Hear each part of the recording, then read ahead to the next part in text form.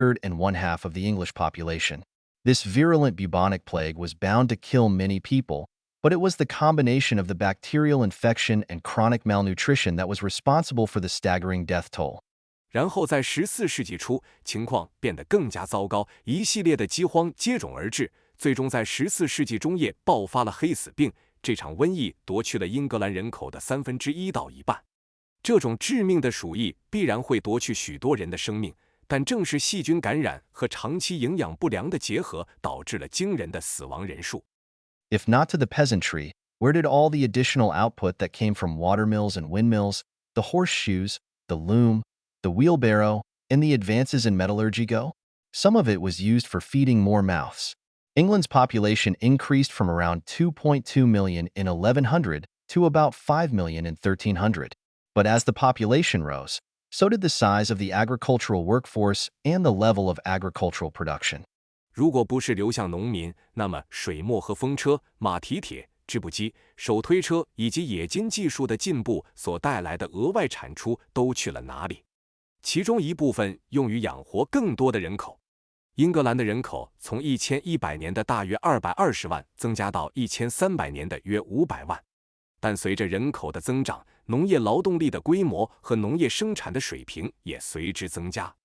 Overall, higher productivity and lower consumption levels for most of the population brought a huge increase in the surplus of the English economy, meaning the amount of output, mostly food, wood, and cloth generated above the minimum level necessary for the survival and reproduction of the population.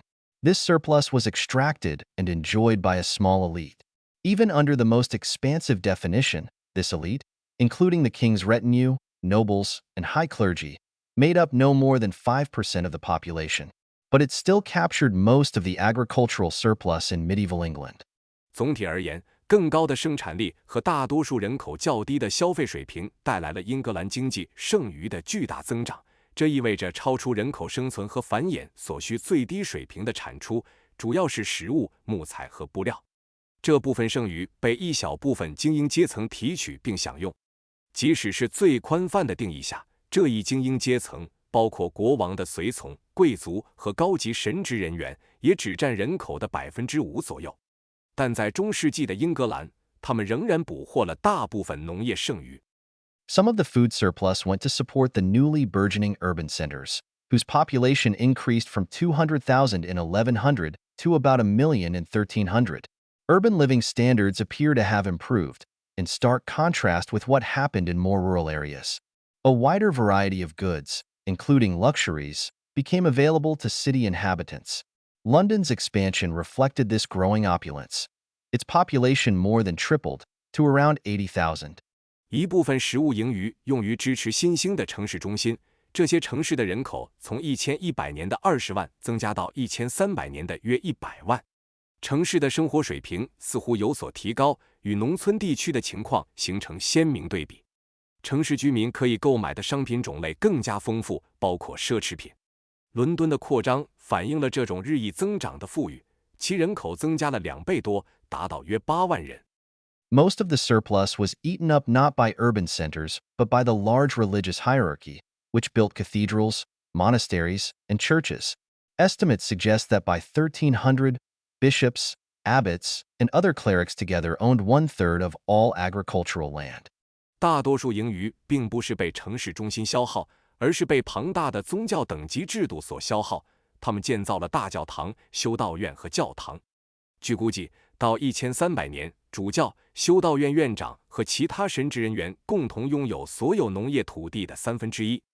The church's construction boom was truly spectacular. After 1100, cathedrals were established in 26 towns, and 8,000 new churches were built. Some were enormous projects. Cathedrals were stone constructions at a time when most people lived in ramshackle houses. Most were designed by superstar architects, and some took centuries to complete, with hundreds of workers, including skilled artisans and a great deal of unskilled physical labor quarrying stone and carrying materials. 教会的建筑热潮确实令人瞩目。1100年之后，有26个城镇建立了大教堂，新建了8000座新教堂，其中一些是巨大的工程。在大多数人居住在简陋房屋的时代，大教堂是石质建筑。大多数大教堂由明星建筑师设计，有些工程持续了几个世纪，有数百名工人参与，包括熟练工匠和大量非熟练体力劳动者，他们开采石料并运送材料。Construction was expensive, costing between £500 and £1,000 per year, approximately 500 times the annual income of an unskilled worker at the time. Some of this money was raised through voluntary donations, but a significant portion was funded by periodic levies and taxes on the rural population. 建设费用昂贵，每年耗资500至1000英镑，大约相当于当时一个非熟练工人年收入的500倍。部分资金通过自愿捐款筹集，但相当一部分资金来自对农村人口的定期征税。In the 1200s, there was competition to see which community could build the tallest structure. Abbot Suger of St. Denis in France, which was in the grips of a similar cathedral boom, represented the prevailing view, arguing that these glorious buildings should be equipped with every imaginable ornament, preferably in gold. 在13世纪，各社区之间存在着竞争，看谁能建造最高的建筑。法国圣德尼的修道院院长苏热 Abbot Suger 代表了当时普遍的观点。他认为这些宏伟的建筑应该配备所有可以想象的装饰，最好是用黄金制成的。Those who criticize us claim that this celebration of the Holy Eucharist needs only a holy soul, a pure mind, and faithful intention. We are certainly in complete agreement that these are what matter above all else. But we believe that outward ornaments and sacred chalices should serve nowhere so much as in our worship, and this with all inward purity and all outward nobility. 批评我们的人声称，这个圣体圣事的庆祝只需要一个圣洁的灵魂、纯洁的心灵和坚定的信仰。我们当然完全同意这些是最为重要的，但我们认为外在的装饰和神圣的圣杯在我们的崇拜中应该得到更多的体现，这既要有内在的纯洁，也要有外在的高贵。Estimates from France suggest that as much as 20% of total output may have been spent on religious building construction between 1100 and 1250. This number is so high that, if true, it implies that roughly all production beyond what was needed to feed people went into church building. 来自法国的估计表明，1100年至1250年间，多达20%的总产出可能用于宗教建筑建设。这个数字如此之高，如果属实，就意味着除了维持人们生活所需之外，几乎所有生产都用于教堂建设。The number of monasteries expanded as well. In 1535, there were between 810 and 820 religious houses, great and small, in England and Wales. Almost all of these were founded after 940, and most first enter the records between 1100 and 1272. One monastery held more than 7,000 acres of arable land, while another owned more than 13,000 sheep. Additionally, 30 towns, known as monastic boroughs, were under the control of monkish orders, which meant that the church hierarchy also lived off the revenue from these towns. 修道院的数量也有所增加。1535年，英格兰和威尔士有810到820座大小不一的宗教建筑。这些修道院几乎都是在940年之后建立的，大多数首次出现在1100年至1272年的记录中。其中一个修道院拥有超过7000英亩的耕地，而另一个则拥有超过13000只羊。此外，有30个城镇及修道院镇受修士团体的控制，这意味着教会等级制度也依赖这些城镇的收入生活。Monasteries had a voracious appetite. They were expensive to build and operate. The annual income of Westminster Abbey in the late 1200s was £1,200, mostly derived from agriculture. Some of these agricultural empires were truly sprawling. The monastery of Bury St. Edmunds, one of the richest, owned the rights to the income of more than 65 churches. 修道院有着巨大的需求，他们建造和运营成本高昂。13世纪末，威斯敏斯特修道院的年收入为1200英镑，主要来源于农业。其中一些农业帝国确实非常庞大。伯里圣埃德蒙兹修道院是其中最富有的之一，拥有超过65座教堂的收入权。To make matters worse, monasteries were exempt from tax. As their land holdings and control over economic resources grew, less was left for the king and the nobility. Compared to the 1/3 of agricultural land the church controlled, the king held 1/6 of all land by value in 1086. But by 1300, he was receiving only 2% of the total land income in England. 更糟糕的是，修道院免税。随着他们土地持有量和对经济资源控制的增加，留给国王和贵族的越来越少。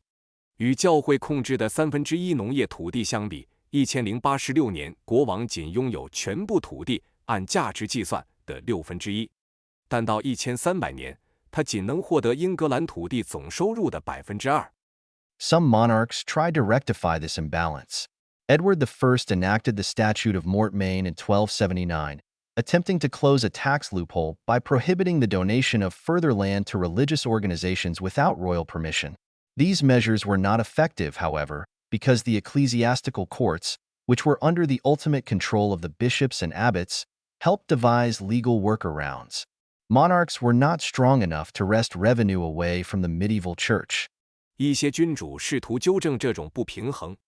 爱德华一世于1279年颁布了私守法令，试图通过禁止未经王室许可向宗教组织捐赠更多土地来堵住税收漏洞。然而，这些措施并不有效，因为教会法院在主教和修道院院长的最终控制下，帮助设计了法律规避手段。君主们的力量不足以从中世纪教会那里夺回收入。 A society of orders. 等级社会。 Why did the peasants put up with their lot, accepting lower consumption, longer work hours, and worsening health even as the economy was becoming more productive?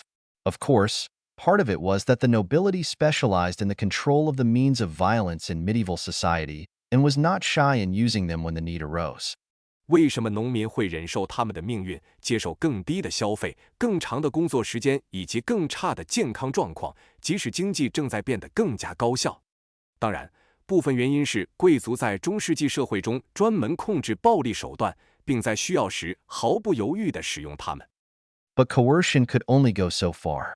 As the peasants' revolt of 1381 demonstrates, when the ordinary people became angry, it was not easy to put them down. Triggered by efforts to collect unpaid poll taxes in the southeast of England, the rebellion quickly grew, and rebels started articulating demands to reduce taxation, abolish serfdom, and reform the law courts that were so consistently biased against them.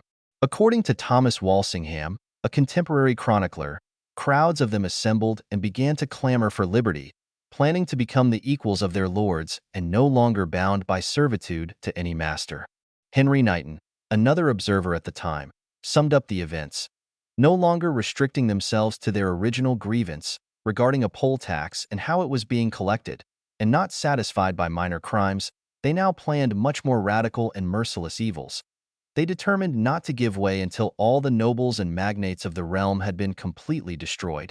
但强制只能走这么远。1381年的农民起义表明，当普通民众愤怒时，镇压他们并不容易。这场起义最初是由英格兰东南部未缴的人头税征收努力引发的，迅速蔓延。叛乱者开始提出减少税收、废除农奴制和改革法律法院，这些法院一贯对他们不利的要求。据当时的编年史家托马斯·沃尔辛厄姆记载，他们聚集起来，开始为自由而呼喊，计划成为与领主平等的人，不再受任何主人的奴役。另一位当时的观察者亨利·奈顿总结了这些事件，他们不再局限于最初的不满，关于人头税及其征收方式，也不满足于小罪行，现在计划进行更加激进和无情的恶行。他们决心不达目的誓不罢休，直到王国的所有贵族和显要都被彻底消灭。The rebels attacked London and broke into the Tower of London, where the king, Richard II, was taking refuge. The revolt ended because the king agreed to the rebels' demands, including the abolition of serfdom. It was only after the king gathered a much larger force and reneged on his promises that the rebels were defeated, and as many as 1,500 were tracked down, caught, and executed, often savagely, for example, by being drawn and quartered. 叛乱者袭击了伦敦，闯入了国王理查二世避难的伦敦塔。起义结束是因为国王同意了叛乱者的要求，包括废除农奴制。直到国王集结了更大的力量并背弃了承诺，叛乱者才被击败，多达1500人被追踪，捕获并处决，往往以极其残忍的方式，例如被凌迟处死。Most of the time, discontent never boiled up to such levels, because the peasantry was persuaded to acquiesce. Medieval society is often described as a society of orders, consisting of those who fought, those who prayed, and those who did all the work. Those who prayed were crucial in persuading those who labored to accept this hierarchy. 大多数时候，不满从未达到如此高的程度，因为农民被说服接受了现状。中世纪社会常被描述为一个等级社会，由那些战斗的人、祈祷的人和做所有工作的人组成。祈祷的人在说服劳动者接受这种等级制度方面起着关键作用。There is some nostalgia for monasteries in the modern imagination. Monks are credited with transmitting to us many classic writings from Greco-Roman times, including Aristotle's works, or even with saving Western civilization. They are associated with various productive activities, and monasteries today sell products ranging from hot sauce to dog biscuits, fudge, honey, and even, until recently, printer ink. Belgian monasteries are world-renowned for their ale, including what some regard as the world's best beer, Westfaltern 12, from the Trappist Abbey of St. Sixtus. One monastic order in the Middle Ages, the Cistercians, is famous for clearing land to plant crops, for exporting wool, and, at least initially, for not wanting to benefit from the work of others. Other orders insisted on poverty as a lifestyle choice for their members. 在现代想象中，对修道院有一些怀旧之情。修道士们被认为将许多古希腊罗马时期的经典著作，包括亚里士多德的作品，传承给了我们，甚至有人认为他们拯救了西方文明。他们与各种生产活动有关。如今的修道院出售的产品范围从辣酱到狗饼干、软糖、蜂蜜，甚至直到最近打印机墨水。比利时修道院以其啤酒闻名于世，包括一些人认为是世界上最好的啤酒，来自圣西克斯图斯隐修院的西迈尔12号。中世纪的一个修道会西多会以其清理土地、种植作物、出口羊毛而闻名，至少最初他们不希望从他人的劳动中受益。其他修会则坚持将贫困作为其成员的生活方式选择。However, most medieval monasteries were not into production or fighting poverty, but in the business of prayer. In these turbulent times, when the population was deeply religious, prayer was tightly linked to persuasion. Priests and the religious orders gave advice to people and justified the existing hierarchy, and more importantly, they propagated a vision of how society and production should be organized. 然而，大多数中世纪修道院并不从事生产或扶贫，而是从事祈祷。在这些动荡的时期，当人口深具宗教信仰时，祈祷与说服紧密相连。神职人员和宗教团体向人们提供建议，为现有的等级制度辩护。更重要的是，他们传播了一种关于社会和生产应该如何组织的愿景。The clergy's ability to persuade was amplified by their authority as God's emissaries. The Church's teaching could not be questioned. Any publicly expressed skepticism would quickly lead to excommunication. The laws also favored the Church, as well as the secular elite, and empowered local courts, run by the feudal elite, or ecclesiastic courts, which were under the control of the Church hierarchy. 教士说服力的增强源于他们作为上帝使者的权威。教会的教义不容置疑，任何公开表达的怀疑都会迅速导致被开除教籍。法律也倾向于教会和世俗精英，并赋予由封建精英或教会等级控制的地方法庭和宗教法庭权力。The question of whether clerical authority was superior to secular authority remained contentious throughout the Middle Ages. Archbishop of Canterbury Thomas Becket famously locked horns with Henry II over the issue. When the king insisted that serious crimes committed by clerics must be heard in the royal courts, Becket responded, "This will certainly not be done, for laymen cannot be judges of church. Clerks and whatever this or any other member of the clergy has committed should be judged in a church court." Becket was former Lord Chancellor and royal confidant to the king, and he saw himself as standing up for liberty, or one form of liberty, against tyranny. The king saw this stance as a betrayal, and his fury eventually resulted in Becket's killing. 教士权威是否优于世俗权威的问题，在整个中世纪一直存在争议。坎特伯雷大主教托马斯贝克特因这一问题与亨利二世发生了著名的争执。当国王坚持认为教士犯下的严重罪行必须在皇家法庭审理时，贝克特回应道：“这绝不会发生，因为俗人不能审判教会的神职人员，无论这位或任何其他神职人员犯下了什么罪行，都应在教会法庭上受审。”贝克特曾是国王的前大法官和亲信，他自认为是在为自由或某种形式的自由对抗暴政。国王认为这种立场是一种背叛，最终他的愤怒导致了贝克特的被杀。But this royal use of force backfired, in the sense that it only increased the church's persuasion power and ability to stand up to the king. Becket came to be regarded as a martyr, and Henry II had to pay public penance at his tomb. The tomb remained an important shrine until 1536, when, influenced by the Protestant Reformation and wanting to get remarried, Henry VIII turned against the Catholic Church. 但这种王权的使用适得其反，因为它反而增强了教会的说服力和对抗国王的能力。贝克特被视为殉道者，亨利二世不得不在贝克特的墓前公开忏悔。这座墓地一直是一个重要的圣地，直到1536年，受新教改革的影响，并希望再婚的亨利八世转而反对天主教会。A broken bandwagon. 破裂的乐队 wagon。注：此处乐队 wagon 可能为比喻，意指联盟或集体行动，建议根据上下文调整为更合适的翻译。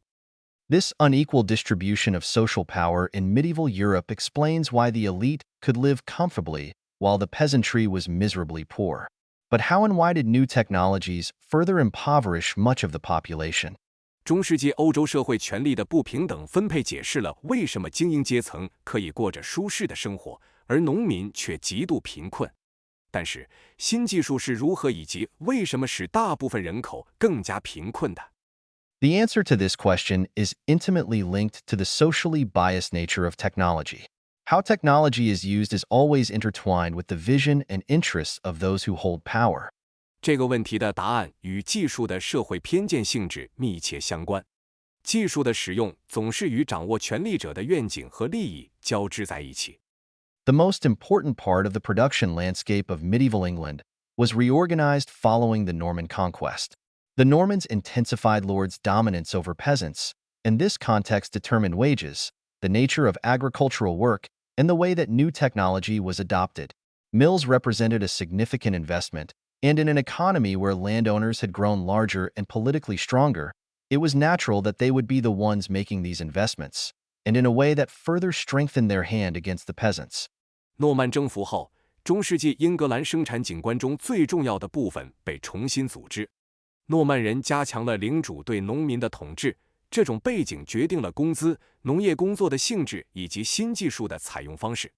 磨坊是一项重要的投资，在土地所有者变得更大且政治上更强大的经济中，他们自然会进行这些投资，并以进一步加强他们对农民优势的方式进行。Feudal lords operated large tracts of land themselves, with substantial control over their tenants and everyone else living in their manors. This control was critical because rural residents were required to perform unpaid, essentially coerced, labor on the lord's property. The exact terms of this work, how long it should last and how much it would coincide with the harvesting season, were often negotiated, but local courts, controlled by the lords, made the decisions when there were disagreements. 封建领主自己经营大片土地，对他们的佃户和其他居住在庄园中的人有相当大的控制权。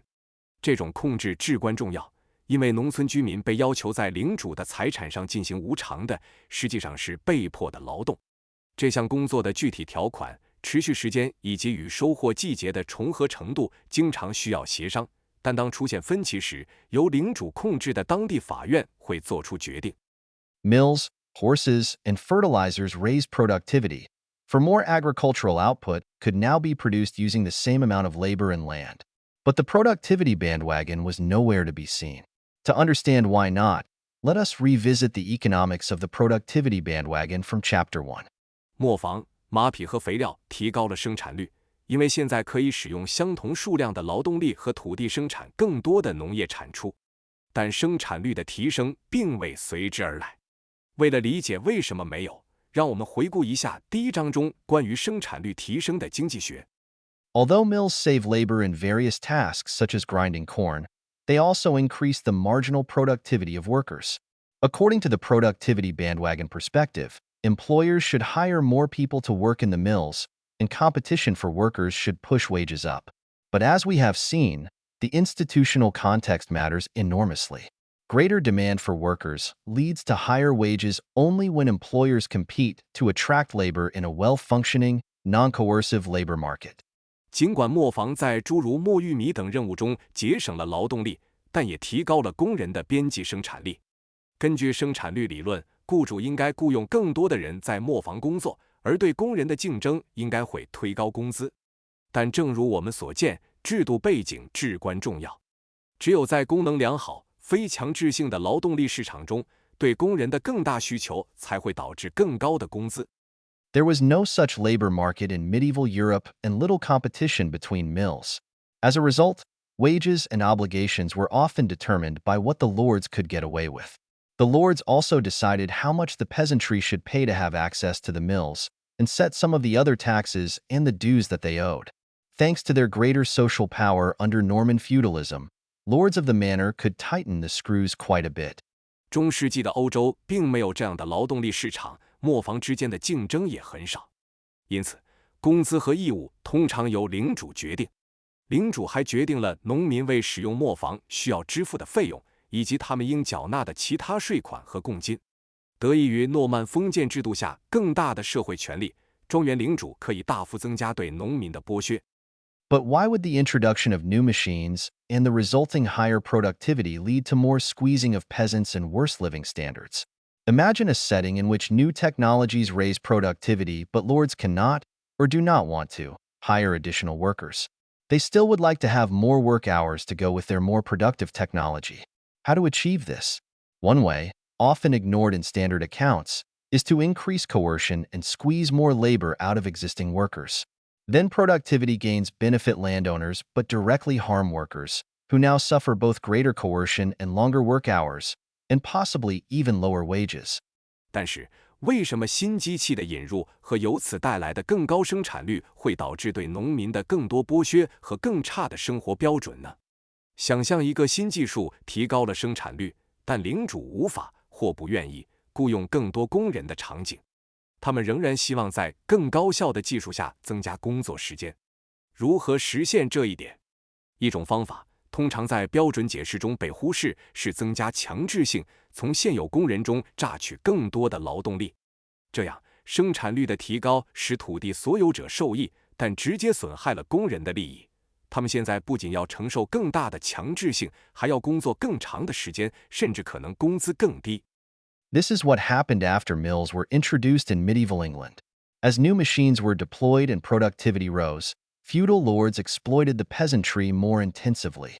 The working hours of laborers rose, with less time left to tend to their own crops, and their real incomes and household consumption fell. 这是在中世纪英格兰引入磨坊后发生的事情。随着新机器的投入使用和生产力的提高，封建领主更加激烈地剥削农民。劳动者的工时增加，用于自己耕种作物的时间减少，他们的实际收入和家庭消费也下降了。The distribution of social power and the vision of the age also defined how new technologies were developed and adopted. Critical decisions included where new mills would be built and who would control them. In England's society of orders, it was viewed as just and natural that both lords and monasteries operated mills. The same people also had the authority and power to ensure that no competition would appear. This enabled the lord's mill to process all the grain and cloth in the local economy at prices set by the lord. In some instances, feudal lords even managed to ban home milling. This path of technology adoption exacerbated economic and power inequality. 社会权力的分配和时代的愿景也决定了新技术的开发和采用方式。关键决策包括新磨坊的建设地点和谁将控制它们。在英格兰的等级社会中，领主和修道院经营磨坊被视为公正和自然的。同样，这些人也有权确保不会出现竞争。这使得领主的磨坊能够以领主设定的价格处理当地经济中的所有谷物和布料。在某些情况下，封建领主甚至成功禁止了家庭磨坊。这种技术采用路径加剧了经济和权力的不平等。The synergy between coercion and persuasion. 强制与说服之间的协同作用。We can see the role of the dominant vision of medieval society, backed up by the coercive power of the religious and secular elites, in biasing the path of technology adoption in the story of Herbert, the Dean's attempt to build a windmill in 1191. The abbot of Bury St. Edmunds, one of the richest and most powerful monasteries, was not pleased by this entrepreneurship and demanded that the windmill be demolished immediately because it would compete with his monastery's mills. According to Jocelyn of Brakeland, who worked for the abbot, hearing this, the dean came and said that he had the right to do this on his free fief, and that free benefit of the wind ought not to be denied to any man. He said he also wished to grind his own corn there, and not the corn of others, lest perchance he might be thought to do this to the detriment of neighboring mills. 我们可以看到，在赫伯特院长于1191年试图建造风车的故事中，中世纪社会的主导观念以及宗教和世俗精英的强制权力在技术采用路径上的偏见作用。伯里圣埃德蒙兹修道院的院长，这是最富有和最有权势的修道院之一，对这种创业行为感到不满，要求立即拆除风车，因为它会与修道院的磨坊竞争。根据为院长工作的布拉克伦德的乔塞林的说法，听到这个消息后，院长来了。他说他有权在他的自由领地上这样做，而且不应拒绝任何人使用风的自由权利。他还说他希望在那里磨自己的谷物，而不是别人的谷物，以免被认为对邻近的磨坊造成损害。The abbot was furious. I thank you as I should thank you if you had cut off both my feet. By God's face, I will never eat bread till that building be thrown down. In the abbot's interpretation of customary law, if a mill existed, he could not prevent the dean's neighbors from using it, and this would constitute competition for the monastery's own mills. However, under the same interpretation, the dean did not have the right to build a windmill without the abbot's permission. 院长非常愤怒，我感谢你，就像你砍掉了我的双脚一样。凭上帝的名义，除非那座建筑被拆除，否则我绝不会吃面包。根据院长对习惯法的解释，如果磨坊存在，他无法阻止院长的邻居使用它，这将构成对修道院自身磨坊的竞争。然而，根据同样的解释，院长没有在没有院长许可的情况下建造风车的权利。Although such arguments could in principle be contested, in practice there was no way for the dean to challenge them because all matters related to the monastery's rights were decided in ecclesiastical court, which would rule in favor of the powerful abbot. The dean hastily pulled his mill down just before the bailiffs arrived. 尽管这些论点原则上可以被质疑，但实际上院长无法挑战这些论点，因为所有与修道院权力有关的事项都在教会法庭上裁决，而教会法庭会支持有权势的院长。院长在治安官到来之前，匆忙拆除了他的磨坊。Over time, the church's control over new technologies intensified. By the 13th century, the monastery of St. Albans in Hertfordshire spent £100 upgrading its mills and then insisted that tenants bring all their corn and cloth to these mills. Even though tenants lacked access to other mills, they refused to comply. Hand processing their cloth at home was preferable to paying the monastery's high fees. 随着时间的推移，教会对于新技术的控制逐渐加强。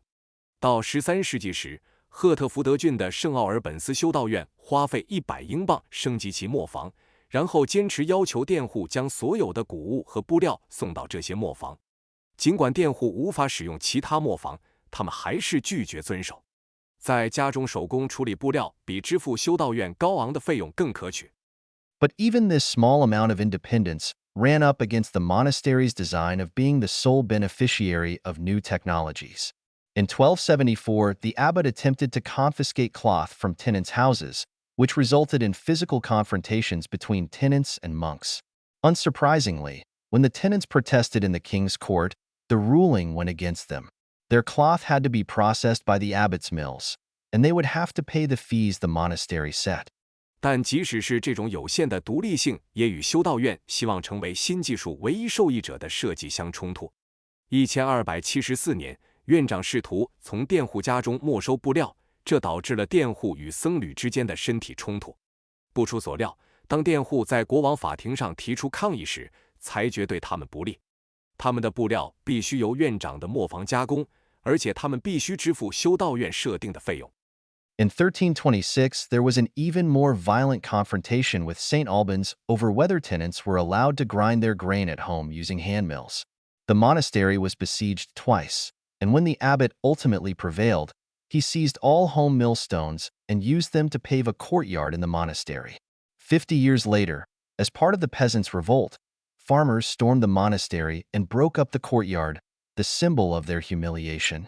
1326年，圣奥尔本斯的佃户是否可以在家中使用手磨磨谷物的问题，引发了更为激烈的冲突。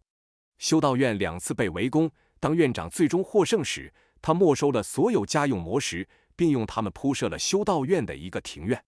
50年后，在农民起义期间，农民们冲进修道院，拆毁了这个庭院，这是他们屈辱的象征。Overall, the medieval economy was not bereft of technological progress and major reorganizations. But it was a dark age for English peasants because the Norman feudal system ensured that higher productivity would accrue to the nobility and the religious elite. Worse, the reorganization of agriculture paved the way to greater surplus extraction and more onerous obligations from the peasantry, whose living standards declined further. New technology served to further favor the elite and intensify the peasants' misery. 总的来说，中世纪的经济并非没有技术进步和重大重组，但对于英格兰农民来说，这是一个黑暗的时代，因为诺曼封建制度确保了更高的生产率将惠及贵族和宗教精英。更糟糕的是，农业的重组为更大的剩余提取和对农民更沉重的义务铺平了道路，农民的生活水平进一步下降。新技术进一步有利于精英阶层，加剧了农民的苦难。These difficult times for ordinary people were the result of the religious and aristocratic elite structuring technology and the economy to make it hard for most of the population to prosper. Day-to-day sway over the population through persuasion power rested on a strong bedrock of religious belief reinforced by court action and coercion. 普通人在这些艰难时期的生活状况，是由于宗教和贵族精英结构化技术和经济，使得大多数人口难以繁荣。通过说服力对人口进行日常控制，建立在宗教信仰的坚实基础上，并通过法庭行动和强制手段加以强化。A Malthusian trap. 马尔萨斯陷阱。An alternative interpretation of stagnant living standards during the Middle Ages is rooted in the ideas of Reverend Thomas Malthus. Writing at the end of the 18th century, Malthus argued that the poor were feckless. If you gave them enough land for a cow, they would just have more children. As a result, population, when unchecked, increases in a geometrical ratio. Subsistence increases only in an arithmetical ratio. A slight acquaintance with numbers will shew the immensity of the first power in comparison of the second. Because there was a limit on available land, an increase in the population would increase agricultural output by less. Consequently, any potential improvement in living standards for the poor would not last and would be quickly eaten up by more mouths to feed. 对中世纪生活水平停滞不前的另一种解释，根植于托马斯·马尔萨斯牧师的思想。在18世纪末写作的马尔萨斯认为，穷人是不负责任的。如果你给他们足够的土地养一头牛，他们就会生更多的孩子。因此，当人口不受限制时，它以几何级数增长，而生活资料只能以算术级数增长。对数字稍有了解，就会显示出第一种增长力量与第二种相比的巨大。由于可用土地有限，人口的增加会使农业产出增长减少，因此，穷人生活水平的任何潜在改善都不会持久，很快就会被更多需要养活的嘴消耗掉。This uncharitable view, which blames the poor for their misery, does not fit the facts. If there is any kind of Malthusian trap, it is the trap of thinking that there is an inexorable law of Malthusian dynamics. 这种不仁慈的观点将贫困归咎于穷人，与事实不符。如果存在任何形式的马尔萨斯陷阱，那也是认为马尔萨斯动态有不可避免的规律的陷阱。The poverty of the peasantry cannot be understood without recognizing how they were coerced, and how political and social power shaped who benefited from the direction of progress. During the thousands of years before the Industrial Revolution, technology and productivity were not stagnant. even if they did not improve as steadily and rapidly as they did after the middle of the 18th century. 不认识到农民是如何被强迫的，以及政治和社会权力如何决定了谁从进步的方向中受益，就无法理解农民的贫困。在工业革命前的数千年里，技术和生产力并不是停滞不前的，即使他们的改善没有像18世纪中叶以后那样稳定和迅速。Who benefited from new technologies and productivity increases depended on the institutional context and the type of technology. During many critical periods, such as those discussed in this chapter, technology followed the vision of a powerful elite, and productivity growth did not translate into any meaningful improvements in the lives of the majority of the population. 谁从新技术和生产率提高中受益，取决于制度背景和技术类型。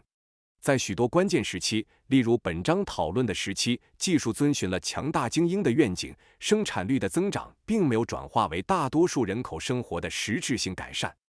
But the hold of the elite over the economy ebbed and flowed, and not all productivity increases were directly under their control the way the new mills were. When yields in the lands worked by peasants rose, and the lords were not dominant enough to grab the additional surplus, living conditions for the poor improved. 但精英对经济的控制时强时弱，并非所有的生产率提高都像新磨坊那样直接在他们的控制之下。当农民耕种的土地产量提高，而领主不够强大，无法攫取额外的剩余时，穷人的生活条件得到了改善。After the Black Death, for example, many English lords, facing untilled fields and a shortage of labor, attempted to extract more from their servile laborers without paying more. King Edward III and his advisors were alarmed about the demand for higher compensation from workmen and pushed through legislation intended to curb these wage demands. The Statute of Laborers of 1351 was adopted as part of this effort and began, because a great part of the people, and especially of the workmen and servants, has now died in that pestilence. Some, seeing the straits of the masters and the scarcity of servants, are not willing to serve unless they receive excessive wages. It stipulated harsh punishments, including imprisonment, to any workman leaving their service. It was particularly important that higher wages should not be used to attract laborers away from their fields, so the statute decreed, "Let no one, moreover, pay or permit to be paid to anyone more wages, livery, meed or salary than was customary as has been said." 例如，在黑死病之后，许多英国领主面对未耕种的土地和劳动力短缺，试图在不支付更多报酬的情况下，从他们的农奴那里榨取更多。爱德华3世国王和他的顾问们对工人要求更高报酬的需求感到担忧，并推动通过了旨在遏制这些工资要求的立法。1351年的劳工法令就是这一努力的一部分。其开头写道：由于大量人口，尤其是工人和仆人，在这次瘟疫中死亡，一些人看到主人的困境和仆人的稀缺，不愿意在没有获得过高工资的情况下工作。该法令规定了严厉的惩罚，包括监禁，对任何离开服务的工人。尤为重要的是，更高的工资不应被用来吸引劳动者离开他们的田地，因此法令规定，此外，任何人不得支付或允许支付给任何人比上述习惯更高的工资、生活费、啤酒或薪水。These royal commands and laws were to no avail, however. Labor shortage swung the pendulum in favor of peasants, who could refuse their lords' demands, ask for higher wages, refuse to pay fines, and if necessary, walk away to other manors or into towns.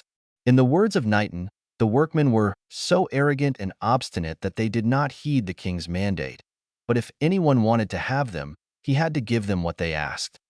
然而，这些皇家命令和法律都无济于事。劳动力短缺使天平倾向于农民，他们可以拒绝领主的要求，要求更高的工资，拒绝支付罚款，必要时可以离开庄园或进入城镇。正如奈特顿所说，工人们如此傲慢和固执，他们不理会国王的命令，如果有人想要雇佣他们，就必须满足他们的要求。The outcome was higher wages, as John Gower, a contemporary poet and commentator, described. And on the other hand, it may be seen that whatever the work may be, the laborer is so expensive that whoever wants anything done must pay 5 or 6 shillings for what formerly cost 2. 结果是工资上涨，正如同时代的诗人和评论家约翰·高尔所描述的那样。另一方面，无论工作是什么，工人的费用如此之高，任何想要完成事情的人都必须支付5、6个先令，而以前只需支付2个先令。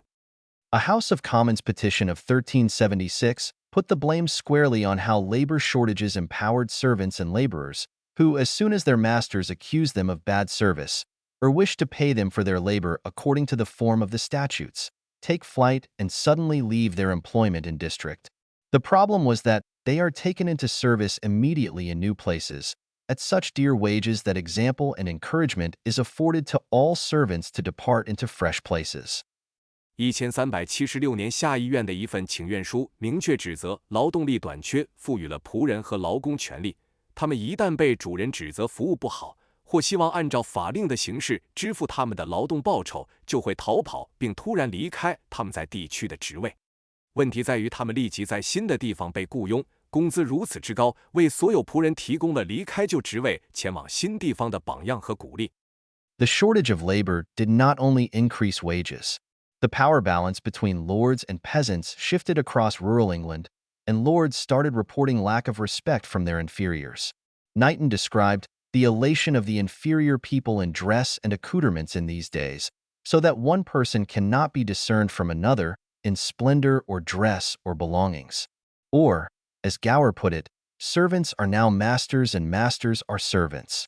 劳动力短缺不仅提高了工资，在英格兰农村，领主和农民之间的权力平衡发生了变化，领主开始抱怨下属对他们缺乏尊重。奈特顿描述了在这些日子里，下层人民在着装和装饰上的得意忘形，以至于无法从华丽着装或财产上区分一个人与另一个人。或者，正如高福所说，仆人现在成了主人，主人成了仆人。In other parts of Europe where the dominance of rural elites persisted, there was no similar erosion of feudal obligations and no similar evidence that wages rose. In Eastern and Central Europe, for example, the peasantry was even more harshly treated and thus less able to articulate demands, even in the midst of labor shortage, and there were fewer towns where people could easily escape to. Prospects for peasant empowerment remained weaker. 在欧洲其他地区，农村精英的统治地位仍然存在，封建义务没有类似的侵蚀，也没有类似的证据表明工资上涨。例如，在东欧和中欧，农民受到的待遇更加严酷，因此即使在劳动力短缺的情况下，他们也更难提出要求，而且可以轻易逃离的城镇也更少。农民赋权的前景仍然较弱。In England, however, the power of local elites eroded over the next century and a half. Consequently, as a famous account of the period explains, the lord of the manor was forced to offer good conditions, or see all his villains, peasants, vanish. In these social circumstances, real wages drifted up for a while. 然而，在英格兰，地方精英的权力在接下来的一个半世纪中逐渐削弱。因此，正如对这一时期的一个著名描述所解释的那样，庄园领主被迫提供良好的条件，否则他所有的农奴、农民就会消失。在这种社会背景下，实际工资在一段时间内有所上升。The dissolution of monasteries under Henry VIII and the subsequent reorganization of agriculture was another step that altered the balance of power in rural England. The slow growth in the real incomes of the English peasantry before the beginning of the industrial era was a consequence of this type of drift. 亨利八世时期修道院的解散以及随后农业的重组，是改变英格兰农村权力平衡的又一步骤。在工业时代开始之前，英格兰农民实际收入的缓慢增长是这种变化的结果。In the course of the Middle Ages as a whole, there were periods when higher yields, increased fertility, and population outgrew the capacity of the land to feed people, sometimes leading to famine and demographic collapse. But Malthus was wrong in thinking that this was the only possible result. By the time he was formulating his theories at the end of the 18th century, English real incomes, not just population, had been on an upward trajectory for centuries, with no sign of inescapable famines or plagues. Similar trends are visible in other European countries during this time period, including Italian city-states, France, and the areas that today make up Belgium and the Netherlands. 在整个中世纪期间，有时其高产量增加了生育率，人口超过了土地供养的能力，有时导致饥荒和人口崩溃。但马尔萨斯认为，这是唯一可能的结果是错误的。到18世纪末，他提出理论时，英格兰的实际收入，而不仅仅是人口，已经数百年来一直在上升，没有出现不可避免的饥荒或瘟疫的迹象。在这一时期，其他欧洲国家，包括意大利城邦、法国以及今天的比利时和荷兰地区，也出现了类似的趋势。Even more damning to Malthusian accounts, we have seen that the surplus generated by new technologies during the medieval era was eaten up not by the excessively fertile poor, but by the aristocracy and the church in the form of luxuries and ostentatious cathedrals. Some of it also contributed to higher living standards in the largest cities, such as London. 对马尔萨斯理论的更有力反驳是，我们已经看到中世纪时期新技术产生的剩余，并不是被过度生育的穷人消耗掉，而是被贵族和教会以奢侈品和炫耀性的大教堂形式消耗掉。其中一部分也提高了最大城市如伦敦的生活标准。It is not just evidence from medieval Europe that strongly refutes the idea of a Malthusian trap. Ancient Greece, led by the city-state of Athens, experienced fairly rapid growth in output per capita and living standards between the 9th and 4th centuries BCE. During this almost 500-year period, house sizes increased, floor plans improved, household goods multiplied, consumption per person grew, and various other indicators of life quality got better. Even though population expanded, there was little evidence of Malthusian dynamics setting in. This era of Greek economic growth and prosperity was terminated only by political instability and invasion. 不仅仅是中世纪欧洲的证据强烈反驳了马尔萨斯陷阱的观点。古代希腊以雅典城邦为首，在公元前9世纪到公元前4世纪之间，人均产出和生活水平都有了相当快速的增长。在这近500年的时间里，房屋面积增加，平面布局改善，家庭用品增多，人均消费增长，各种生活质量的指标都有所提高。尽管人口有所增长，但几乎没有证据表明马尔萨斯动态开始发挥作用。这个希腊经济增长和繁荣的时代，最终因政治动荡和外来入侵而终止。There was also growth of output per capita and prosperity during the Roman Republic, starting sometime around the 5th century BCE. This period of prosperity continued all the way into the 1st century of the Roman Empire, and most likely came to an end because of political instability and the damage wrought by authoritarian rulers during Rome's imperial phase. 在罗马共和国时期，大约从公元前5世纪开始，人均产出和繁荣也有所增长。这一繁荣时期一直持续到罗马帝国的第1个世纪，并且很可能因为政治动荡和罗马帝国时期专制统治者的破坏而结束。Extended periods of pre-industrial economic growth, with no sign of Malthusian dynamics, were not confined to Europe. There is archaeological and sometimes even documentary evidence suggesting similar long episodes of growth in China, in the Andean and Central American civilizations before European colonization, in the Indus Valley, and in parts of Africa. 长期的前工业经济增长没有马尔萨斯动态的迹象，并不仅限于欧洲。考古学和有时甚至是文献证据表明，类似的长期增长也出现在中国、欧洲殖民前的安第斯和中美洲文明、印度河流域以及非洲部分地区。The historical evidence strongly suggests that the Malthusian trap was not a law of nature, and its existence looks highly contingent on particular political and economic systems. In the case of medieval Europe, it was the society of orders, with its inequities, coercion, and distorted path of technology, that created poverty and lack of progress for most people.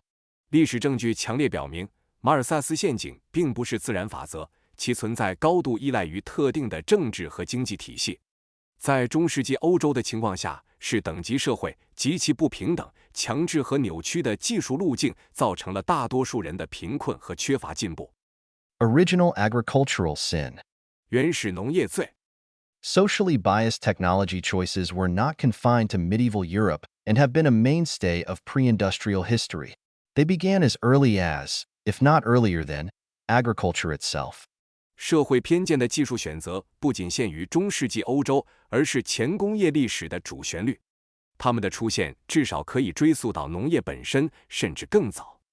Humans started experimenting with plant and animal domestication a long time ago. Dogs were already cohabitating with Homo sapiens more than 15,000 years back. Even as they continued to forage, hunt, fish, and gather, humans selectively encouraged the growth of some plants and animals and began influencing their ecosystem. 人类很早就开始尝试植物和动物的驯化。早在15000多年前，狗就已经与智人共同生活。即使它们继续采集、狩猎、捕鱼和采集，人类也有选择地促进某些植物和动物的生长，并开始影响它们的生态系统。Then around 12,000 years ago, a process of transitioning to settled, permanent agriculture based on fully domesticated plants and species started. We now know that this process took place, almost surely independently, in at least 7 places around the world. The crops that were at the center stage of this transition varied from place to place. 2 types of wheat, einkorn and emmer, and barley in the Fertile Crescent, part of what is now called the Middle East. 2 types of millet, foxtail and broomcorn, in northern China. Rice in southern China, squash, beans, and maize in Mesoamerica. Tubers, potatoes and yams in South America, and a variety of quinoa in what is now the eastern United States. Several crops were domesticated in Africa, south of the Sahara. Ethiopia domesticated coffee, which deserves special commendation and should probably count double. 大约在12000年前，人类开始转向基于完全驯化的植物和物种的定居农业。我们现在知道，这一过程几乎肯定独立的在世界至少7个地方发生。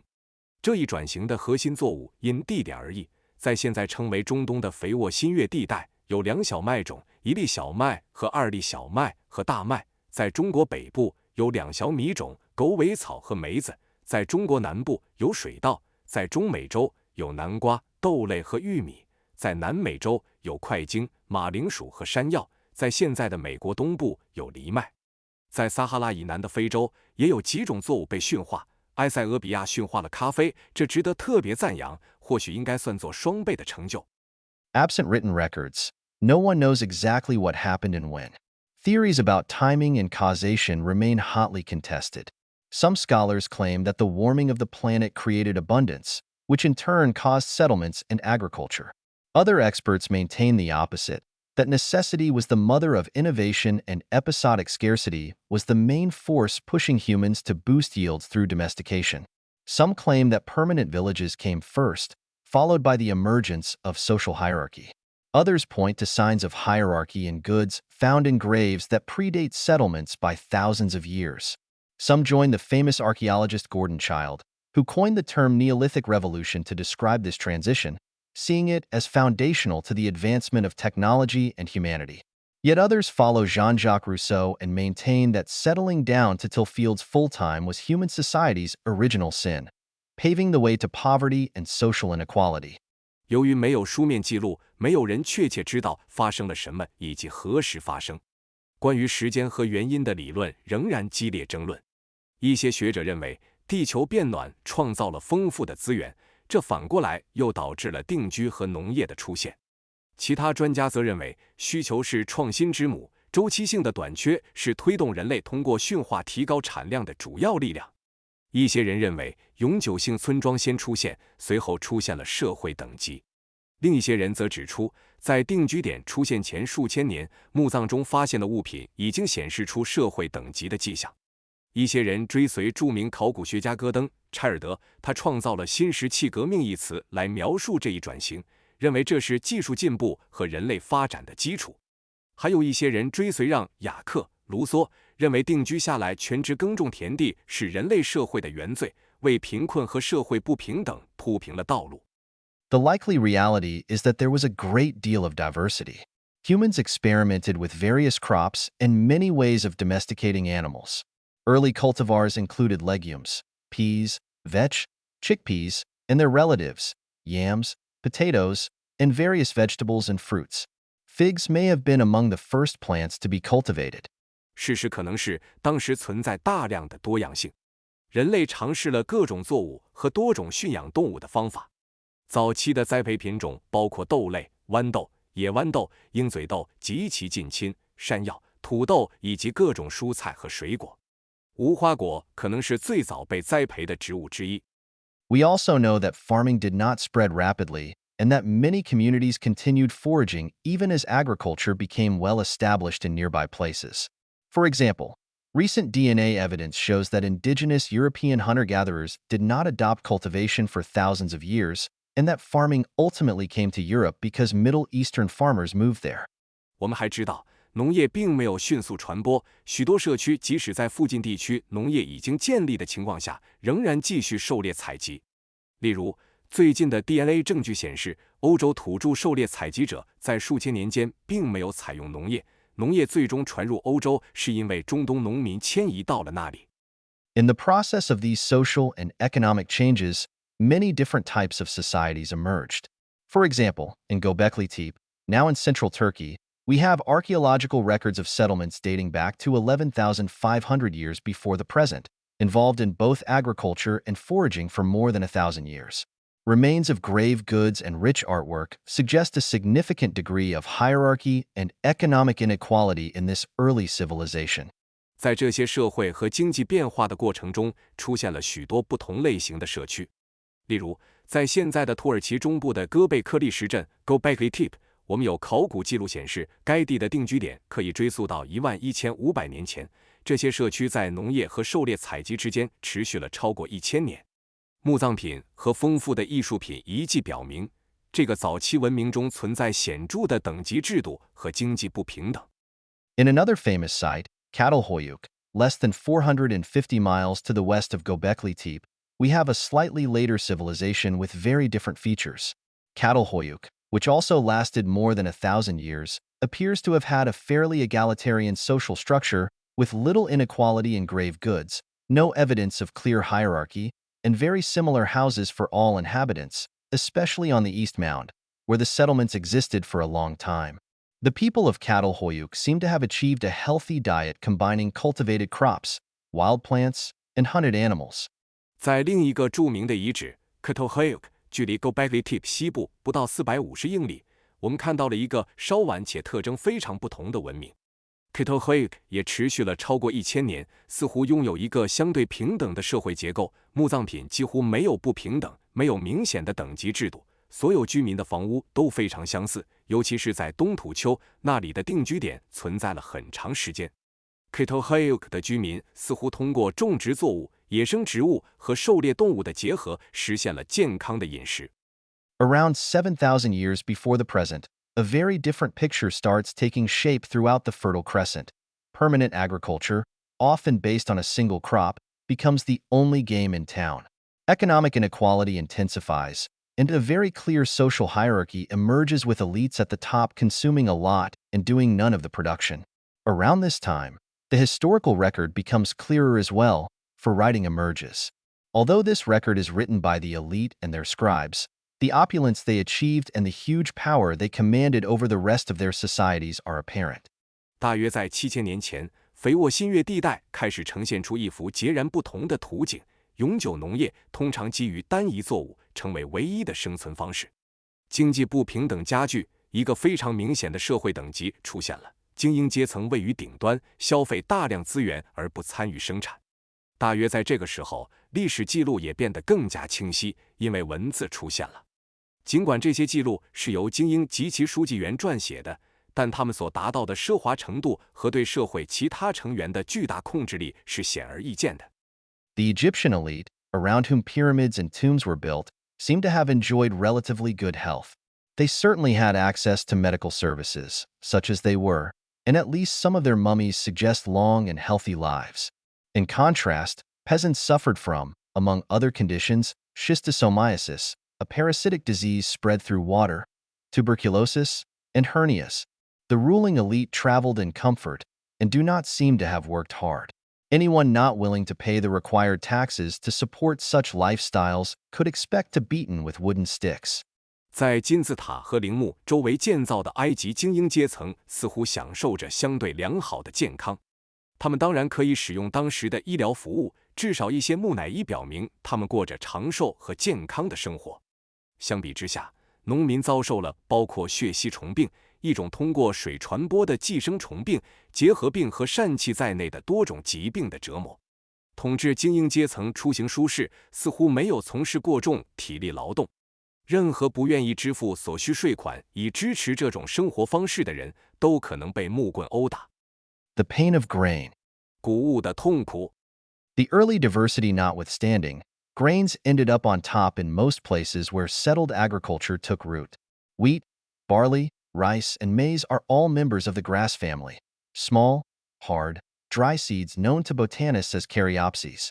These cereal grains, as they are commonly known, share some appealing characteristics. They have low moisture content and are durable once harvested and thus easy to store. Most importantly, they have high energy density, calories per kilogram, making them attractive to transport, which is crucial if they are going to feed populations that are far from the cultivation sites. These grains can also be handled at scale if you have the labor force to sow, maintain, and harvest them. In contrast, tubers and legumes are harder to store, can rot easily, and have much lower calories per volume, about 1/5 of what cereal grains provide. 尽管早期的多样性，谷物最终在大多数定居农业扎根的地方占据了主导地位。小麦、大麦、水稻和玉米都是禾本科的成员，这些小而硬的干燥种子在植物学上被称为营果。这些通常被称为谷物的谷物具有一些吸引人的特性。它们水分含量低，收获后耐久性强，因此易于储存。最重要的是，它们的能量密度每千克卡路里高，这使得它们在运输中具有吸引力，这对于它们能够养活远离种植地的人口至关重要。这些谷物还可以大规模处理，只要你有劳动力来播种、维护和收获它们。相比之下，块茎和豆类更难储存，容易腐烂，每单位体积的卡路里含量也低得多，约为谷物的1/5。Looked at from the perspective of achieving large-scale production and deriving significant energy from agriculture, the introduction of cereal grains is an exemplar of technological progress. It was this suite of crops and production methods that enabled the emergence of dense settlements, cities, and then ultimately larger states. But, once again, the way this technology was applied had very unequal consequences. 从实现大规模生产和从农业中获取大量能量的角度来看，谷物的引入是技术进步的典范。正是这一系列作物和生产方法，使得密集定居点、城市乃至最终更大国家的出现成为可能。然而，再次强调，这项技术的应用方式产生了非常不平等的后果。In the Fertile Crescent prior to 5,000 years ago, there is no indication of any town having more than 8,000 inhabitants. At that time, Uruk, in southern Iraq, however, dramatically breaks the record, with 45,000 inhabitants. Over the next 2 millennia, the size of the largest cities creeps upward. 4,000 years ago, there were 60,000 people living in both Iraq again, and Memphis, the capital of a unified Egypt. 3,200 years ago, we see Thebes, Egypt, with around 80,000 inhabitants, and 2,500 years ago, Babylon reaches a population of 150,000. 在5000年前的肥沃新月地带，没有任何城镇的人口超过8000人。然而，当时位于伊拉克南部的乌鲁克 （Uruk） 却打破了这一记录，拥有45000名居民。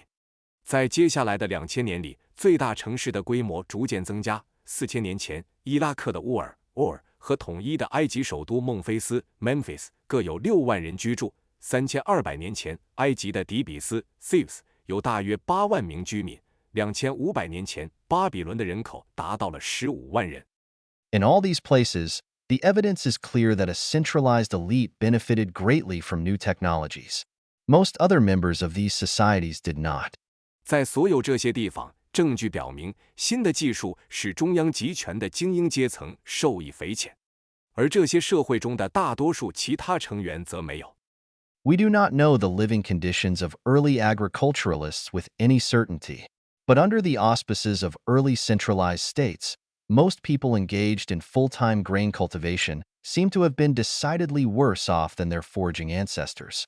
Existing estimates indicate that foragers worked somewhere around 5 hours per day, ate a wide variety of plants and plenty of meat, and had healthy lives, achieving levels of life expectancy at birth that ranged from 21 to 37 years. Infant mortality rates were high, but people who reached the age of 45 could be expected to live another 14 to 26 years. 我们无法确切了解早期农业社会的生活条件，但在早期中央集权国家的管理下，大多数从事全职谷物种植的人似乎比他们的狩猎采集祖先过得更糟。现有的估计表明，狩猎采集者每天工作大约5个小时，吃各种植物和大量的肉，生活健康，出生时的预期寿命在21到37岁之间。婴儿死亡率很高，但活到45岁的人可以再活14到26年。Settled grain cultivators worked probably twice as much, more than 10 hours per day. The work became much harder as well, especially after grains emerged as the main crop. There is plenty of evidence suggesting that their diets deteriorated, compared with the less settled lifestyle. As a result, farmers were shorter by 4 or 5 inches, on average, than the foragers and had significantly more skeletal damage and much worse dental problems. Farmers also suffered more from infectious disease and died younger than their foraging cousins. Their life expectancy at birth is estimated to have been around 19 years. 定居的谷物种植者的工作量可能是原来的2倍，每天工作超过10个小时。随着谷物成为主要作物，工作变得更加艰难。有大量证据表明，与不太定居的生活方式相比，他们的饮食质量下降了。因此，农民的平均身高比狩猎采集者矮4到5英寸，骨骼损伤明显更多，牙齿问题也更严重。农民还更容易受到传染病的侵袭，寿命也比他们的狩猎采集者亲戚短。据估计，他们的出生时预期寿命约为19年。Full-time farming was particularly tough on women. Their skeletons show signs of arthritis from all the work involved in grinding grain. Mortality rates in childbirth were also significantly higher among farmers, and these societies became distinctly more male-dominated. 全职农业对女性尤其艰难，她们的骨骼显示出因没谷物而产生的关节炎迹象。农民的分娩死亡率也显著更高，这些社会变得明显更加男性主导。Why did people adopt, or at the very least acquiesce to, a technology that involved much backbreaking work, unhealthy lives, so little consumption for themselves, and such a steep hierarchy? Of course, nobody alive 12,000 years ago could have foreseen the type of society that would emerge from settled agriculture. Nevertheless, just as in the medieval period, technological and organizational choices in early civilizations favored the elite and impoverished most people. In the Neolithic case, new technologies evolved over a much longer span of time, thousands of years, rather than hundreds in the medieval experience, and the dominant elite often emerged slowly. All the same, in both cases a political system that placed disproportionate power in the hands of that elite was critical. Coercion played a role, of course, but the persuasion power of religious and political leaders was often the decisive factor. 为什么人们会采用或者至少默认一种涉及大量繁重劳动、不健康生活、自身消费极少且等级森严的技术呢？当然，12000年前的人们不可能预见到定居农业会带来什么样的社会。然而，正如中世纪一样，早期文明中的技术和组织选择有利于精英阶层，使大多数人陷入贫困。在新石器时代，新技术的演变时间跨度更长，数千年，而非中世纪的数百年，主导精英阶层的出现往往较为缓慢。尽管如此，在这2种情况下，将不成比例的权力集中在精英手中的政治体系都是关键。当然，强制手段发挥了作用，但宗教和政治领导者的说服力往往是决定性因素。Slavery became more common than it had been during the earliest days of agriculture, and there were significant numbers of slaves in civilizations ranging from ancient Egypt to Greece. There was also plenty of coercion for everyone else, when necessary. But, as in the Middle Ages, this was not how people were controlled daily. Coercion was often in the background, while persuasion was center stage. 奴隶制比农业早期更为普遍，在从古埃及到古希腊的文明中，奴隶的数量相当可观。对其他人来说，必要时也有大量的强制手段。但是，就像中世纪一样，这并不是人们日常控制的方式。强制手段往往在幕后，而说服则处于中心位置。Pyramid scheme. 金字塔计划。Take the pyramids, which are a symbol of the opulence of the pharaohs. Building pyramids cannot be considered as investing in public infrastructure that boosted the material well-being of ordinary Egyptians over time, although it did create a lot of jobs. To build the Great Pyramid of Khufu at Giza approximately 4,500 years ago, rotating workforce that numbered 25,000 per extended shift toiled for around 20 years. This was a much bigger construction project than any single medieval cathedral. For more than 2,000 years, each Egyptian ruler aspired to build his or her own pyramid. 以金字塔为例，它们是法老奢华的象征。建造金字塔不能被视为投资公共基础设施，以提高普通埃及人的物质福利，尽管它确实创造了很多就业机会。为了在大约4500年前建造吉萨的胡夫大金字塔，一个轮换的劳动力队伍，每班次约25000人，工作了大约20年。这比任何一座中世纪的大教堂都要大得多的建设项目。超过2000年的时间里，每位埃及统治者都渴望建造自己的金字塔。At one time, it was commonly assumed that these workers must have been coerced by ruthless overseers. We now know that this is not what happened. The people who built the pyramids were paid decent wages, many of them were skilled craftsmen, and they were fed well, for example, with beef, the most expensive meat available. They were most likely convinced to work hard through a combination of tangible rewards and persuasion. 一度人们普遍认为，这些工人一定是被无情的监工强迫劳动的。我们现在知道，事实并非如此。建造金字塔的工人得到了合理的工资，其中许多人是熟练的手工艺人，而且他们得到了很好的食物供应，例如，他们可以吃到当时最昂贵的牛肉。他们很可能是通过物质奖励和说服的结合被激励努力工作的。Fascinating records exist for some of the work, including details of how one Giza work gang, the escort team of the Uraeus of Khufu is its prow, spent its time. There is no mention in these day-to-day accounts of punishment or coercion. Rather, the surviving fragments represent the kind of skilled labor and hard work associated with building medieval cathedrals. Stone needs to be transported from a quarry to the Nile, then along the river by boat, and then hauled to the construction site. There is no mention of slavery, although some modern experts take the view that there were likely forced labor obligations for ordinary workers, similar to those that existed in feudal times, and that Lesseps used to build the Suez Canal during the 1860s. 一些工作的记录非常有趣，包括吉萨的一个工作小组胡夫的 Cobra 是他的船头护航队的时间安排细节。这些日常记录中没有提到惩罚或强迫。相反，留存下来的碎片记录了与建造中世纪大教堂相关的那种熟练劳动和艰苦工作。石料需要从采石场运到尼罗河，然后通过船只沿河运输，最后再运到建筑工地。虽然没有提到奴隶制，但一些现代专家认为，普通工人可能有类似封建时代和19世纪60年代莱塞普斯建造苏伊士运河时的强制劳动义务。In the Pharaonic period, skilled Egyptian artisans could be fed and paid because surplus food was squeezed out of the agricultural labor force.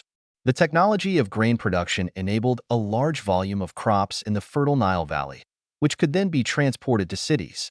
But it was also thanks to the willingness of ordinary peasants to provide a huge amount of labor for so little reward. And this was in turn because they were persuaded by the authority and glory of the pharaoh, as well as, of course, by his ability to crush opposition if necessary. 在法老时期，埃及的熟练工匠能够得到食物和报酬，因为农业劳动力中挤出了剩余的食物。谷物生产技术使得尼罗河肥沃的河谷能够生产大量作物，这些作物随后可以运往城市。但这也得益于普通农民愿意为如此微薄的报酬提供大量的劳动力。这反过来是因为他们被法老的权威和荣耀所说服，当然，也因为他有能力在必要时镇压反对者。No one knows exactly what motivated ancient people. We cannot see inside the minds of farmers who lived 2,000 or 7,000 years ago, and they did not leave written records of their aspirations or plight. It seems likely that organized religion helped convince them that this life was appropriate or indeed their unavoidable fate. Centralized farming cosmologies are quite clear that there is a hierarchy, with gods at the top, kings and priests in the middle, and peasants firmly at the bottom. The reward for not complaining varies across belief systems, but in general, it is some form of deferred compensation. The gods have assigned you this role, so shut up and get back to work in the fields. 没有人确切知道是什么动机驱使了古代人，我们无法窥探2000年前或7000年前农民的内心，他们也没有留下关于他们的愿望或困境的书面记录。似乎有组织的宗教帮助说服他们，这种生活是合适的，甚至是他们不可避免的命运。集中化的农业宇宙观非常明确地指出，存在一个等级制度，神在最顶端，国王和祭司在中间，农民则牢牢地处于底层。对于不抱怨的回报因信仰体系而异，但总体上是一种延期补偿。神赋予了你这个角色，所以闭嘴，回到田里继续工作。In the Egyptian belief system, helping the rulers to a better equipped afterlife was a major motivating idea. Ordinary people might not expect any improvement. Servants would remain servants, and so on. But the gods approved of people who provided service, built pyramids, and handed over food that helped the rulers to greater glory and a bigger mausoleum. The really unlucky traveled with their masters directly to the afterlife. There is evidence in some pyramids that courtiers and other staff may have been ritually murdered at the time that their ruler was interred. 在古埃及的信仰体系中，帮助统治者进入装备更好的来世是一个主要的激励理念。普通人可能不会期望有任何改善，仆人仍然是仆人等等。但神明赞赏那些提供服务、建造金字塔并提供食物以帮助统治者获得更大荣耀和更大陵墓的人。最不幸的人会直接与他们的主人一起进入来世。在一些金字塔中有证据表明，当统治者被安葬时，朝臣和其他工作人员可能被仪式性的杀害。The Egyptian ruling elite lived in towns and comprised some combination of priestly hierarchy and divine kings, claiming legitimacy or even direct descent from the gods. This pattern is not unique to Egypt. Temples and other monuments appear in most early civilizations and typically for the same reasons as the medieval church constructed cathedrals, to legitimize the rule of the elite by honoring their deity and to maintain people's faith. 古埃及的统治精英生活在城镇中，由祭司等级和神王组成，他们声称拥有合法性，甚至直接从神那里继承而来。这种模式并非埃及独有。大多数早期文明中都出现了寺庙和其他纪念碑，通常出于与中世纪教会建造大教堂相同的原因，通过敬奉神灵来合法化精英的统治，并维持人们的信仰。One kind of modernization. 一种现代化。Neither grain monoculture nor the highly hierarchical social organization that extracted most of the surplus from farmers was preordained or dictated by the nature of the relevant crops. These were choices. Other societies, often in similar ecological conditions, specialized in different types of agriculture, including tubers and legumes. In early Catalhoyuk, grains appear to have been combined with a rich array of wild plants, and meat consumption came from domesticated sheep and goats, as well as undomesticated animals, such as aurochs, foxes, badgers, and hares. In Egypt, before grain monoculture became established, emmer wheat and barley were cultivated at the same time that waterfowl, antelopes, wild pigs, crocodiles, and elephants were hunted. 无论是单一的谷物种植，还是从农民那里提取大部分剩余产品的高度分层的社会组织，并不是由相关作物的性质决定的。这些都是选择。其他社会往往在类似的生态条件下，专注于不同类型的农业，包括块茎和豆类。在早期的 Catalhoyuk， 谷物似乎与丰富的野生植物结合在一起，肉类消费来自驯养的绵羊和山羊，以及未驯养的动物，如野牛、狐狸、獾和野兔。在埃及，谷物单一栽培建立之前，2粒小麦和大麦与水禽、羚羊、野猪、鳄鱼和大象的狩猎同时进行。Even cereal cultivation did not always produce inequality and hierarchy, as the more egalitarian Indus Valley and Mesoamerican civilizations illustrate. Rice farming in Southeast Asia took place in the context of less hierarchical societies for thousands of years, and the onset of greater social and economic inequality appears to coincide with the introduction of new agricultural and military technologies during the Bronze Age. The complex of large-scale grain cultivation, high level of surplus extraction, and top-down control was typically a result of political and technological decisions made by elites when they were powerful enough and could persuade the rest to go along with it. 即使是谷物种植，也不总是产生不平等和等级制度，正如更加平等的印度河文明和中美洲文明所展示的那样。在东南亚，水稻种植在较不等级化的社会背景下进行了数千年，更大的社会和经济不平等的出现，似乎与青铜时代新农业和军事技术的引入相吻合。大规模谷物种植、高水平剩余产品提取和自上而下控制的综合体，通常是精英阶层在足够强大并能说服其他人跟随时所做出的政治和技术决策的结果。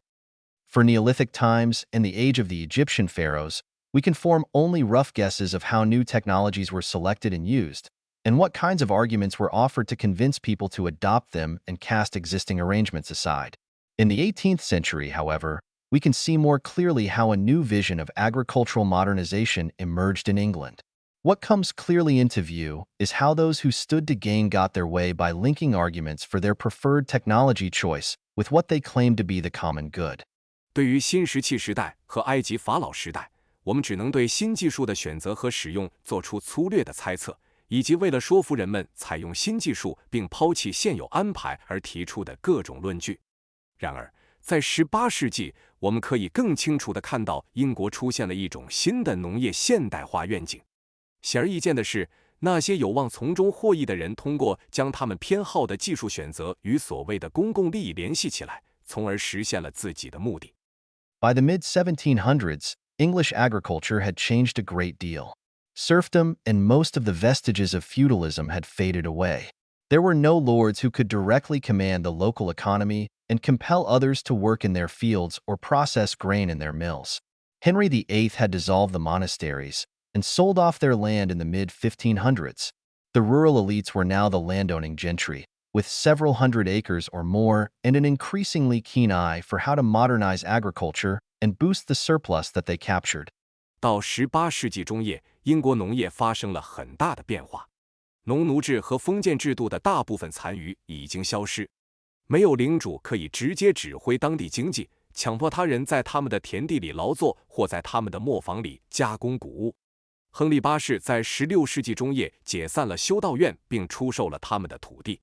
农村精英现在是拥有几百英亩或更多土地的地主，他们越来越关注如何现代化农业，并增加他们所捕获的剩余产品。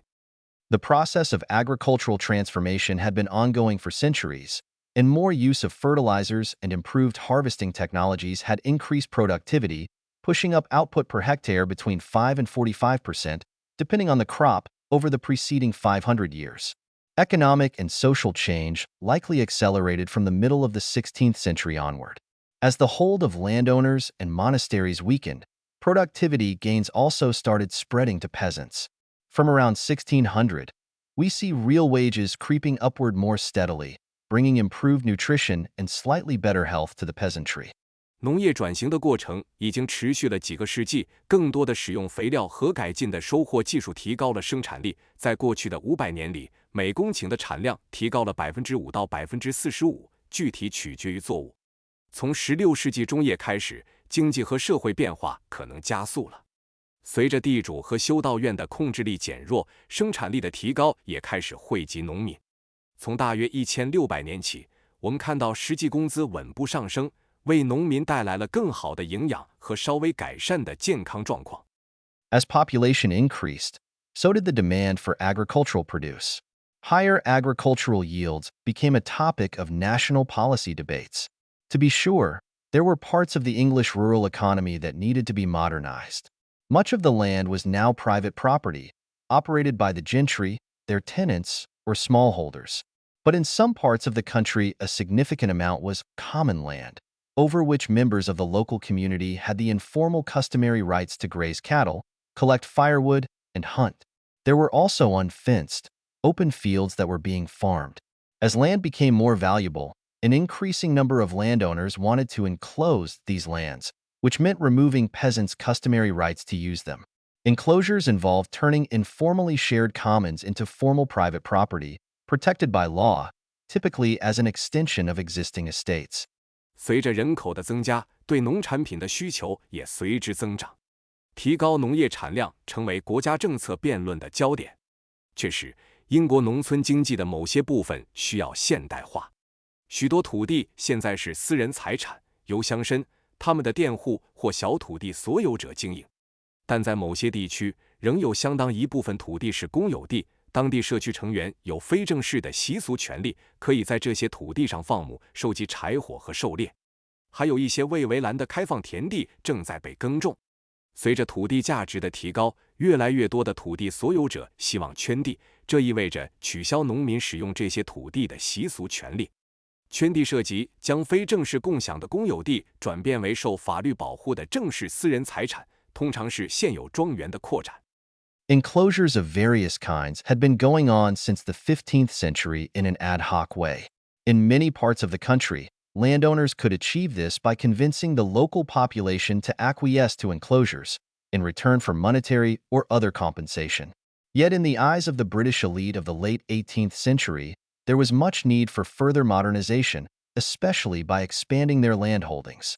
About a third of all agricultural land was still held as common land and could potentially be turned into their private property. 各种形式的圈地自15世纪以来就以零散的方式进行。在许多地区，土地所有者可以通过说服当地居民接受圈地，以换取金钱或其他补偿来实现这一目标。然而，在18世纪末的英国精英眼中，仍需进一步现代化，特别是通过扩大他们的土地持有量。大约1/3的农业用地仍作为公有地持有，有可能转变为他们的私人财产。Although the rhetoric was couched in terms of productivity increases and what was good for the country, the proposed modernization was far from neutral. It meant taking access to land away from peasants and expanding commercial agriculture. The vision of the age came to see the customary rights of landless peasants as a vestige of the past that needed to be modernized. If peasants did not want to relinquish these customary rights, then they had to be compelled to do so. 尽管言辞上强调的是生产率的提高和对国家的好处，但提议的现代化远非中立。这意味着剥夺农民的土地使用权，并扩大商业农业。时代的愿景逐渐将无地农民的习俗权利视为需要现代化的过去遗留问题。如果农民不愿意放弃这些习俗权利，那么就必须强迫他们这样做。In 1773, Parliament passed the Enclosure Act, making it easier for large landowners to push through the reorganization of land they desired. Parliamentarians enacted this new law because they believed, or wanted to believe, that enclosures would be in the national interest. 1773年，议会通过了圈地法，使大地主更容易推动他们所希望的土地重组。议员们制定这项新法律，是因为他们相信，或者希望相信，圈地将符合国家利益。Arthur Young, a farmer and influential writer, had a distinctive voice in these arguments. In his early work, Young had emphasized the importance of new agricultural techniques, including fertilizers, more scientific rotation of crops, and better plows for harvesting. Consolidated landholdings would make these technologies more effective and easier to implement. 亚瑟·杨是一位农民和有影响力的作家，在这些争论中有着独特的声音。在他的早期作品中，杨强调了新的农业技术的重要性，包括肥料、更科学的作物轮作和更好的收割礼。整合的土地所有权将使这些技术更加有效且更容易实施。But what about the resistance of the peasantry to enclosures? To understand Arthur Young's perspective on this, we must first recognize the context in which he was situated and the broader vision guiding technology and agricultural reorganization. Britain was still a hierarchical society. Its democracy was by the elite and for the elite, with less than 10% of the adult male population having the vote. Worse, this elite did not think much of their less privileged compatriots. 但是，农民对圈地的抵制又该如何看待呢？要理解亚瑟·杨在这个问题上的观点，我们首先必须认识到他所处的背景以及指导技术和农业重组的更广泛愿景。英国仍然是一个等级社会，其民主是由精英阶层为精英阶层服务的，成年男性人口中不到10%有投票权。更糟糕的是，这些精英阶层对他们的地位较低的同胞并不怎么看重。Malthus's writings were indicative of the mood of the time and the worldview of well-off people. Malthus thought that it was more humane not to let the living standards of the poor increase too much in the first place, lest they end up back in misery as they had more children. He also argued that a man who is born into a world already possessed if he cannot get subsistence from his parents on whom he has a just demand, and if the society do not want his labor, has no claim of right to the smallest portion of food, and in fact, has no business to be where he is. At nature's mighty feast, there is no vacant cover for him. Italics in original. 马尔萨斯的著作反映了当时的社会情绪和富裕阶层的世界观。马尔萨斯认为，不让穷人的生活水平提高太多更为人道，以免他们因生育更多孩子而再次陷入贫困。他还辩称，一个人出生在一个已经被占据的世界，如果他不能从有正当要求的父母那里获得生活资料，如果社会不需要他的劳动，他就没有权利要求哪怕是最小的一份食物。事实上，他根本不应该出现在这里。在大自然的盛大宴会上，没有他的空位。原文斜体。Young, like many of his contemporaries among the upper and middle classes, started out with similar notions. In 1771, almost 3 decades before Malthus's argument was published, Young wrote, "If you talk of the interests of trade and manufactures, everyone but an idiot knows that the lower classes must be kept poor, or they will never be industrious." 像他同时代的许多上层和中产阶级人士一样，杨最初也有类似的观点。1771年，即马尔萨斯的论点发表前近30年，杨写道：“如果你谈论贸易和制造业的利益，除了白痴，每个人都知道必须让下层阶级保持贫困，否则他们永远不会勤劳。” Combining this skeptical view of the lower classes and his belief in the imperative to apply better technologies in agriculture, Young became an outspoken voice for further enclosures. He was appointed as a key advisor to the Board of Agriculture, in which position he drafted authoritative reports on the state of British agriculture and opportunities for improvement. 结合对下层阶级的怀疑态度和对农业技术改进的信念，杨成为进一步圈地的直言不讳的支持者。他被任命为农业委员会的关键顾问，在此职位上，他起草了关于英国农业状况和改进机会的权威报告。Young thus became a spokesperson for the agricultural establishment, consistently listened to by ministers and cited in parliamentary debates. As an expert, he wrote forcefully in support of enclosures in 1767. The universal benefit resulting from enclosures, I consider as fully proved. Indeed, so clearly, as to admit no longer of any doubt, amongst sensible and unprejudiced people. Those who argue now against it are merely contemptible cavillers. Seen through this lens, it was acceptable to strip the poor and uneducated from their customary rights and common lands, because the new arrangements would allow the deployment of modern technology, hence improving efficiency and producing more food. 就这样，杨成为了农业界的代言人，部长们经常听取他的意见，并在议会辩论中引用他的观点。作为一名专家，他在1767年强烈支持圈地。我认为圈地带来的普遍利益已经得到了充分的证明。事实上，这一点已经如此清晰，以至于在理智和无偏见的人们中不再有任何疑问。现在反对圈地的人只不过是可笑的吹毛求疵者。从这个角度来看，剥夺穷人和未受教育者的传统权利和公有土地是可以接受的，因为新的安排将允许使用现代技术，从而提高效率并生产更多的粮食。An increasing number of major landowners were keen to have public support and parliamentary approval for what they wanted to do, and Young became a useful ally. Here was a careful assessment of what needed to be done in the national interest, and if this perspective said that casting aside traditional rights and compelling the holdouts was necessary for progress, this was a price British society would have to pay. 越来越多的大土地所有者希望获得公众支持和议会批准，以实现他们的目标，而杨成为了一个有用的盟友。这是一个对国家利益所需措施的谨慎评估。如果这一观点认为，为了进步必须抛弃传统权利，并迫使那些不愿改变的人，那么这是英国社会必须付出的代价。By the early 1800s, however, the collateral damage of enclosures was becoming clear, at least to those who wanted to see it. That thousands were being forcefully pushed into deeper poverty was fine with Malthus. Perhaps surprisingly, Young's reaction to these developments was quite different. 然而，到19世纪初，圈地的附带损害开始显现，至少对那些愿意看到这一点的人来说是如此。成千上万的人被强行推入更深的贫困，这在马尔萨斯看来是无所谓的。令人惊讶的是，杨对这些发展的反应却截然不同。Though infused by the prejudices of his time, Young was an empiricist at heart. As he continued to travel and observe firsthand what was going on as enclosures came into effect, his empirical findings came increasingly into conflict with his views. 尽管受到时代偏见的影响，杨本质上是一位经验主义者。随着他继续旅行并亲自观察圈地运动的实时情况，他的经验发现越来越与他的观点产生冲突。Even more remarkably, at this point Young changed his position on enclosures. He continued to believe that consolidation of open fields and common lands would result in efficiency gains. But he recognized that much more was at stake.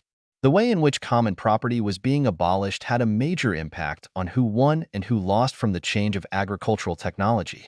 By 1800, Young had completely reversed his recommendations. What is it to the poor man to be told that the Houses of Parliament are extremely tender of property, while the father of the family is forced to sell his cow and his land?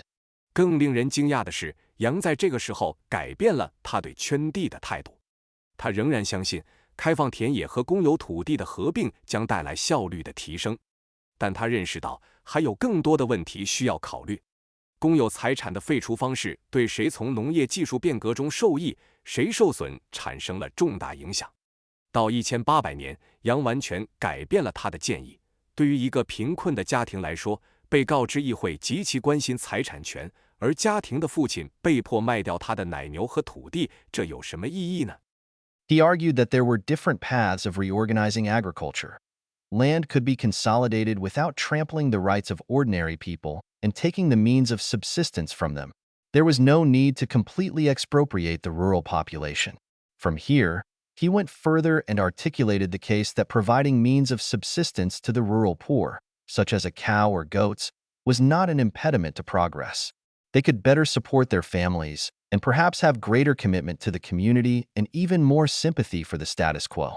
他主张有多种重新组织农业的途径，土地可以合并，而不会侵犯普通人的权利，也不会剥夺他们的生存手段。没有必要完全剥夺农村人口的财产。从这一点出发，他进一步阐述了为农村贫困人口提供生存手段，如奶牛或山羊，并不是进步的障碍。他们可以更好地养活家人，或许对社区有更大的归属感，甚至对现状有更多的同情。Young may have even understood a subtler economic truth. Once expropriated, poor peasants would become a more reliable source of cheap labor to landowners, perhaps one of the reasons why so many landowners were keen on expropriating them. Conversely, protecting their basic assets might be a way of ensuring higher wages in the rural economy.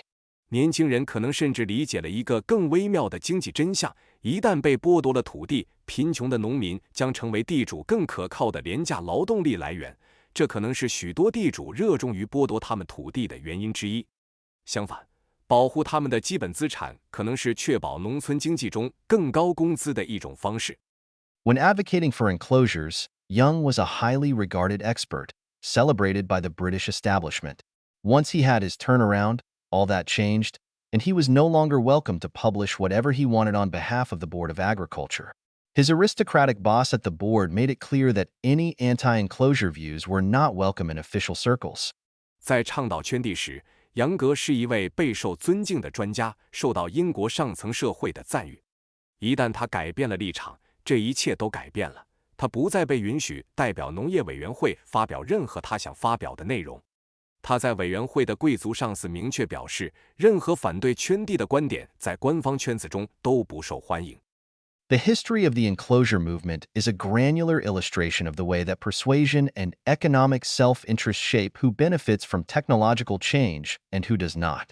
The vision of British upper classes on what constituted progress and how to achieve it was critical for the reorganization of agriculture.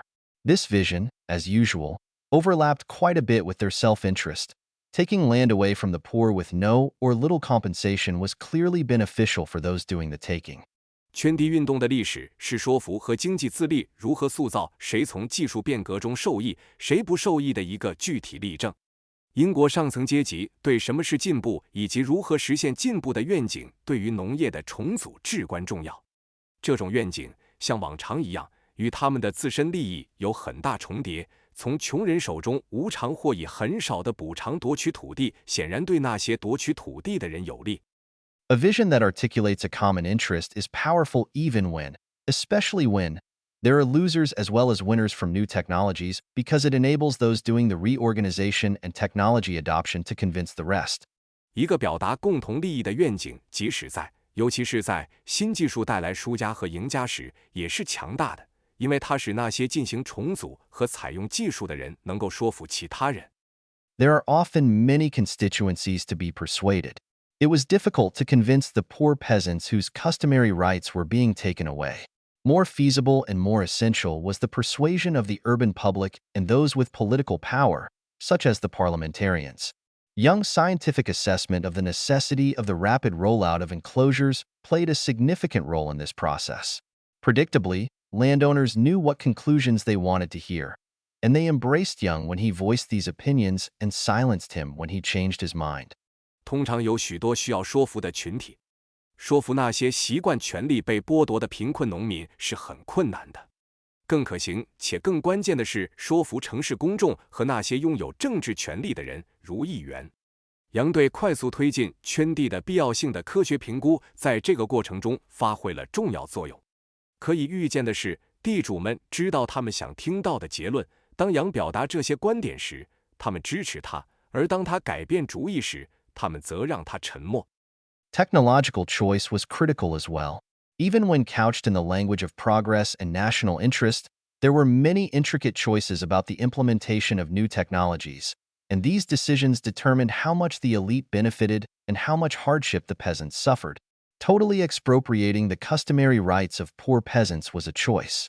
We now know that it was not one that was dictated by the inexorable path of progress. Common lands and open fields could have existed for longer while British agriculture was being modernized. In fact, the available evidence suggests that these forms of land tenure were not inconsistent with new technologies and yield increases. 技术选择同样至关重要。即使在进步和国家利益的语言中，关于新技术实施的许多复杂选择，决定了精英阶层受益多少，以及农民遭受多少苦难。完全剥夺贫困农民的习惯权利是一个选择。我们现在知道，这并不是由不可阻挡的进步之路所决定的。在英国农业现代化的过程中，公有土地和开放田地本可以存在更长时间。事实上，现有证据表明，这些土地所有权形式与新技术和产量增加并不矛盾。In the 17th century, open field farmers had been at the forefront of those adopting peas and beans, and in the 18th century they kept up with the adoption of clover and turnips. There was more drainage installed on enclosed soil, but even in areas where that made a difference, output per hectare was higher only by about 5% in 1800. On arable land with lighter soils, which drain well naturally, and on land used for pasture, the yields for open field farmers were within 10% of what enclosed farmers achieved. Output per worker was also only slightly higher for farmers working in closed land. 在17世纪，开放田地的农民处于采用豌豆和豆类的前沿，而在18世纪，他们继续采用三叶草和无茎。虽然在围垦土地上安装了更多的排水设施，但在那些地区，即使有所改善，1800年每公顷的产量也仅高出约 5%。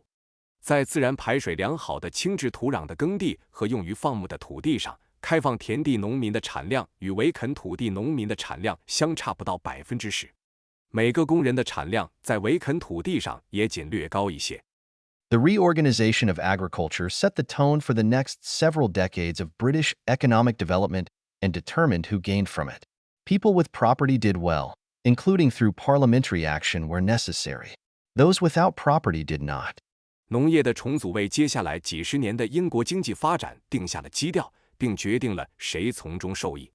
有财产的人做得很好，必要时通过议会行动，而没有财产的人则没有受益。Technological modernization in agriculture became an excuse for expropriating the rural poor. Did this expropriation help with productivity improvements that were so sorely needed in late 18th century Britain? There is no consensus on this question, with estimates ranging from no productivity gains to significant increases in yields. But there is no doubt that inequality increased, and that those who had their lands enclosed lost out. 农业技术现代化成为剥夺农村贫困人口的借口。这种剥夺是否有助于提高18世纪末英国迫切需要的生产率？对此问题没有共识，估计范围从没有生产率提高到产量显著增加。但毫无疑问，不平等加剧了，那些土地被围垦的人遭受了损失。None of this was inevitable. The encroaching of customary rights and intensification of rural poverty were choices made and imposed on people in the name of technological progress and national interest. And Young's assessment stands. Productivity gains could have been achieved without driving landless peasants into further misery. 所有这些都不是不可避免的。习惯权力的侵蚀和农村贫困的加剧，使人们以技术进步和国家利益的名义做出并强加的选择。杨的评估仍然成立，可以在不将无地农民进一步推向苦难的情况下实现生产率的提高。The savage gin. 野蛮的亚棉机。What the history of enclosures makes abundantly clear is that technological reorganization of production, even when proclaimed in the interest of progress and the common good, has a way of further pushing down the already disempowered. A pair of historical episodes, from two very different economic systems and continents, are emblematic of its savage implications. In 19th century America, we can see the implications of the transformative technology of the cotton gin. 圈地历史清楚地表明，即使以进步和公共利益的名义重新组织生产，技术也会进一步压榨已经失去权力的人。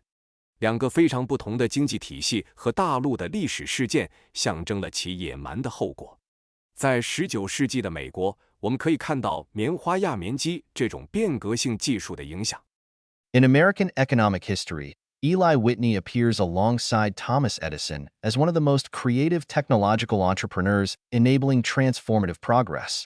Whitney invented an improved cotton gin in 1793 that quickly removed the seeds from upland cotton. In Whitney's own assessment, one man and a horse will do more than 50 men with the old machines. 在美国经济史上，伊莱、惠特尼与托马斯·爱迪生并列是推动变革性进步的最具创造力的技术企业家之一。1793年，惠特尼发明了一种改进的轧棉机，可以快速地从陆地棉中去除种子。根据惠特尼自己的评估，一个人和一匹马的工作量比50个人使用旧机器还要多。The early American cotton industry was based on a long staple variety that did not do well when planted in areas away from the East Coast. An alternative, upland cotton, grew well in other environments. But its sticky green seeds were more tightly attached to the fiber and could not be easily removed by existing gins. Whitney's gin was a breakthrough in separating the seeds, and it greatly expanded the area where upland cotton could be cultivated. More cotton cultivation meant increased demand for slave labor in the lower South, first across the interior of South Carolina and Georgia, and eventually into Alabama, Louisiana, Mississippi, Arkansas, and Texas. Cotton became king in these thinly settled areas, where Europeans and Native Americans had previously grown subsistence crops. 早期的美国棉花产业基于一种长绒棉，这种棉花在远离东海岸的地区种植效果不佳。另一种陆地棉在其他环境中生长良好，但其粘性的绿色种子与纤维结合得更紧密，无法通过现有的轧棉机轻松去除。惠特尼的轧棉机在分离种子方面取得了突破，大大扩展了陆地棉的种植区域。更多的棉花种植意味着对奴隶劳动力的需求增加，首先是在南卡罗来纳州和乔治亚州的内陆地区，最终扩展到阿拉巴马州、路易斯安那州、密西西比州、阿肯色州和德克萨斯州。棉花在这些人口稀少的地区成为主导作物。此前，欧洲人和美洲原住民在这里种植的是自给作物。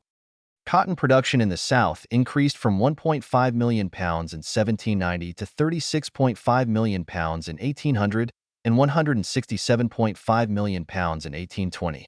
By mid-century, the South provided 3/5 of America's exports, almost all of it cotton. Roughly 3/4 of the world's cotton was grown in the American South at that time. 南方的棉花产量从1790年的150万磅增加到1800年的3650万磅，再到1820年的1.675亿磅。到19世纪中叶，南方提供了美国出口的3/5，几乎全部是棉花。当时，世界上大约3/4的棉花是在美国南方种植的。With such a transformative change raising productivity so spectacularly, would one perhaps be justified to speak of the national interest and the common good? Perhaps this time farm workers also benefited? Perhaps the productivity bandwagon worked? Once again, not at all. 面对如此具有变革性的变化，生产力得到了如此显著的提升，是否可以说这符合国家利益和公共利益？这次农场工人是否也受益了？生产力的提升是否真的奏效了？再次，答案是否定的。Although landowners in the South and many other Southerners involved in the processing, production, and trade in the cotton supply chain benefited handsomely, the actual workers doing the production were pushed more deeply into exploitation. Even worse than in the medieval era, greater demand for labor, under conditions of coercion, translated not into higher wages but into harsher treatment, so that the last ounce of effort could be squeezed out of the slaves. 尽管南方的土地所有者和许多参与棉花供应链加工、生产和贸易的南方人获得了丰厚的收益，实际从事生产的工人却被进一步推向了剥削的深渊。甚至比中世纪更糟糕的是，对劳动力的更大需求在强制条件下并没有转化为更高的工资，而是导致了更严酷的待遇，以便从奴隶身上榨取最后一丝力气。Southern planters pursued various innovations to increase yields, including the use of new cotton varieties. But when human rights are weak or non-existent as in medieval Europe or on southern plantations, improving technology can easily lead to more intense exploitation of labor. 南方种植园主追求各种创新以提高产量，包括使用新的棉花品种。但当人权薄弱或不存在时，如中世纪的欧洲或南方种植园，技术的改进很容易导致劳动力剥削的加剧。In 1780, just after independence, there were about 558,000 slaves in the United States.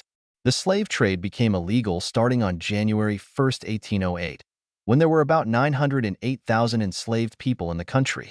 The importing of slaves from outside the U.S. shrank to near zero, but the number of enslaved grew to 1.5 million in 1820 and 3.2 million in 1850. In 1850, 1.8 million slaves worked in cotton production. 1780年，就在独立之后，美国大约有55.8万名奴隶。从1808年1月1日起，奴隶贸易成为非法。当时美国大约有90.8万名奴隶。从美国以外进口奴隶的数量减少到接近零，但奴隶人数在1820年增长到150万，1850年增长到320万。1850年，有180万奴隶从事棉花生产。Between 1790 and 1820, 250,000 slaves were forced to move to the Deep South. Overall, around 1 million slaves were moved to plantations that had been made productive by gin technology. The enslaved population of Georgia doubled in the 1790s. In 4 upcountry counties of South Carolina, slaves rose as a percent of the population from 18.4% in 1790 to 39.5% in 1820 and 61.1% in 1860. 1790年至1820年间，有25万名奴隶被迫迁往深南部。总体而言，大约有100万名奴隶被迁往因轧棉机技术而变得有生产力的种植园。1790年代，佐治亚州的奴隶人口翻了一番。在南卡罗来纳州的4个内陆县，奴隶占人口的比例从1790年的18.4%上升到1820年的39.5%，再到1860年的61.1%。Judge Johnson of Savannah, Georgia, praised Whitney's contribution this way. Individuals who were depressed with poverty and sunk in idleness have suddenly risen to wealth and respectability. Our debts have been paid off, our capitals increased, and our lands trebled in value. By our, the judge was of course referring only to white people. 佐治亚州萨凡纳的法官约翰逊这样赞扬惠特尼的贡献：那些因贫困而沮丧、陷入懒惰的人突然变得富有和受人尊敬。我们的债务已经还清，我们的资本增加了，我们的土地价值翻了3倍。法官所说的我们，当然仅指白人。The lives of enslaved people in cultivating tobacco, the dominant slave-grown crop of the 18th century in Virginia, were obviously not good. Nevertheless, the journey to the Deep South was unusually brutal, and their circumstances became much worse on cotton fields. Compared with tobacco, cotton plantations were larger, with the work regimented and relentless. One slave recalled being driven harder when cotton prices rose. When the price rises in the English market, even but half a farthing a pound, the poor slaves immediately feel the effects, for they are harder driven, and the whip is kept more constantly going.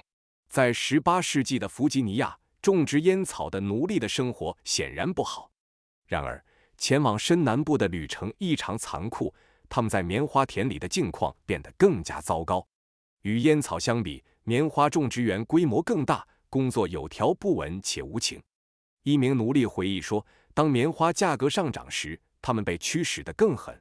当英国市场上的价格哪怕每磅上涨半便士时，可怜的奴隶们立刻就能感受到影响，因为他们被驱使得更狠，鞭子也更加频繁地挥动。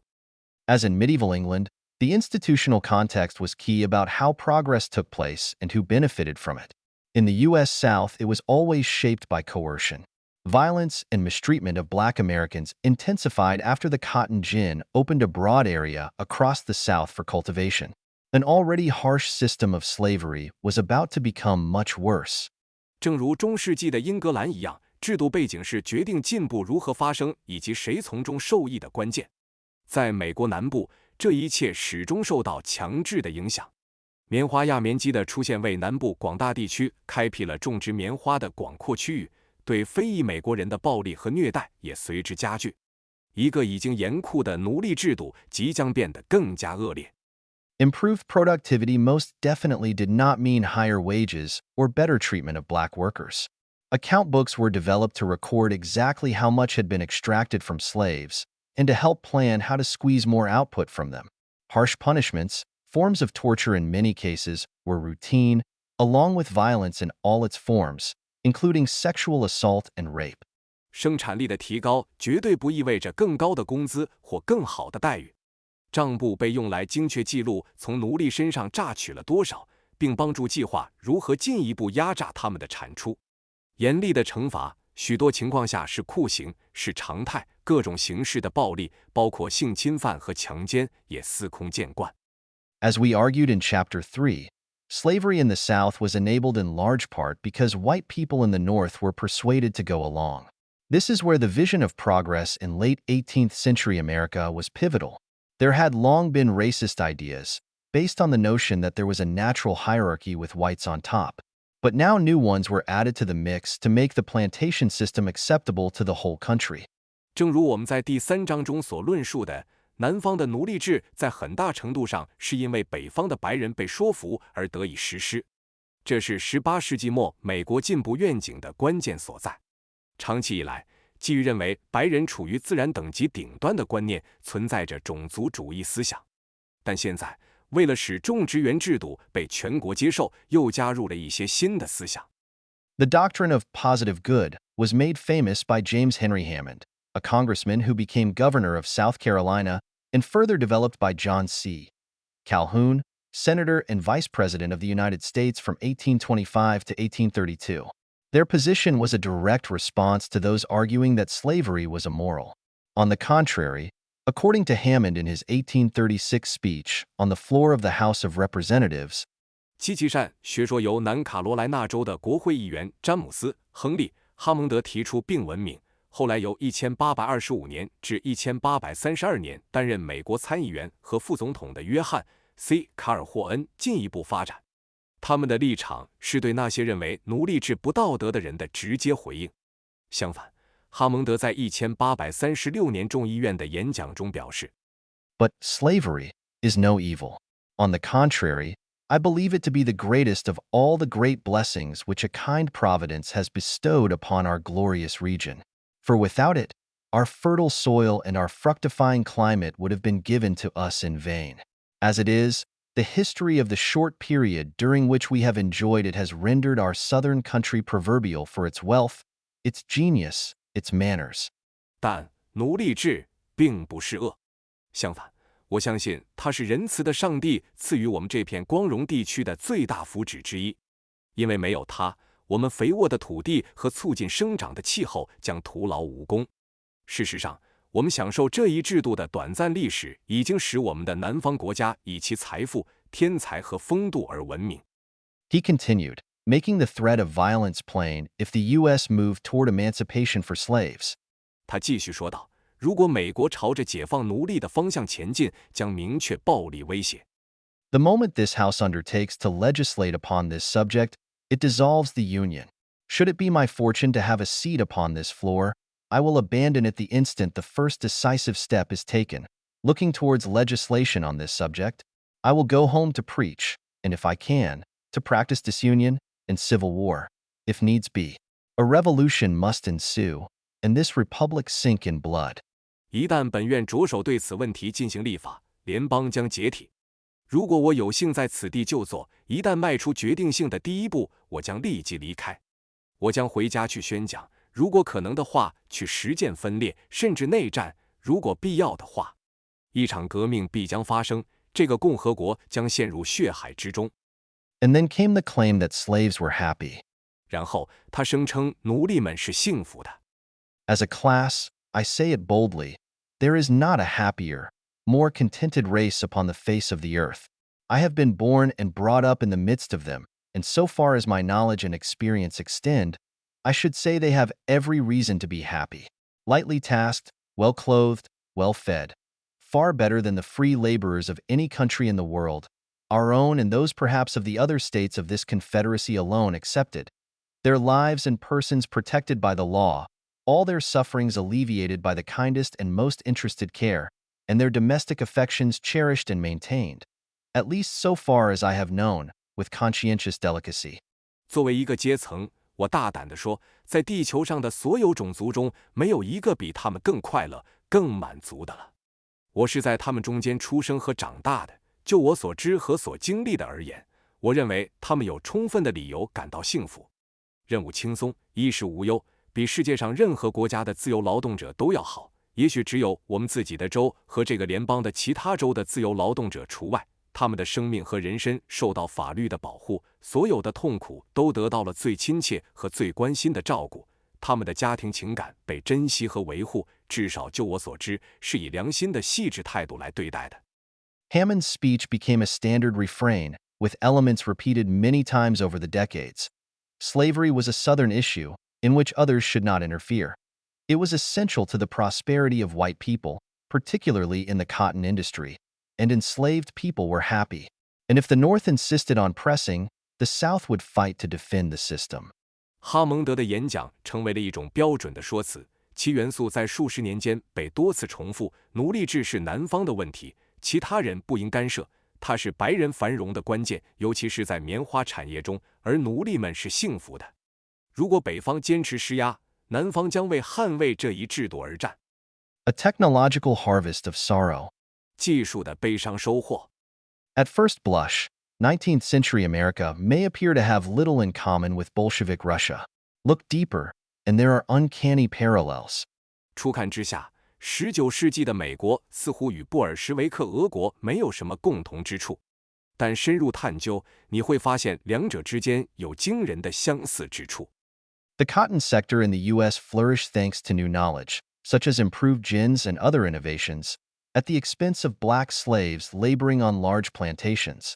The Soviet economy grew rapidly starting in the 1920s, with greater use of machinery, including tractors and combined harvesters, applied to grain fields. However, growth came at the expense of millions of small-scale farmers.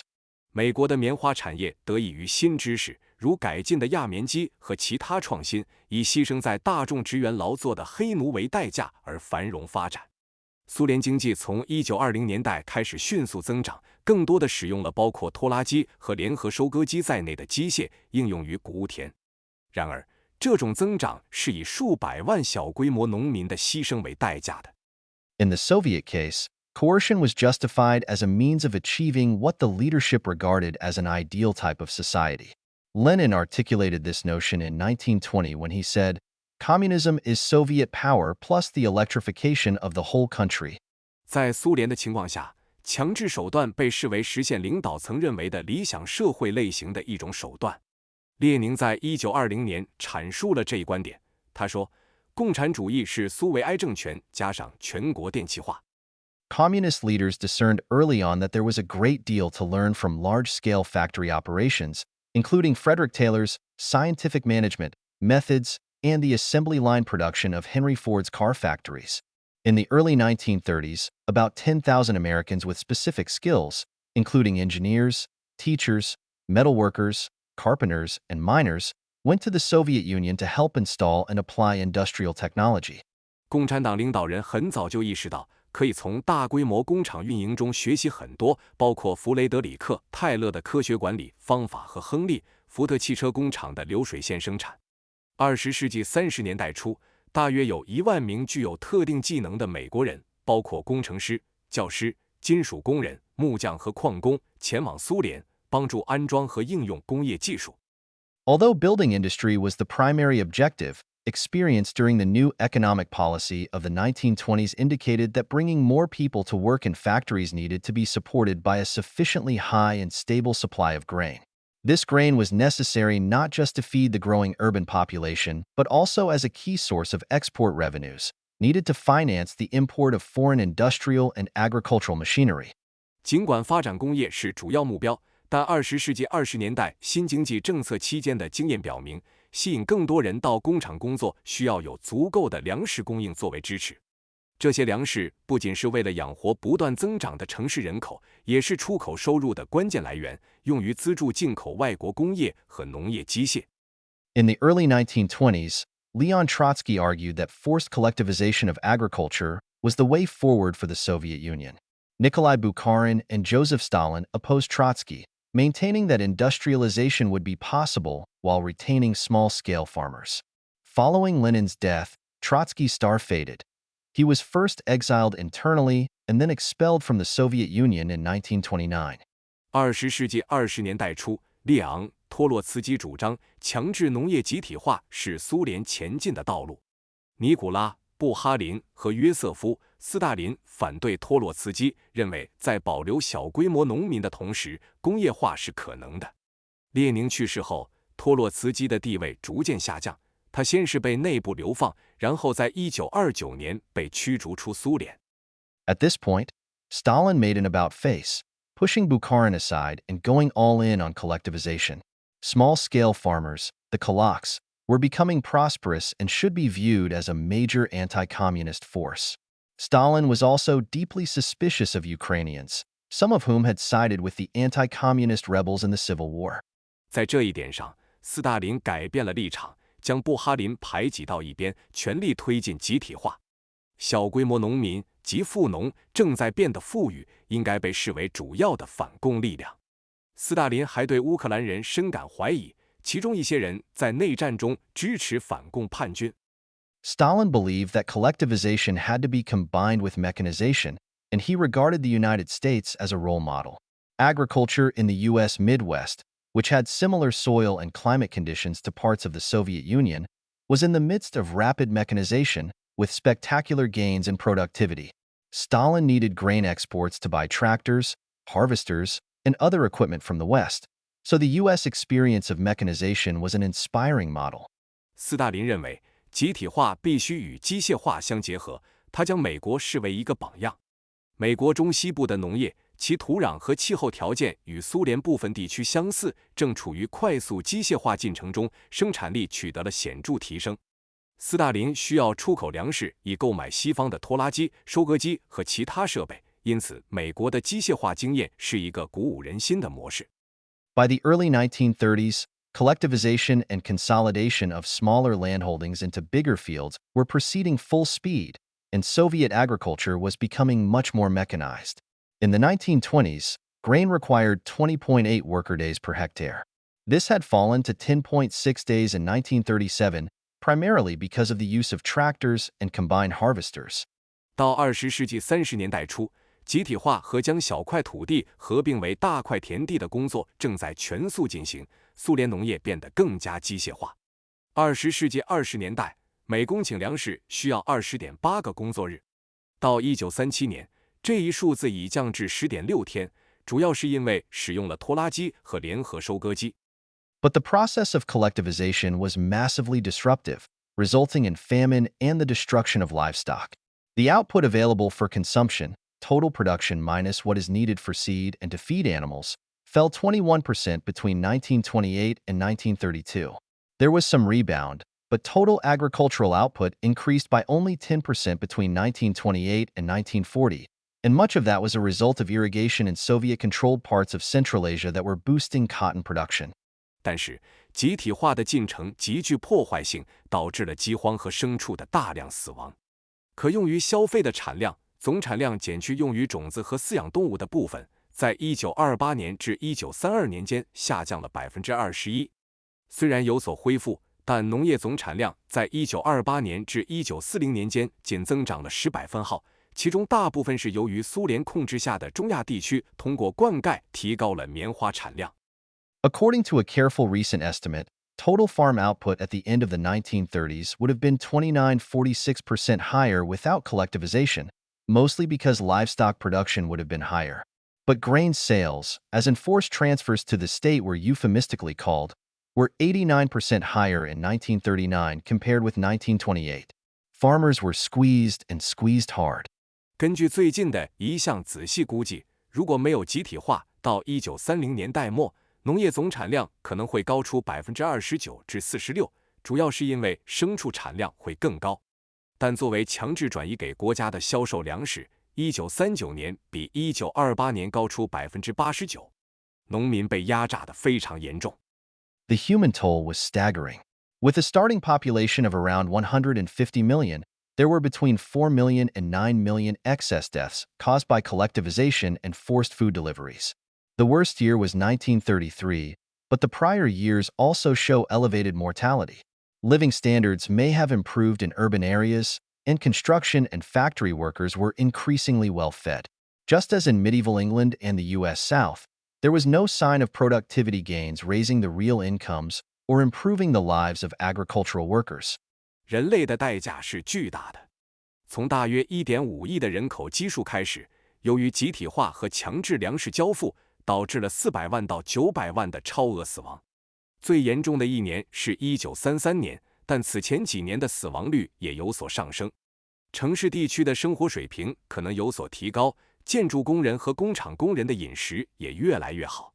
就像中世纪的英格兰和美国南部一样，没有迹象表明生产率的提高了农业工人的实际收入或改善了他们的生活。Of course, Stalin's vision was not that of a medieval abbot or southern plantation owner. Rather than religion or the interests of the wealthy elite, technological progress in the Soviet Union was for the ultimate good of the proletariat, and the Communist Party knew best what that ultimate good was. 当然，斯大林的愿景并不是中世纪修道院院长或美国南部种植园主的愿景。苏联的技术进步是为了无产阶级的最终利益，而共产党最清楚这一最终利益是什么。Indeed, technological progress was now doing the bidding of the Soviet leadership, whose grip on power would have been hard to maintain without some increase in economic output. All the same, whether the elite were feudal lords in medieval Europe, plantation owners in the US, or Communist Party bosses in Russia, technology was socially biased, and its application in the name of progress left devastation on its way. 确实，技术进步现在正为苏联领导层服务，如果没有经济产出的增加，他们对权力的掌控将难以维持。尽管如此，无论是中世纪欧洲的封建领主、美国的种植园主，还是俄罗斯的共产党官员，技术都是具有社会偏见的，其以进步的名义应用留下了破坏性的后果。None of this could have been achieved without the intensification of coercion. Millions of peasants put up with harsh exploitation because the alternative was being shot or sent to even more savage conditions in Siberia. During and after the collectivization of agriculture, a reign of terror spread across the Soviet Union. About 1 million people were executed or died in prison in 1937-1938 alone. About 17-18 million were sent to Gulag labor camps between 1930 and 1956, a number that does not include all forced removals or the irreparable damage to family members. 没有强制手段的加强，这一切都无法实现。数百万农民忍受着严酷的剥削，因为不这样做就会被枪毙或被送往西伯利亚更加恶劣的环境中。在农业集体化期间及其之后，恐怖统治在苏联蔓延。仅1937年至1938年，就有约100万人被处决或死于监狱。1930年至1956年间，约有1700万至1800万人被送往古拉格劳改营。这个数字还不包括所有强制迁移或对家庭成员造成的不可挽回的伤害。But again, control was not just about coercion. As soon as Stalin decided to collectivize agriculture, the communist propaganda machinery sprang into action and started marketing this strategy as progress. The most important constituency was members of the party, who had to be convinced so that the leadership's grip on power would continue and their plans could be implemented. Stalin used all the means of propaganda available to him and, for both domestic and foreign consumption, presented collectivization as a triumph. The successes of our collective farm policy are due, among other things, to the fact that it rests on the voluntary character of the collective farm movement and on taking into account the diversity of conditions in the various regions of the USSR. Collective farms must not be established by force. That would be foolish and reactionary. Italics in original. 但再次强调，控制不仅仅是关于强制。斯大林一旦决定集体化农业，共产党的宣传机器就开始行动，将这一策略宣传为进步。最重要的受众是党内的成员，他们必须被说服，以便领导层能够继续掌握权力并实施他们的计划。斯大林利用了所有可用的宣传手段，并且无论是对内还是对外，都将集体化描绘为一场胜利。我们集体农庄政策的成功，部分原因在于它基于自愿原则，并考虑到苏联各地区的不同条件。集体农庄不能强行建立，这样做是愚蠢和反动的。原文写体。The Soviet collectivization episode makes it clear, once more, that the specific way in which technology was applied to agriculture was not just biased but also a choice. There were many ways of organizing agriculture, and the Soviets themselves had experimented, with some success, with the smallholder model during the new economic policy under Lenin. 苏联集体化的事件再次表明，技术在农业中的应用方式不仅是有偏见的，也是一种选择。有许多方式可以组织农业。苏联在列宁的新经济政策期间，曾成功地试验过小农户模式。As in earlier episodes discussed in this chapter, the elite chose the path for agricultural technology based on their own vision. Millions of ordinary people paid the price. 正如本章前面讨论的其他事件一样，精英阶层根据自己的愿景选择了农业技术的发展路径，数以百万计的普通人为此付出了代价。Social bias of modernization. 现代化的社会偏见。We live in an age obsessed with technology and the progress it will deliver. As we have seen, some prominent visionaries imagine today to be the best of times, whereas others argue that even more spectacular advances are around the corner, with boundless abundance, extended lifespans, or even colonization of new planets. 我们生活在一个对技术和它将带来的进步着迷的时代。正如我们所见，一些著名的远见者认为今天是最好的时代，而另一些人则认为更加惊人的进步即将到来，带来无限的丰富、延长的寿命，甚至新星球的殖民。Technological changes have always been with us, along with influential people making decisions about what needs to be done and by whom. Over the past 12,000 years, agricultural technology has advanced repeatedly and sometimes in dramatic ways. There have been times when, as productivity rose, ordinary people also benefited. But there was nothing automatic about these improvements trickling down to benefit the greater number of people. Shared benefits appeared only when landowning and religious elites were not dominant enough to impose their vision and extract all the surplus from new technologies. 技术变革一直伴随着我们，同时还有那些有影响力的人在决定需要做什么以及由谁来做。在过去的12000年里，农业技术不断进步，有时甚至是戏剧性的。在生产力提高的时候，普通民众也受益了。但这些改进惠及大多数人的过程并不是自动的。只有当土地所有者和宗教精英不够强大，无法强加他们的愿景，并从新技术中提取所有剩余价值时，共享的福利才会出现。In many of the defining episodes of agricultural transitions, the benefits were much more narrowly shared. These were times in which elites initiated a process of rapid transformation, often in the name of progress. Yet rapid change typically coincided not with any obvious notion of the common good, but with gains for those spearheading new technologies. These transitions often brought little benefit to the rest. 在许多农业转型的关键事件中，利益的分享范围要狭窄得多。这些时期，精英阶层通常以进步的名义发起快速变革。然而，快速变化通常与任何明显的公共利益观念不符，而是为推动新技术的人带来了利益。这些转型往往对其他人几乎没有好处。Exactly how the common good was formulated differed across eras. In medieval times, the goal was a well-ordered society. In late 18th century England, a growing population needed to be fed while keeping the price of food down. In the Soviet Union during the 1920s, the Bolshevik leaders argued about how best to build their version of socialism. 公共利益的定义在不同的时代有所不同。在中世纪，目标是建立一个井然有序的社会。在18世纪末的英国，需要在保持食品价格低廉的同时，养活不断增长的人口。在20世纪20年代的苏联，布尔什维克领导人争论如何最好地建设他们版本的社会主义。In all these periods, growth of agricultural productivity primarily benefited the elite. The people in charge, whether landowners or government officials, decided what machines to use and how to organize planting, harvesting, and other tasks. Moreover, despite demonstrable productivity gains, most people were consistently left behind. Workers in the fields failed to benefit from agricultural modernization. They continued to toil for longer hours, lived under harsher conditions, and at best did not experience any improvement in their material well-being. 在所有这些时期，农业生产力的增长主要使精英阶层受益。无论是地主还是政府官员，掌权者决定使用哪些机器以及如何组织种植、收获和其他任务。此外，尽管生产力有明显的提高，大多数人却始终被落在后面。田里的工人未能从农业现代化中受益，他们继续长时间劳作，生活在更加恶劣的条件下，充其量没有体验到任何物质福利的改善。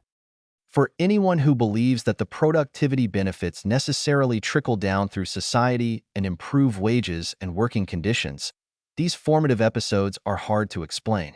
But once you recognize that technology's advances look after the interests of those who are powerful and whose vision guides its trajectory, everything makes a lot more sense.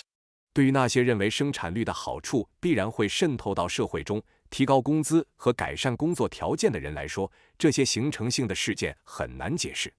但是，一旦你认识到技术的进步维护了那些有权势的人的利益，以及那些引导其发展轨迹的人的愿景，一切就变得更有道理了。Large-scale grain agriculture, mills monopolized by lords and abbots, the cotton gin intensifying slavery, and Soviet collectivization were specific technology choices, in each case clearly in the interests of a dominant elite. Predictably, what followed looks nothing like the productivity bandwagon. As productivity rose, powerful people extracted more effort from agricultural labor by pressing them to work longer hours and hand over more of their production. This is the shared pattern across medieval England, the US South, and Soviet Russia. The situation during enclosures in late 18th century Britain was a little different, but the rural poor again lost out, this time because they were stripped of their customary rights, including their ability to collect firewood, hunt, and graze animals on common land. 大规模的谷物农业，由领主和修道院院长垄断的磨坊、加剧奴隶制的轧棉机，以及苏联的集体化，都是特定的技术选择。每一种选择显然都符合统治精英的利益。可以预见的是，随之而来的情况与生产率的提升相去甚远。随着生产率的提高，有权势的人通过延长工作时间，并要求农民交出更多的产品，从农业劳动中榨取了更多的努力。这种模式在中世纪的英格兰、美国南部和苏联俄罗斯都是共通的。18世纪末，英国圈地运动的情况略有不同，但农村穷人再次受损。这一次是因为他们被剥夺了传统的权利，包括收集柴火、狩猎和在工地上放牧动物的权利。We know less about what transpired during the millennia that followed the Neolithic Revolution. But by the time fully settled agriculture emerged about 7,000 years ago, the pattern appears quite similar to what we have seen in more recent history. Across all of the well-known grain-centered ancient civilizations, most of the population appears to have been worse off than their ancestors had been in foraging. In contrast, the people in charge under settled agriculture were better off. 我们对新石器革命后数千年发生的事情了解较少，但到大约7000年前完全定居的农业出现时，这种模式似乎与我们所见的更近的历史非常相似。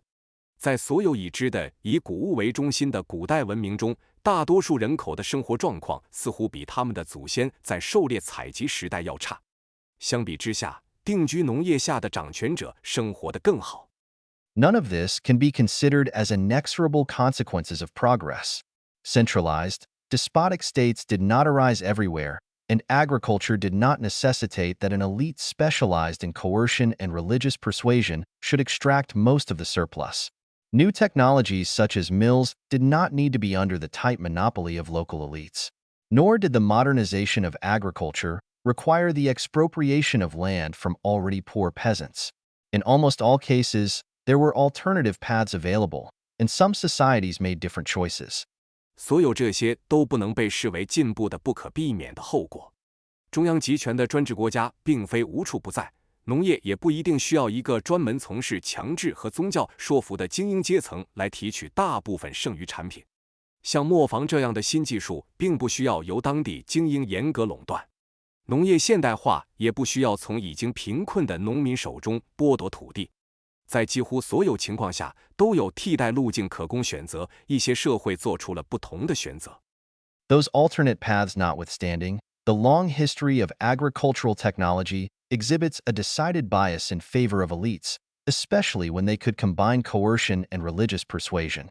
This history suggests that we should always carefully examine ideas about what is or is not progress, particularly when powerful people are keen to sell us on a specific vision.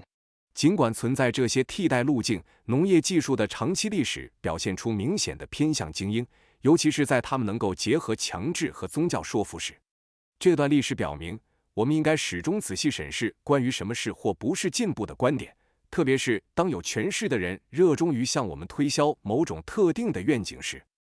Naturally, agriculture is very different from manufacturing, and the production of physical goods is distinct from digital technologies or the potential future of artificial intelligence. Perhaps we can be more hopeful today? Perhaps the technologies of our age are inherently more inclusive? Surely the people in charge today are more enlightened than any pharaoh, southern planter, or Bolshevik. 当然，农业与制造业非常不同，物质产品的生产与数字技术或人工智能的未来潜力也不同。也许我们今天可以更加乐观。也许我们这个时代的技术本质上更具包容性。当然，今天掌权的人比任何法老、南方种植园主或布尔什维克都要开明。In the next two chapters, we will see that experience during industrialization was indeed different, but not because steam engines or the people in charge had a more natural tendency to be inclusive. Rather, industrialization brought large numbers of people together in factories and urban centers, created new aspirations among workers, and began to allow the development of counterbalancing forces of a kind that agricultural society had not experienced. 在接下来的2章中，我们将看到工业化期间的经历确实不同，但这并不是因为蒸汽机或负责的人们有更自然的包容倾向。相反，工业化将大量的人聚集在工厂和城市中心，创造了工人的新期望，并开始允许形成农业社会未曾经历过的制衡力量。The first phase of industrialization was arguably even more socially biased and created even more dramatic inequities than agricultural modernization. It was only later that the rise of countervailing powers caused a dramatic course correction that, after many stops and starts, redirected much of the Western world onto a new path for technological changes and institutional developments that bolstered shared prosperity. 工业化的第一阶段可能甚至更加社会偏见，创造了比农业现代化更为显著的不平等。只是后来，随着制衡力量的兴起，才导致了显著的路线调整。经过多次停滞和重启，最终将西方世界的大部分重新导向了一条促进共享繁荣的技术变革和制度发展的新路径。Unfortunately, As we will see from Chapter 8 onward, 4 decades of digital technology deployment have undermined the sharing mechanisms that developed earlier in the 20th century. And with the arrival of artificial intelligence, our future begins to look disconcertingly like our agricultural past. 不幸的是，正如我们从第8章开始将看到的，40年的数字技术部署已经削弱了20世纪早期发展起来的共享机制。随着人工智能的到来，我们的未来开始看起来令人不安地向我们的农业过去。5. A middling sort of revolution. 一场中等规模的革命。Necessity, which is allowed to be the mother of invention, has so violently agitated the wits of men at this time that it seems not at all improper, by way of distinction, to call it the projecting age. 必要性被公认为发明之母，在这个时代如此剧烈地激发了人们的智慧，以至于通过一种区分的方式将其称为策划时代，似乎一点也不为过。Daniel Defoe, An Essay Upon Projects, 1697. 丹尼尔·迪福论计划，1697年。The triumph of the industrial arts will advance the cause of civilization more rapidly than its warmest advocates could have hoped, and contribute to the permanent prosperity and strength of the country, far more than the most splendid victories of successful war. The influences thus engendered, the arts thus developed, will long continue to shed their beneficent effects over countries more extensive than those which the scepter of England rules. 工业艺术的胜利将比其最热情的支持者所希望的更快地推进文明事业，并为国家的永久繁荣和实力做出比最辉煌的战争胜利更大的贡献。由此产生的影响和发展的艺术将在比英国统治的领土更广泛的地区长期发挥其有益的影响。Charles Babbage, The Exposition of 1851. Views of the Industry, the Science, and the Government of England, 1851. 查尔斯·巴贝奇1851年博览会对英国工业、科学和政府的看法1851年。On Thursday, June 12, 1851, a group of agricultural laborers from Surrey, in the south of England, donned their best clothing and boarded a train bound for London. Their day out in the capital was not intended for idle sightseeing. Instead, their trip was subsidized by local people of means to provide a glimpse of the future. 1851年6月12日星期四，一群来自英格兰南部萨里郡的农业工人穿上他们最好的衣服，登上了一列开往伦敦的火车。他们这一天在首都的外出并不是为了闲逛观光，相反，这次旅行是由当地有财力的人资助的，目的是让他们一睹未来。In the enormous Crystal Palace, specially constructed in London's Hyde Park, the great exhibition presented legendary diamonds, dramatic sculptures, and rare minerals. However, the stars of the show were the new industrial machines. As the agricultural workers wandered the halls, it was as if they had landed on a different planet. 在伦敦海德公园特别建造的巨大的水晶宫中，大展览展出了传奇的钻石、戏剧性的雕塑和稀有的矿物。然而，展览的明星是新的工业机器。当农业工人漫步在展厅中时，仿佛他们来到了另一个星球。Almost every dimension of industrial production was on display. The entire cotton production process, now mechanized from spinning yarn to weaving cloth, was prominent. So was a vast array of moving machinery powered by steam. There were 976 items under Class 5, machines for direct use, including carriages, railways, and marine mechanism, and 631 items under Class 6, manufacturing machines and tools. Perhaps the most impressive visual demonstration of the new industrial world was provided by a machine that could fold an unprecedented 240 envelopes per hour. 几乎所有的工业生产环节都得到了展示。整个棉纺生产过程，从纺纱到织布，现在都已实现机械化，占据了显眼的位置。还有大量由蒸汽驱动的移动机械。在第5类直接使用的机器，包括马车、铁路和海洋机械下有976项展品，在第6类制造机器和工具下有631项展品。或许最令人印象深刻的工业新世界视觉展示是由一台每小时可以折叠240个信封的机器提供的。The machines were from Europe, the United States, and most of all the United Kingdom. This was a display of patriotic achievement, after all.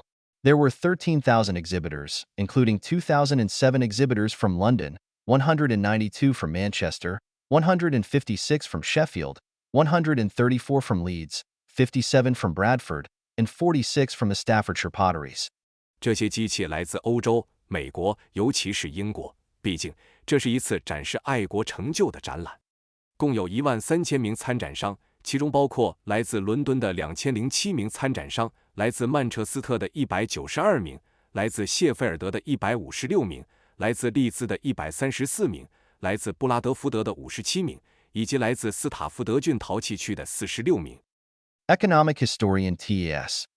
Ashton famously summed up the century leading up to the exhibition. About 1760, a wave of gadgets swept over England. So, not inaptly, a schoolboy began his answer to a question on the Industrial Revolution. It was not only gadgets, however, but innovations of various kinds, in agriculture, transport, manufacture, trade, and finance, that surged up with a suddenness for which it is difficult to find a parallel at any other time or place. The steam engine allowed a leap forward in human control over nature, and in the lifetime of many visitors to the Great Exhibition, the technologies used in mining, cotton, and transportation had been transformed. 经济历史学家 T.S. Ashton 曾经总结了展览前的一个世纪，大约在1760年，一股小发明的浪潮席卷了英国，因此，一个学童在回答有关工业革命的问题时，恰当地开始了他的答案。然而，不仅仅是小发明，还有各种各样的创新，在农业、交通、制造、贸易和金融方面，以一种难以在其他任何时间和地点找到的突然性涌现出来。蒸汽机使人类对自然的控制向前迈进了一大步，在许多参观大展览的人的一生中，采矿、棉纺和交通所使用的技术已经发生了彻底的变革。For almost all of human history, the food production capacity of economies increased roughly in line with population. In good years, most people had enough to eat, with some margin for safety. In bad years, because of famine, war, or other disruptions, many would starve. The average growth rate of output per capita over long periods of time was barely above zero. Despite myriad medieval innovations that we discussed in Chapter 4, the quality of life of a European peasant circa 1700 was not much different from that of an Egyptian peasant 2,000 or 7,000 years previously. According to the best available estimates, GDP per capita, in real, price-adjusted terms, was almost the same in 1000 C as it had been 1,000 years earlier. 在几乎整个人类历史中，经济的食物生产能力大致与人口增长同步。在好年份，大多数人有足够的食物，还有一些安全余量；在坏年份，由于饥荒、战争或其他干扰，许多人会挨饿。在很长一段时间内，人均产出的平均增长率几乎为零。尽管我们在第4章中讨论了中世纪的种种创新，1700年左右的欧洲农民的生活质量与2000年前或7000年前的埃及农民的生活质量并没有太大的不同。根据最可靠的数据估计，公元1000年的人均 GDP 按实际价格调整后，与1000年前几乎相同。The modern demographic history of our species can be divided into 3 phases. The first is a gradual population increase from about 100 million in 400 BCE to 610 million in 1700 C. For most societies over most of that time, the well-to-do elites constituted no more than 10% of the population. Everyone else lived on not much more than the bare minimum necessary for survival. 我们这个物种的现代人口历史可以分为3个阶段。第一阶段是从公元前400年左右的约1000万人口逐渐增加到公元1700年的6.1亿人口。在大多数社会的大部分时间里，富裕的精英阶层占人口的比例不超过10%，其他所有人都生活在仅能维持生存的最低水平之上。The second phase witnessed an acceleration, with world population increasing to 900 million in 1800. Industry began to develop in Britain, but growth rates were still slow, and skeptics could find many reasons why this would prove hard to sustain. Other countries were even slower in adopting new technologies. The average annual growth rate, per capita, from 1000 to 1820 was just 0.14% for Western Europe as a whole and 0.05% for the entire world. 第二阶段见证了加速发展，世界人口在1800年增加到9亿。工业开始在英国发展，但增长率仍然缓慢。怀疑论者可以找到许多理由认为这种增长难以持续。其他国家采用新技术的速度甚至更慢。从1000年到1820年，西欧整体的人均年增长率仅为 0.14%， 而全球整体的人均年增长率仅为 0.05%。Then came the third, completely unprecedented phase, already evident by 1820, beginning with output per person more than doubling in the following century across Western Europe. Growth rates for output per capita among the larger European economies ranged from 0.81% in Spain to 1.13% in France per annum from 1820 to 1913. 然后是第三阶段，这是一个完全前所未有的阶段。到1820年已经显现，开始时西欧的人均产出在随后的一个世纪中翻了一番多。从1820年到1913年，较大的欧洲经济体的人均产出增长率在西班牙为 0.81%， 在法国为 1.13%。Pre-industrial economic growth was a little more rapid in England, enabling the country to pull ahead of the previous technology leaders, such as Italy and France, though still trailing that epic's powerhouse, the Netherlands. English national production per capita doubled from 1500 to 1700. Growth in Britain, as it came to be known after the unification of England and Scotland in 1707, picked up pace thereafter, raising national output by another 50% over the following 120 years as Britain became the most productive country in the world. Over the subsequent 100 years, output per person accelerated and reached an average annual growth rate of approximately 1%, which meant British output per person more than doubled between 1820 and 1913. 工业前的经济增长在英格兰略快，使该国能够超越之前的科技领导者，如意大利和法国，尽管仍落后于那个时代的经济强国荷兰。英格兰的人均国民生产从1500年到1700年翻了一番。随着1707年英格兰和苏格兰的合并，英国的经济增长加速，使国民产出在随后的120年中增加了 50%， 英国成为世界上生产率最高的国家。在随后的100年中，人均产出加速增长，年均增长率约为 1%， 这意味着英国的人均产出在1820年到1913年间翻了一番多。Behind these statistics lies a simple fact. Useful knowledge expanded dramatically during the 19th century, including for all aspects of engineering. Railway networks enabled the transport of larger quantities of goods at cheaper prices and allowed people to travel as never before. Ships became bigger, and freight costs for long-distance sea travel fell. Elevators made it possible to live and work in taller buildings. By the end of the century, electricity had started transforming not just lighting and the organization of factories, but all aspects of urban power systems. It had also created the basis for telegraph, telephones, and radio, and later all sorts of household appliances. 这些统计数据背后隐藏着一个简单的事实，在19世纪，有用的知识在所有工程领域都得到了显著的扩展。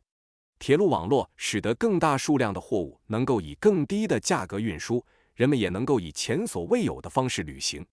船只变得更大，长途海上运输的货运成本下降。电梯的出现使得人们能够在更高的建筑中生活和工作。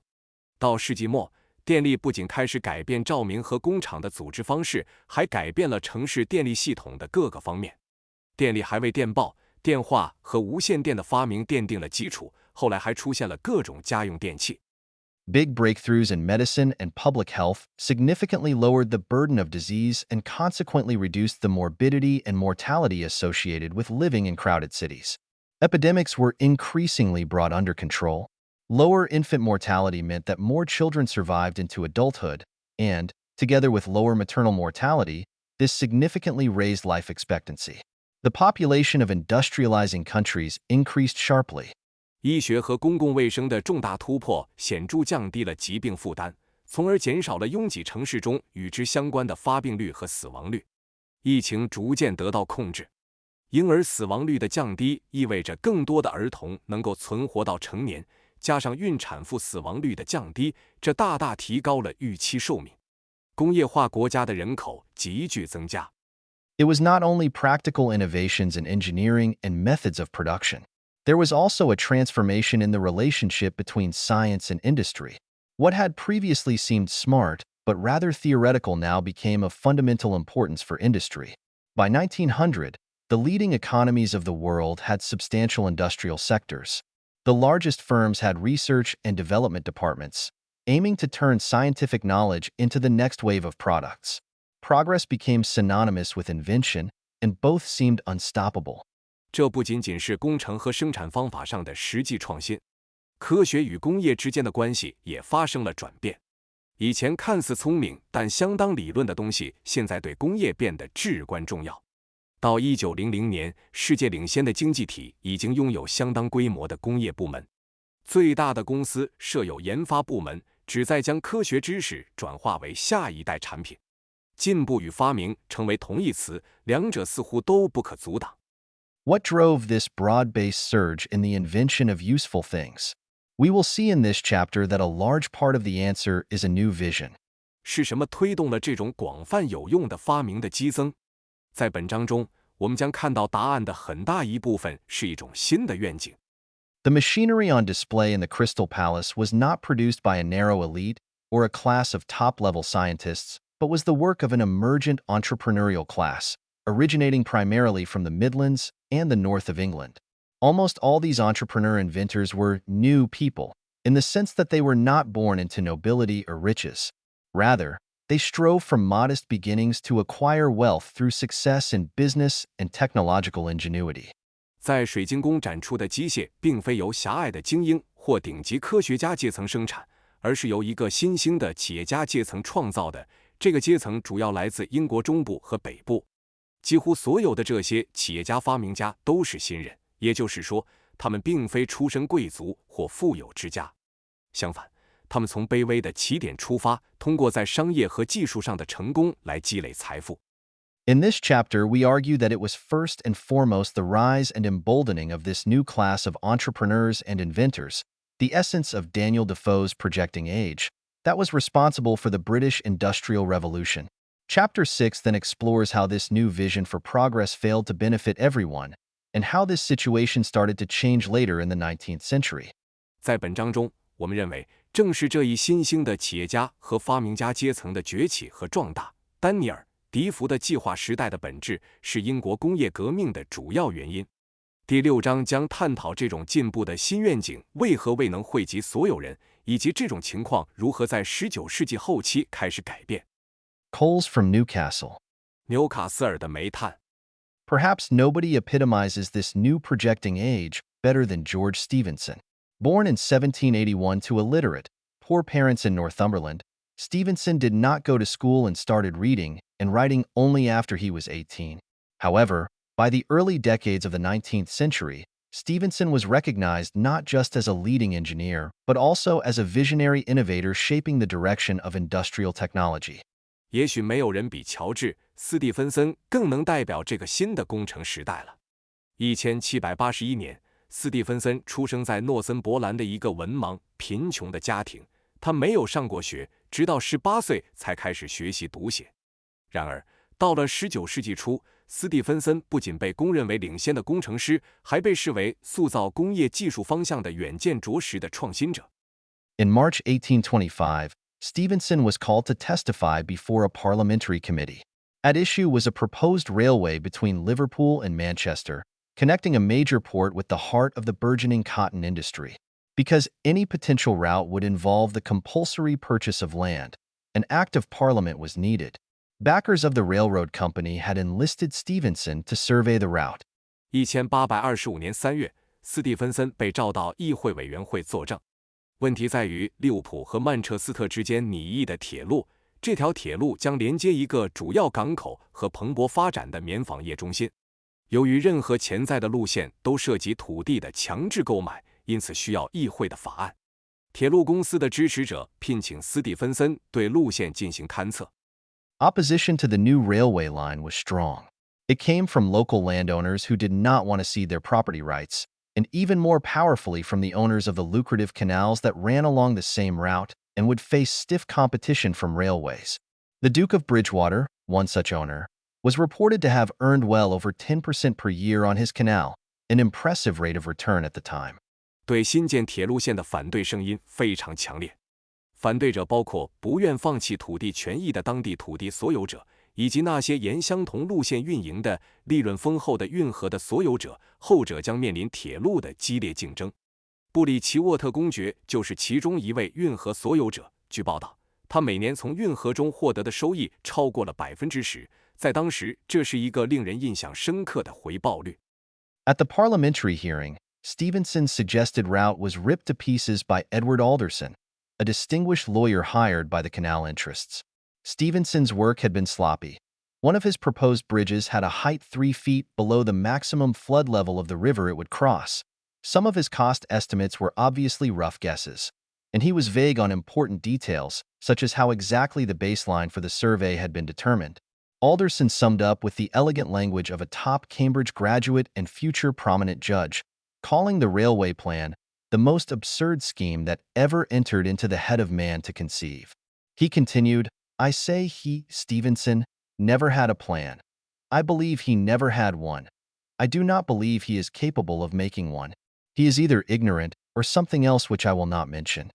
在议会听证会上，斯蒂芬森建议的路线被运河另一方聘请的杰出律师爱德华·奥尔德森批得体无完肤。斯蒂芬森的工作存在疏忽，他提议的一座桥梁高度比河流最大洪水位低了3英尺，一些成本估算显然是粗略的猜测。他在重要细节上含糊其辞，例如如何确定测量的基线。奥尔德森以一位顶尖剑桥毕业生和未来著名法官的优雅语言总结道，称铁路计划是人类历史上最荒谬的计划。他继续说道：“我说他，斯蒂芬森，从未有过一个计划，我相信他从未有过，我不相信他有能力制定一个计划。他要么无知，要么是其他我不愿提及的东西。” Stevenson struggled to reply. He lacked the kind of privileged education that prepares one to respond to such rebukes with effective rejoinders, and still spoke with a strong Northumbrian accent that people from the south of England found hard to understand. Overstretched and understaffed, Stevenson had hired a weak team to do the survey, had failed to supervise them properly, and was caught unaware by Alderson's aggressive questioning. 斯蒂芬森难以回应。他缺乏那种能够让人在面对此类指责时有效反驳的特权教育，而且仍然带着浓重的诺森伯兰口音，这让英格兰南部的人很难理解。由于人手不足和资源紧张，斯蒂芬森聘请了一个能力较弱的团队进行测量，未能妥善监督他们，并且在奥尔德森的激烈质询中措手不及。However, whatever else Stevenson may have been, he was certainly not ignorant. By the early 1800s, Stevenson was known throughout the Tyneside coalfields, in the northeast of England, as a reliable mining engineer who earned a decent living helping pit operators sort out technical problems. 然而，不管斯蒂芬森还可能是什么，他肯定不是无知的。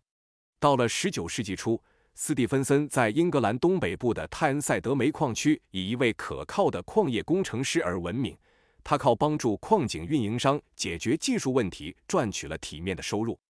In 1811, he had his breakthrough.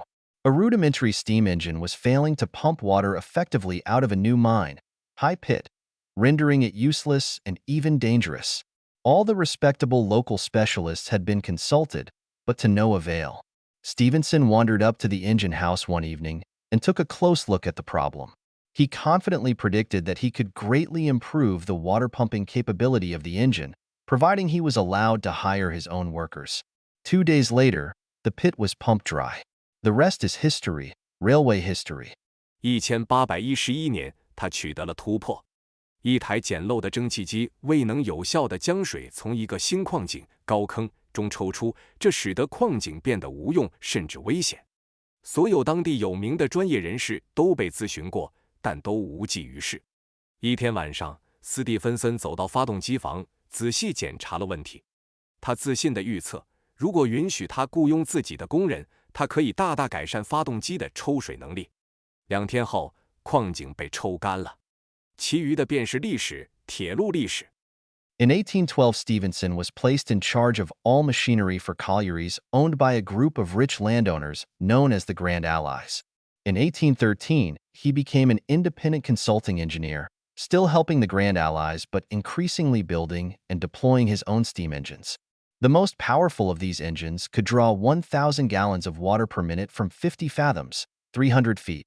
He also built underground haulage systems that pulled coal across a network of rails using stationary engines.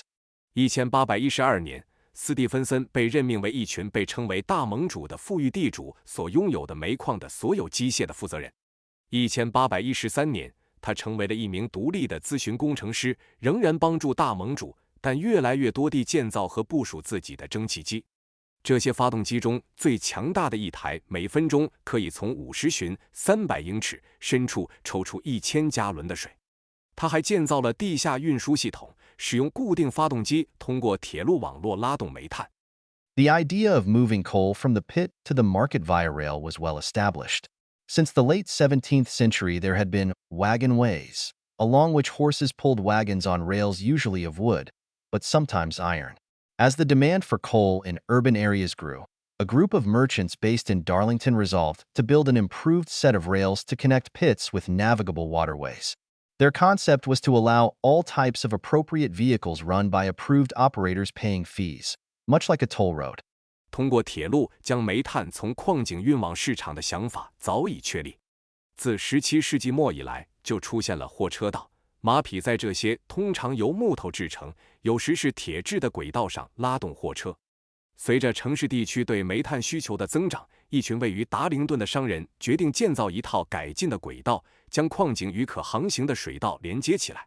他们的理念是允许所有合适的车辆在支付费用后由批准的运营商运行，类似于收费公路。Stevenson's vision was different and ultimately much bigger. Despite his modest background, haphazard education, and difficulties expressing himself when faced with hostile Cambridge lawyers, Stevenson's ambition was boundless. He believed in technology as a practical way of solving problems and had the self-confidence to ignore the limited thinking of the prevailing social hierarchy. 史蒂芬森的愿景不同，最终也更加宏大。尽管他出身卑微，教育不系统，面对敌对的剑桥律师时表达困难，但史蒂芬森的雄心壮志是无止境的。他相信技术是解决实际问题的实用方法，并且有足够的自信忽视当时社会等级制度中的狭隘思维。On the same day, the Stockton and Darlington Railway Act became law, April 19, 1821. George Stephenson called upon Edward Pierce, a prominent Quaker merchant in Darlington and leading supporter of the proposed new line. At that moment, there were three main approaches in the mix for this railway and other similar projects. Continue to use horses, install stationary engines, which would pull wagons up the hills and let gravity do the rest, and build locomotives that would run on rails. 1821年4月19日，斯托克顿和达灵顿铁路法案成为法律的同一天。乔治·史蒂芬森拜访了达灵顿的一位著名贵格会商人爱德华·皮尔斯，他是拟议新线路的主要支持者之一。当时，对于这条铁路和其他类似项目，有3种主要的方法：继续使用马匹，安装固定发动机，这些发动机会将货车拉上山坡，其余的由重力完成，以及建造可以在轨道上运行的机车。The traditionalists preferred to stick with horses. Though cumbersome, this approach worked. Some more forward-looking engineers with impressive credentials recommended stationary engines, which were already used to pull carts underground. An improvement but a modest one. 传统主义者更倾向于坚持使用马匹，尽管这种方法笨拙，但确实有效。一些具有令人印象深刻的资历、更具前瞻性的工程师建议使用固定式发动机，这种发动机已经在地下用于拉动矿车。这是一种改进，但幅度不大。Stephenson's view, that steam engines with metal wheels would easily generate enough traction on iron rails, was quite different from the established wisdom, which maintained that smooth rails would not provide a powerful engine with enough friction to accelerate and decelerate safely. It would be more like skating on ice. Stephenson's understanding was based on experience and minds. He proceeded to persuade Pierce that steam engines on iron rails should become a significant part of the solution. 斯蒂芬森的观点是，带有金属轮的蒸汽机在铁轨上可以轻松产生足够的牵引力，这与既定的智慧大相径庭。后者认为，光滑的铁轨无法为强大的发动机提供足够的摩擦力以安全加速和减速，这更像是在冰上滑行。斯蒂芬森的观点基于他在矿井中的经验。他随后说服皮尔塞，蒸汽机在铁轨上的应用应该成为解决方案的重要部分。Not that Stephenson had a locomotive in hand or had solved the practical problems standing in the way of producing working engines for railroads. Existing low-pressure or atmospheric steam engines, of the kind that Thomas Newcomen had first built, James Watt later significantly improved, and George Stephenson himself had fixed at high pit, were too bulky and did not generate enough power. More powerful high-pressure engines existed, but had never been demonstrated to work consistently at scale, let alone pull heavy coal wagons up and down hills every day. 并不是说斯蒂芬森已经有了现成的机车，或者解决了生产铁路用工作发动机的实际问题。现有的低压或大气蒸汽机，如托马斯·纽科门首次建造的、詹姆斯·瓦特后来大幅改进的，以及乔治·斯蒂芬森本人在高坑修复的，都过于笨重且动力不足。虽然存在更强大的高压发动机，但从未证明它们可以大规模稳定工作，更不用说每天在山上山下拉动沉重的煤车了。Building a high-pressure steam engine that was light enough to move itself was a spectacular challenge. Early models leaked, were underpowered, or even blew up with tragic consequences. Wrought iron was too brittle for the rails. Engines and wagons needed some form of suspension system. 构建一台足够轻便、可以自行移动的高压蒸汽机是一项壮观的挑战。早期的模型存在泄漏、动力不足，甚至发生过悲剧性的爆炸。熟铁对于轨道来说太脆了，机车和货车需要某种形式的悬挂系统。Still, Stephenson and his colleagues gradually managed to improve on existing engine designs and to demonstrate that a locomotive could run safely at what was then an extraordinary speed, 6 miles per hour over a 30-mile route. The official opening of the line and the running of Stephenson's train was treated as a great event, drawing national attention, with a stream of international visitors soon to follow. 尽管如此，斯蒂芬森和他的同事们逐渐改进了现有的发动机设计，并证明了机车可以在当时被认为是惊人的速度下安全运行，在30英里的路线上以每小时6英里的速度行驶。线路的正式开通和斯蒂芬森的列车运行被视为一件大事，吸引了全国的关注，并很快迎来了一波国际访客。However, the Stockton and Darlington rail line had some serious design flaws that soon became evident, including building only one line with passing loops at various points. Rules about who should give way to whom were frequently violated. Drunk operators of horse-drawn coal wagons further complicated matters. Derailments and fisticuffs were frequent. Allowing multiple parties to operate on the same rails was not a workable solution. But Stephenson learned the painful lessons well and determined to operate future rail services differently. 然而，斯托克顿和达灵顿铁路线存在一些严重的设计缺陷，很快变得显而易见，包括仅建设一条线路，并在各个点设置超车环线。关于谁应该让路的规则经常被违反。醉酒的煤炭货车操作员进一步复杂了情况。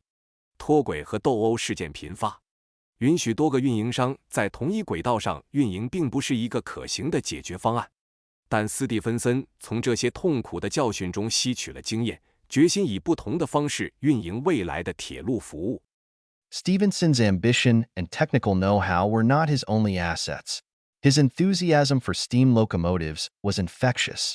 It was this enthusiasm that had brought Edward Pierce on board, as early as July 1821, making him conclude that, if the railway be established and succeeds, as it is to convey not only goods but passengers, we shall have the whole of Yorkshire and next the whole of the United Kingdom following with railways. 斯蒂芬森的雄心和专业技术并不是他唯一的资产，他对蒸汽机车的热情具有感染力。正是这种热情让爱德华·皮尔斯早在1821年7月就加入了进来，使他得出结论：如果铁路建立并取得成功，不仅运输货物，还运输乘客，那么整个约克郡乃至整个英国都将随之铺设铁路。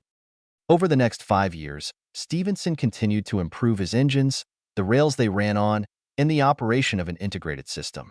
He always preferred to hire his own men, most of whom were coal field engineers with minimal or no formal education. They were a group of tinkerers, working their way carefully through dangerous terrain, literally and metaphorically. 在接下来的5年里，斯蒂芬森继续改进他的发动机、轨道以及综合系统的运营。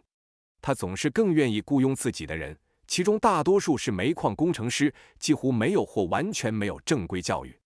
他们是一群修补匠，小心翼翼地在危险的地形中前行，无论是字面上还是比喻上。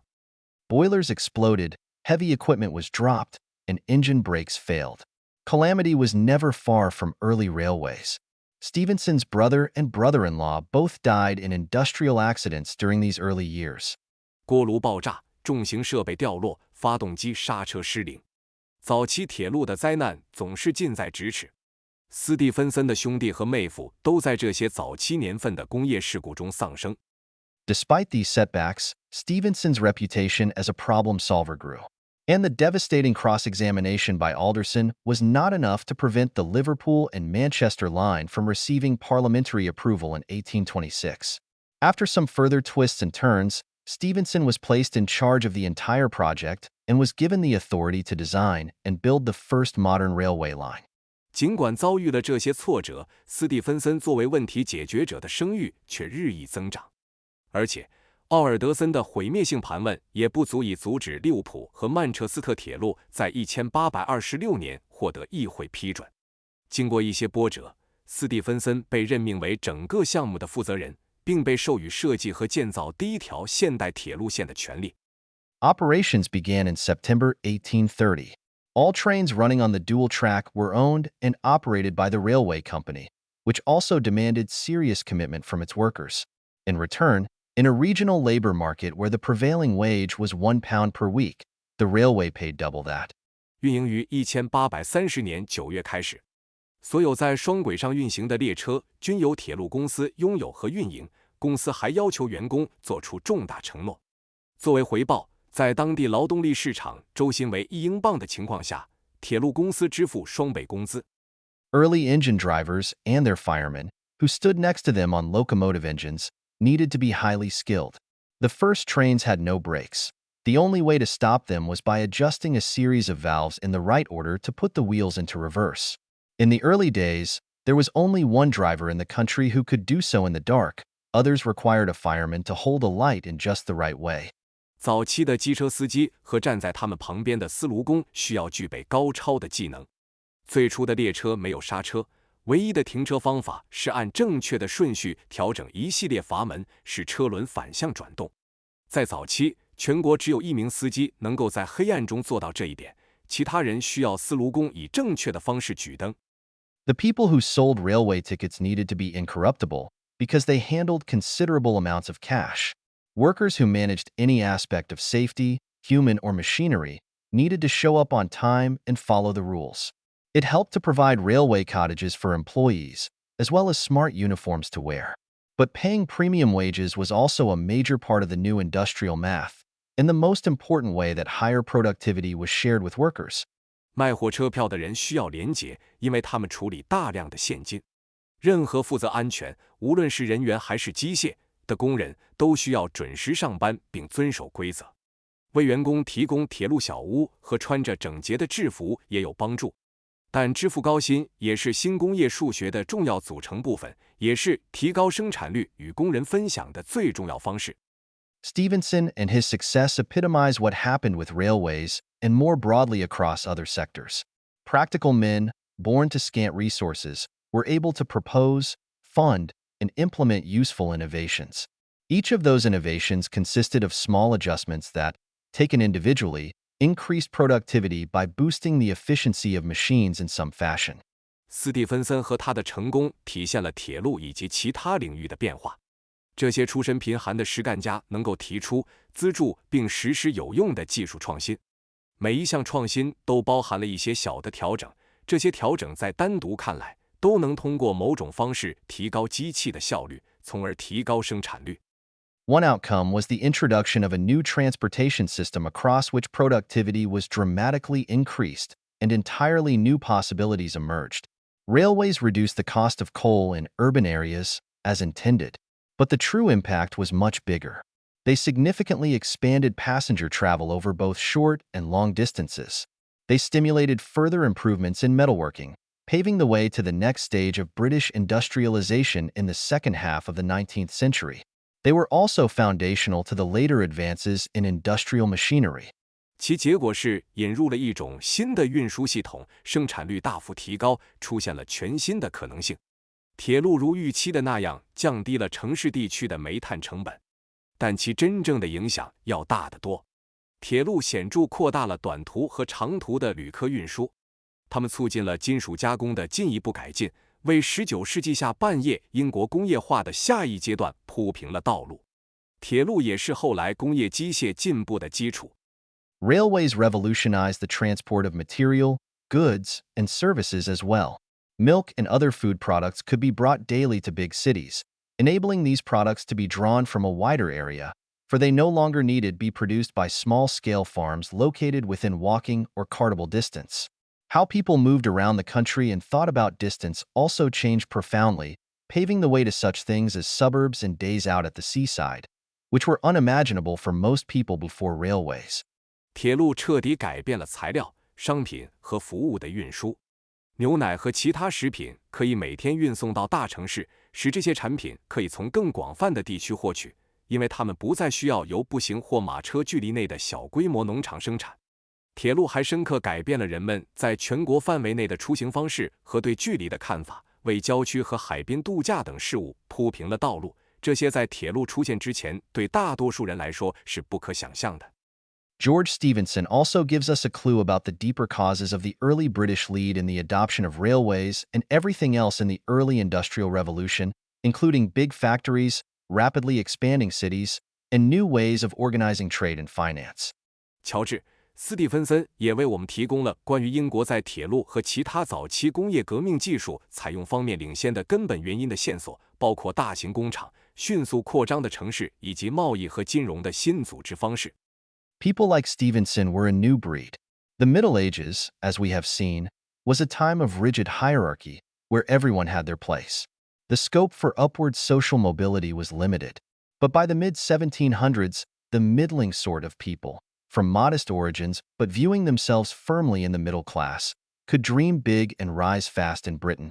Three things were remarkable about this. The first was that they aspired to rise in a way that may reasonably be considered unprecedented for people of modest social standing in pre-industrial Europe.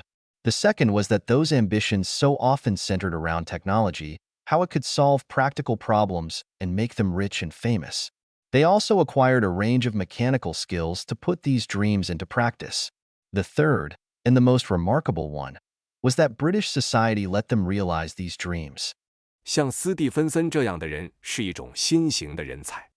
正如我们所见，中世纪是一个等级森严的时代，每个人都有自己的位置，向上社会流动的空间有限。但到了18世纪中叶，那些出身卑微但自认为属于中产阶级的中等阶层人士，在英国可以有远大的梦想并迅速崛起。这有3点值得注意。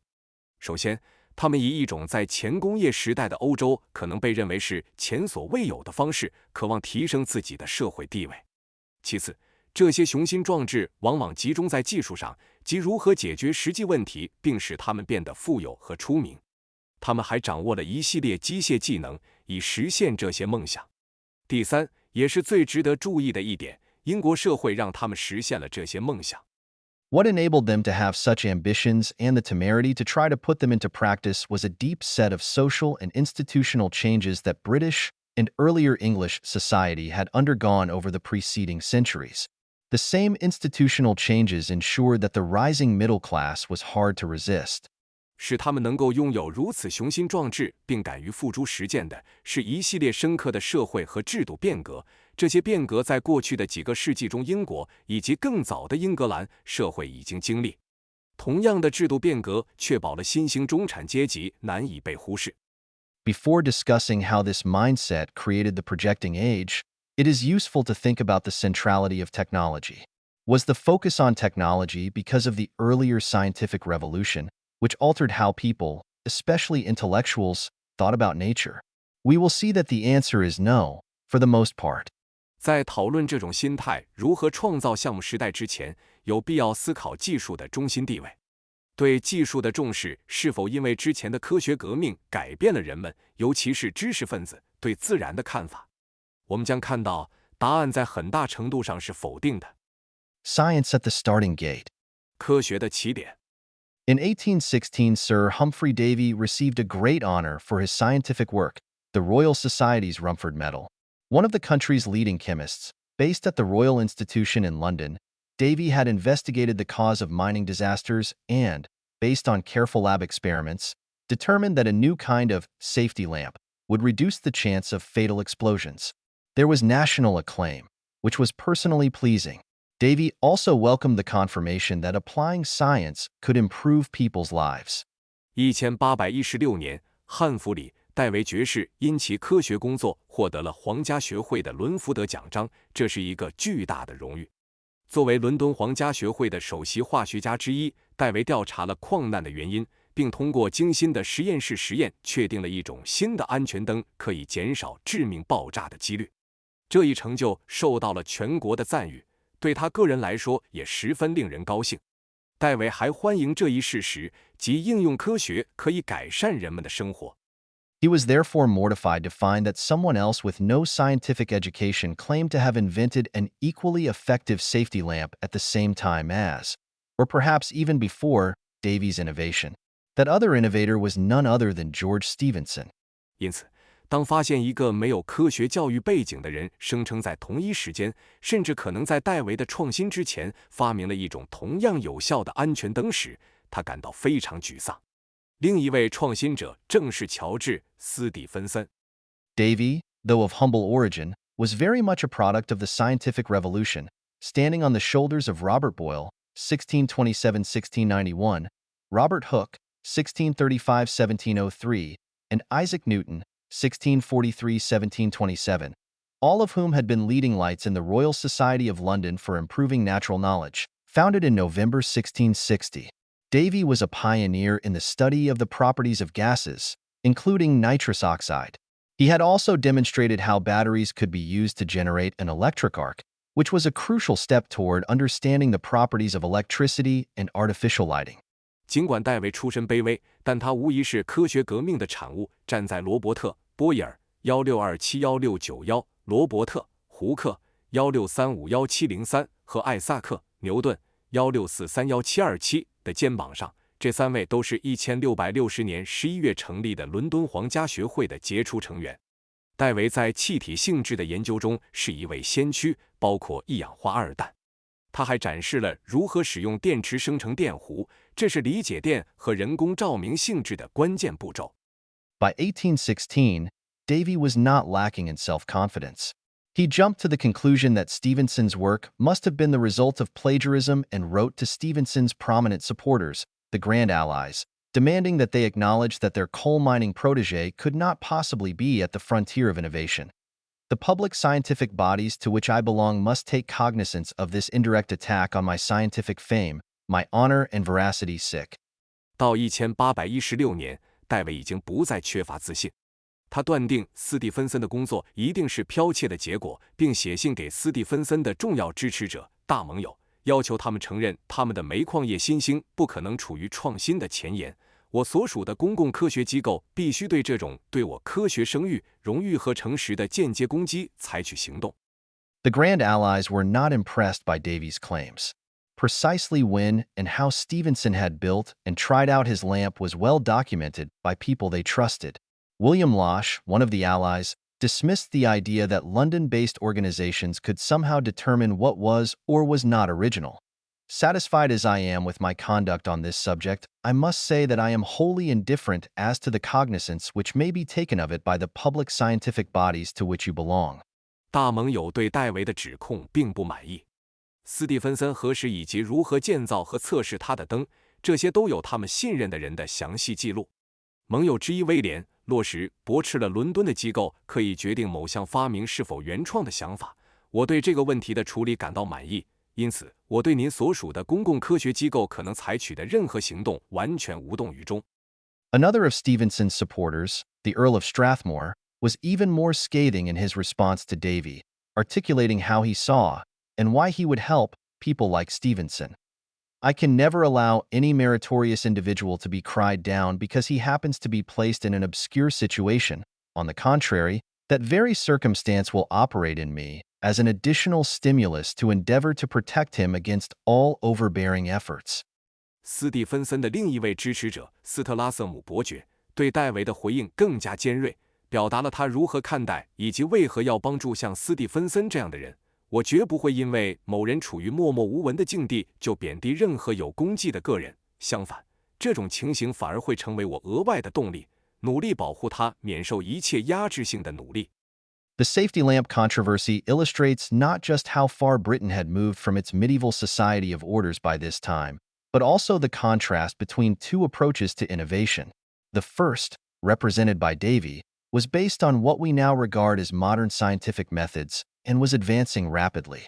By the early decades of the 19th century, it had become largely evidence-based, for example, requiring hypotheses to be tested in labs or other controlled settings and be replicable.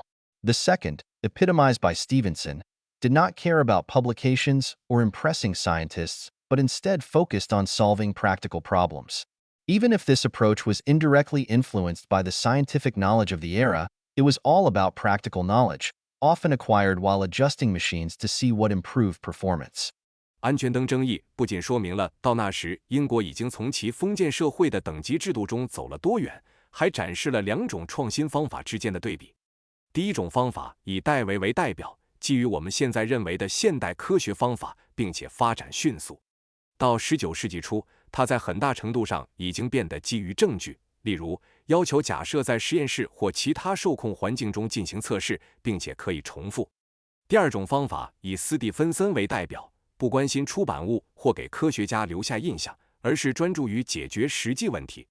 即使这种方法在某种程度上受到了当时科学知识的间接影响，它仍然主要关注实用知识。这些知识通常是在调整机器以查看哪些改进性能的过程中获得的。A vivid demonstration of this point is provided by the Rainhill trials, organized by the Liverpool and Manchester Railway in 1829 to determine what kind of locomotive it should use. As chief engineer of the Liverpool and Manchester line, Stevenson was in charge of designing and building the main routes, figuring out where bridges and tunnels should be and what kind of gradient and corners to allow, and solving the difficult problem of how to cross a treacherous marshy area. The directors of the Liverpool and Manchester line had accepted steam-powered locomotives with metal wheels, running on iron rails, with a line of track in each direction. No horse-drawn wagons with drunk drivers would be allowed. 1829年，利物浦和曼彻斯特铁路组织的雷恩希尔试验生动地证明了这一点，目的是确定应使用哪种类型的机车。作为利物浦和曼彻斯特铁路的总工程师，斯蒂芬森负责设计和建造主要线路，确定桥梁和隧道的位置，以及允许的坡度和弯道，并解决如何穿越危险沼泽地区的难题。利物浦和曼彻斯特铁路的董事们接受了蒸汽动力机车，配备金属轮，在铁轨上运行，每个方向有一条轨道，不允许使用由醉酒司机驾驶的马拉货车。The directors decided on an open competition to determine who would supply the locomotives. The competition was going to be carried out in public, with clearly specified criteria. By this point, the principles of steam engines, advanced by James Watt in 1776, were out in the public domain for all to build upon. Watt had worked to prevent the development of high-pressure engines, assiduously defending his patents on earlier engine models in court and arguably slowing down the rate of innovation by others. But the patents expired in 1800, removing the remaining barriers to the application of this knowledge by others. 董事们决定通过公开竞赛来确定谁将提供机车。竞赛将在公众面前进行，有明确规定的标准。到这一点，詹姆斯·瓦特在1776年改进的蒸汽机原理已经进入公共领域，供所有人借鉴。瓦特曾努力阻止高压发动机的发展，积极在法庭上捍卫其早期发动机模型的专利，可能减缓了其他人的创新速度。但专利在1800年到期，消除了其他人应用这些知识的最后障碍。The Rainhill trials were a combination instant Nobel Prize and reality show. The prize money itself was significant, £500, but it was obvious that the market to be established was immense, not just in Britain but across Europe and America, and surely soon around the world. Every potential inventor and distinguished scientist must have paused to take note. 雨山试验结合了即时诺贝尔奖和真人秀的元素，奖金本身就很可观，500英镑。但显而易见的是，即将建立的市场不仅在英国，而且在欧洲和美洲，甚至很快将遍及全球，规模巨大。每一位潜在的发明家和杰出科学家都不得不对此加以关注。This was, arguably, the most compelling engineering moment in human history to date. Henry Booth, a Liverpool corn merchant and key backer of the rail line, was impressed by the range of entrants. Communications were received from all classes of persons, each recommending an improved power or an improved carriage. From professors of philosophy down to the humblest mechanic, all were zealous in their proffers of assistance. England, America, and continental Europe were alike tributary. 这可以说是人类历史上最具吸引力的工程时刻之一。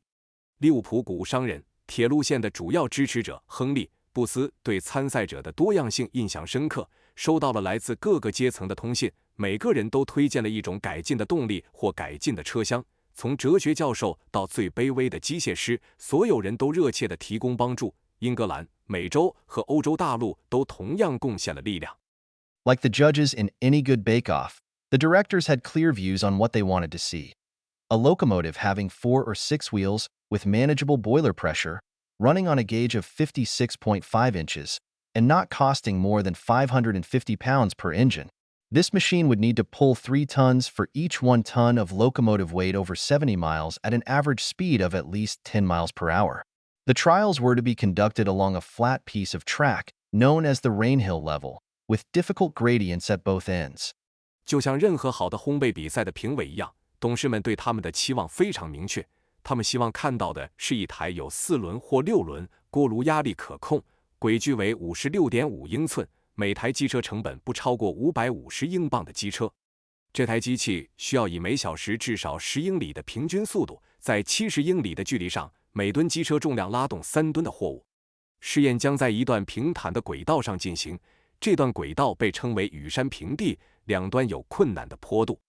Preliminary assessments ruled out most of the entrants for simply failing to meet the specified criteria. There were 5 finalists. 初步评估排除了大多数参赛者，因为他们未能达到规定的标准。最终有5名决赛选手。One of these, Cyclopt, was likely a joke that also made the point that technology had moved beyond a point of no return. In this machine, a horse walked on a treadmill, which rotated the wheels. No steam was involved, and the result was quick disqualification.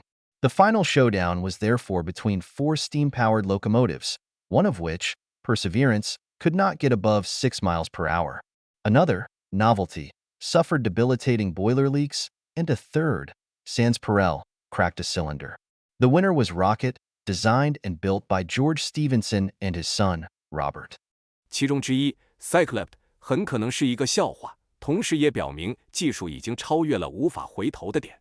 在这个机器中，一匹马在跑步机上行走，从而带动轮子旋转。没有使用蒸汽，结果是迅速被淘汰。因此，最终的对决是在4台蒸汽机车之间进行的，其中一台 Perseverance 的速度无法超过每小时6英里，另一台 Novelty 出现了严重的锅炉泄漏，第3台 Sansparell 的气缸破裂。获胜者是乔治·斯蒂芬森和他的儿子罗伯特设计和建造的 Rocket。 The contribution of the Royal Society, its members, or the scientific establishment at large to these competitions was essentially zero. No members of the scientific establishment played any role in the design of the engines, in the work on how the metal parts were cast and put together, and in the way in which steam was generated or smoke was handled. 皇家学会、其成员或科学界对这些比赛的贡献基本上为零。科学界的成员在发动机设计、金属部件的铸造和组装工作、蒸汽的生成或烟雾的处理方式上都没有发挥作用。The attitude of the practical innovators of this era is exemplified by Stephenson's plans for his son's education. He put great effort to ensure that Robert had the best possible opportunities to acquire all fields of knowledge necessary to become an excellent engineer. This meant attending good schools, but only up to a point. Robert left school at 16. He He was immediately thrown into practical work with his father and others engaged in engineering to solve real-world problems in mining, surveying, and engine building. 这个时代的实用创新者的态度，可以从斯蒂芬森为其子教育所做的计划中得到体现。他不遗余力地确保罗伯特能够获得成为优秀工程师所需的所有领域的知识。这意味着要上好学校，但仅此而已。罗伯特在16岁时离开了学校，他立即被投入到与父亲及其他从事工程工作的人一起解决采矿、测量和发动机制造中的实际问题。Even more importantly, scientific advances, by themselves, cannot explain why the Industrial Revolution was British. The scientific revolution was a thoroughly pan-European affair.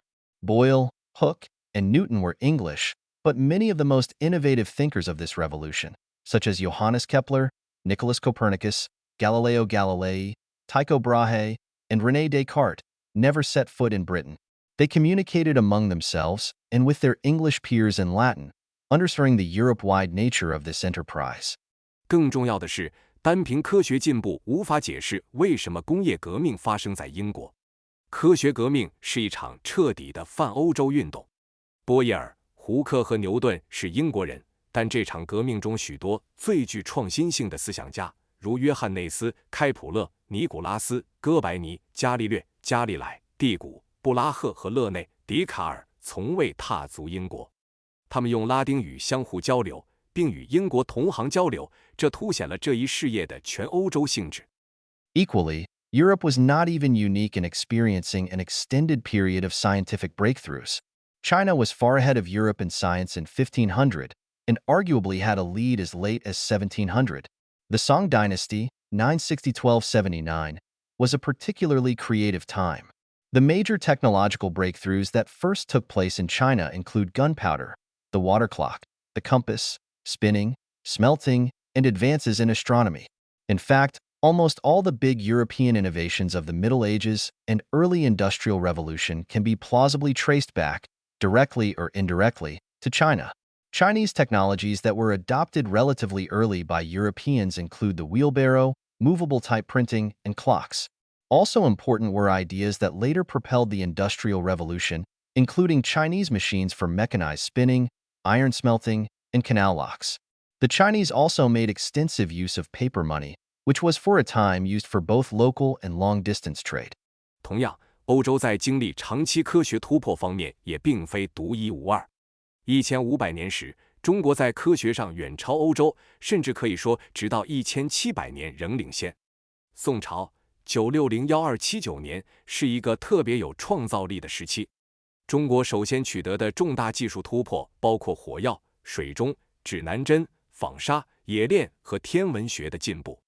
事实上，几乎所有中世纪和早期工业革命中的欧洲重大创新都可以直接或间接地追溯到中国。中国人较早采用的技术包括独轮车、活字印刷和钟表。同样重要的是，后来推动工业革命的思想包括中国用于机械化纺纱、铁冶炼和运河闸门的机器。中国人还广泛使用纸币，一度用于本地和长途贸易。True, Chinese authorities did not encourage scientific inquiries after the Song dynasty, and the shared vision of rigorous, empirical science that took root in Europe starting in the 17th century had no equivalent in China. Nevertheless, the absence of Chinese industrialization until the 20th century shows that scientific advances by themselves were not enough to kickstart the Industrial Revolution.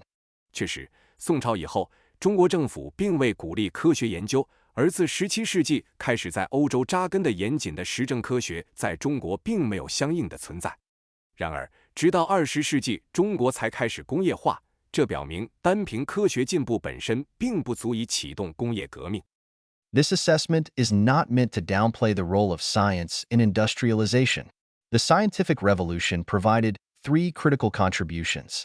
First, science prepared the ground for the mechanical skills of the ambitious entrepreneurs and tinkerers of the age. Some of the most important scientific breakthroughs, for example, those involving iron and steel, became part of the practical knowledge of the era and thus contributed to the base of useful facts upon which entrepreneurs built in designing new machines and production techniques. 这一评估并非要贬低科学在工业化中的作用。科学革命提供了3个关键贡献。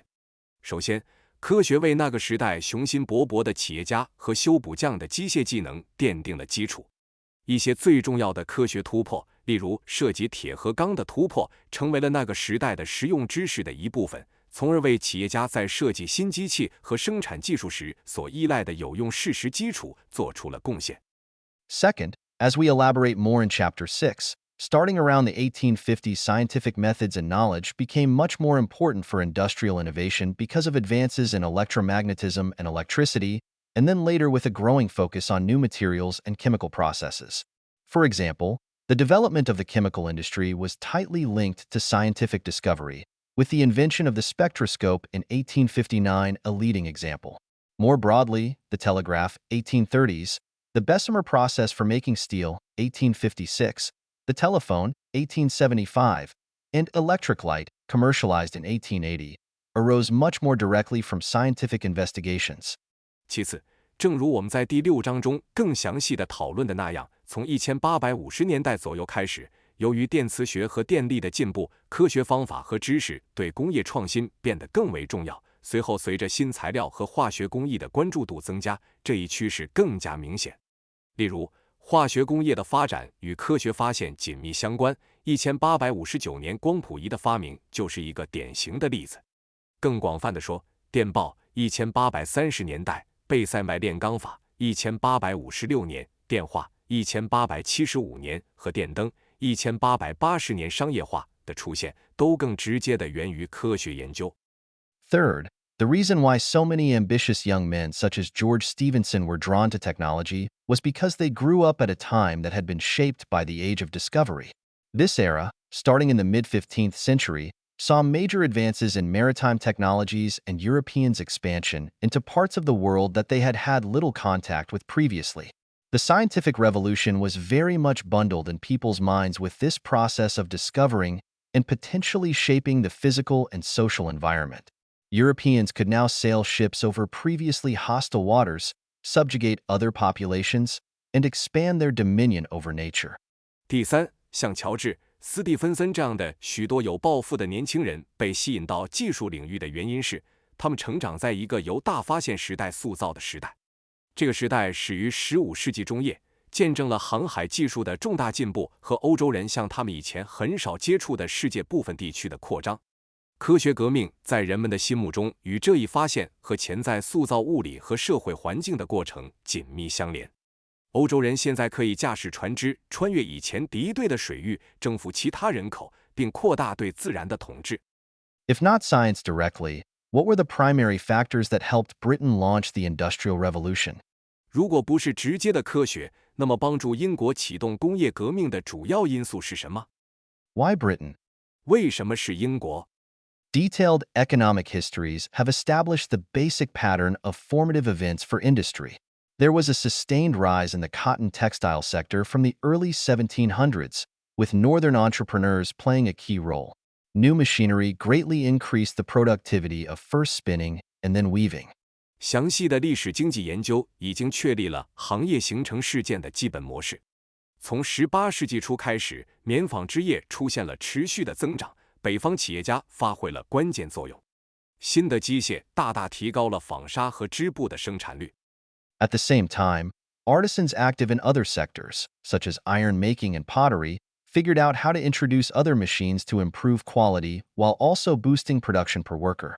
A notable step forward occurred with the switch from water power to steam as the energy source to pump water out of mines. From the start of the 19th century, steam became the main energy source for factories. From the 1820s, putting steam engines on wheels enabled much faster and cheaper transportation over long distances. New ways to raise finance emerged during the 19th century, making it easier to trade across long distances, build large factories, and fund a global railway construction boom. 同时，活跃在其他领域的工匠，如冶铁和制陶，也找到了引入其他机器的方法，以提高质量并增加每位工人的产量。一个显著的进步是从水力转向蒸汽作为从矿井抽水的动力源。从19世纪初开始，蒸汽成为工厂的主要能源。从1820年代开始，将蒸汽机安装在轮子上，使得长距离运输更快、更便宜。19世纪期间，新的融资方式的出现，使得长距离贸易、建设大型工厂和资助全球铁路建设热潮变得更加容易。All these elements are hard to dispute, and the basic timeline for the rise of an industrial sector is not in question. But what explains why this occurred in Britain before anywhere else? And why starting in the 18th century? 所有这些因素都难以争议，工业部门崛起的基本时间线也不存在疑问。但为什么这首先发生在英国？为什么是在18世纪开始？ Ever since the term Industrial Revolution was coined in the late 19th century, a wide variety of thinkers have put forward explanations for why Britain was first. Theories can be usefully grouped into 5 main buckets: geography, culture, including religion and innate entrepreneurship, natural resources, economic factors, and government policies. Some of these are quite ingenious, but all the leading contenders leave important unanswered questions. 自从19世纪末工业革命一词被创造以来，各种思想家提出了为什么英国领先的解释。这些理论可以归纳为5个主要类别：地理、文化，包括宗教和天生的企业家精神、自然资源、经济因素和政府政策。其中一些理论相当巧妙，但所有主要的竞争理论都留下了一些重要的未解之问。One view is that something about Britain's geography was particularly conducive to economic development. But this seems strange as a general proposition, given that England and other parts of the British Isles were in economic backwater at least until the 16th century. For thousands of years, most European prosperity remained concentrated around the Mediterranean basin. Even when the Age of Discovery opened trade routes through the Atlantic, Britain remained significantly behind Spain, Portugal, and the Netherlands in benefiting from new colonial opportunities. 有一种观点认为，英国的地理条件特别有利于经济发展，但作为一个普遍命题，这似乎有些奇怪，因为直到16世纪，英格兰和不列颠群岛的其他部分仍然是经济落后地区。几千年来，大多数欧洲的繁荣集中在地中海盆地。即使在大航海时代开辟了大西洋贸易路线之后，英国在从新殖民机会中受益方面仍然显著落后于西班牙、葡萄牙和荷兰。As we discussed in Chapter 4, from the Norman conquest in 1066 until the early 1500s, England was a feudal system. The king was strong, and the barons were periodically troublesome, particularly when control of the throne was in question. The peasants were often pressed down hard. People who lived in a few towns acquired some additional rights over the years, but nothing close to what was achieved in the leading cities of Italy during the Renaissance, from the 1330s to about 1600. English backwardness was reflected in the arts, which compared rather poorly to other parts of Western Europe as well as to China. England produced little of lasting value during the entire medieval period. 如我们在第4章中讨论的，从1066年的诺曼征服到16世纪初，英格兰是一个封建制度，国王权力强大，贵族们在王位控制权有争议时偶尔会制造麻烦，农民们经常受到压迫。居住在少数城镇的人们在多年中获得了一些额外的权利，但远不及文艺复兴时期1330年代至约1600年意大利主要城市所取得的成就。英格兰的落后在艺术上也有所反映，与西欧其他地区以及中国相比，其艺术成就相当逊色。在整个中世纪，英格兰几乎没有产生任何持久的价值。Did Britain's status as an island confer some advantages? Perhaps, in terms of reducing the number of invasions over the years. But foreign invasion or instability was not a major issue for the technologically most advanced part of the world, China, from the 1650s to the middle of the 19th century, until the Taiping Rebellion and the Opium Wars. Moreover, other European nations, including Spain in the Reconquista period, 700–1492, or Italy during the Renaissance, had no trouble combining participation in military conflict with generating prosperity. France and Spain faced no major invasion threat during the 1600s and 1700s, and the Netherlands was forged by the need to keep the Spanish and French at bay.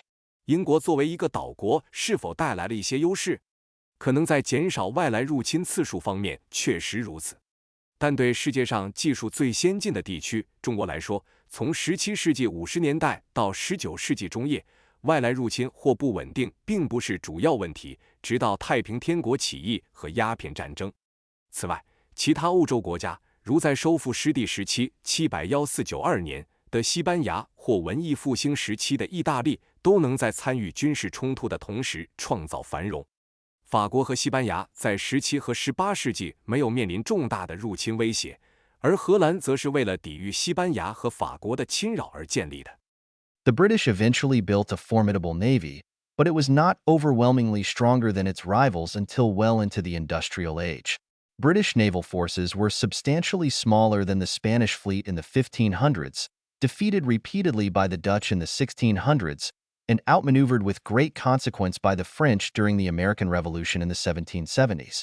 In 1588, the English survived a powerful Spanish fleet, the Armada, sent by Spanish monarch Philip II to invade, not because of any superiority of their naval technology or strategy, but mostly by sheer luck. Bad weather and a series of mistakes doomed the Spanish effort. 英国最终建立了一支强大的海军，但直到工业时代中期，它的实力才明显超过竞争对手。16世纪时，英国海军的力量远不及西班牙舰队，17世纪时多次被荷兰击败，18世纪70年代的美国革命中又被法国巧妙地击败。1588年，英格兰幸存下来，是因为西班牙国王菲利普2世派遣的无敌舰队未能成功入侵。这并非因为英国海军技术或战略上的优势，而是由于恶劣的天气和一系列的失误导致了西班牙的失败。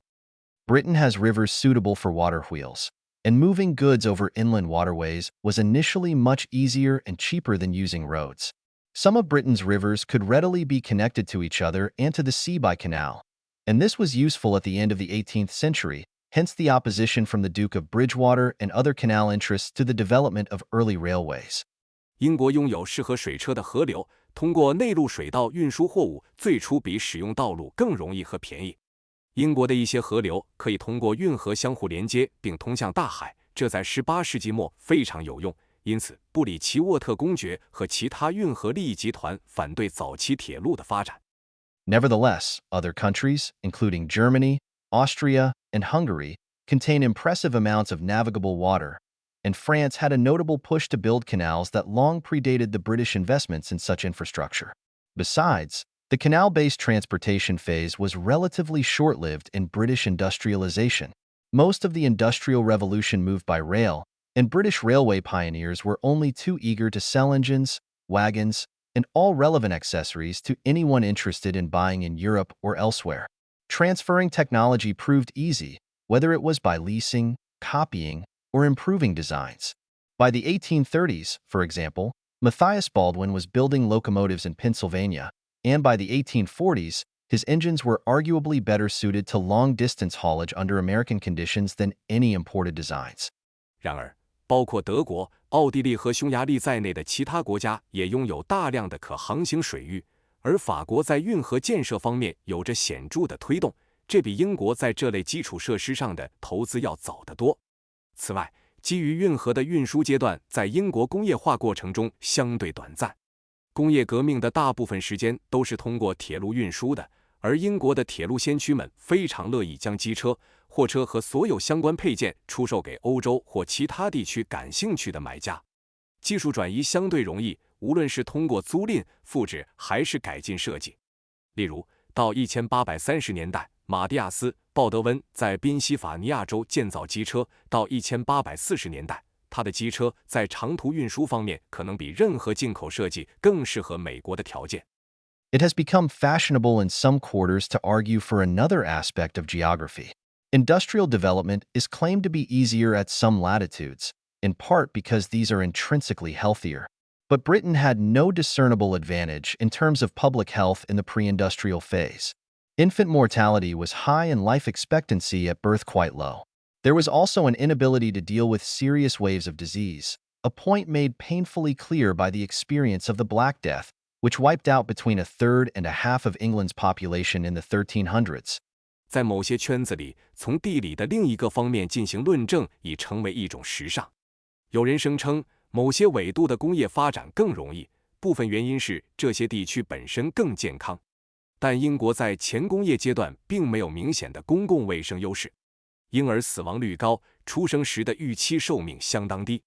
此外，应对严重疾病的能力也有限，这一点在黑死病的经历中表现得尤为明显。这场瘟疫在14世纪夺去了英格兰1/3到1半的人口。Could there have been some other advantage to be in a lucky latitude? As we discussed in Chapter 4, the Near East and the Eastern Mediterranean were early to adopt what has been commonly regarded as civilization, which means that people living in those places have been writing things down and living under the authority of a state for longer than anyone else. But those social and political systems hardly prove themselves conducive to sustained economic growth. 是否存在某种幸运纬度的其他优势？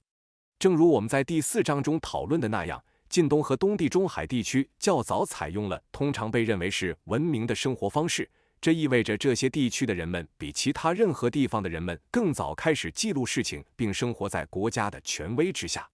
但这些社会和政治体系并没有证明自己有利于持续的经济增长。Even when industrial technologies became widely available during the 1800s, the original Fertile Crescent area did not rush to adopt new machinery or build big factories. Nor did other places that had early civilizations, such as Greece or southern Italy. If there was any special advantage that ancient history conferred for 18th century industrialization, it would be strange that Britain would be its recipient. It is a long way from the Fertile Crescent to Birmingham. 即使在19世纪工业技术广泛普及的时候，最初的肥沃新月地带也没有急于采用新机器或建立大型工厂。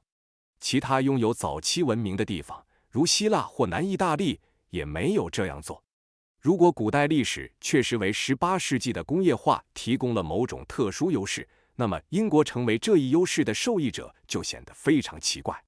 从肥沃新月地带到伯明翰，距离相当遥远。Additionally, most of these geographic features do not set Britain apart from China. China has powerful rivers in its heartland and a long coast.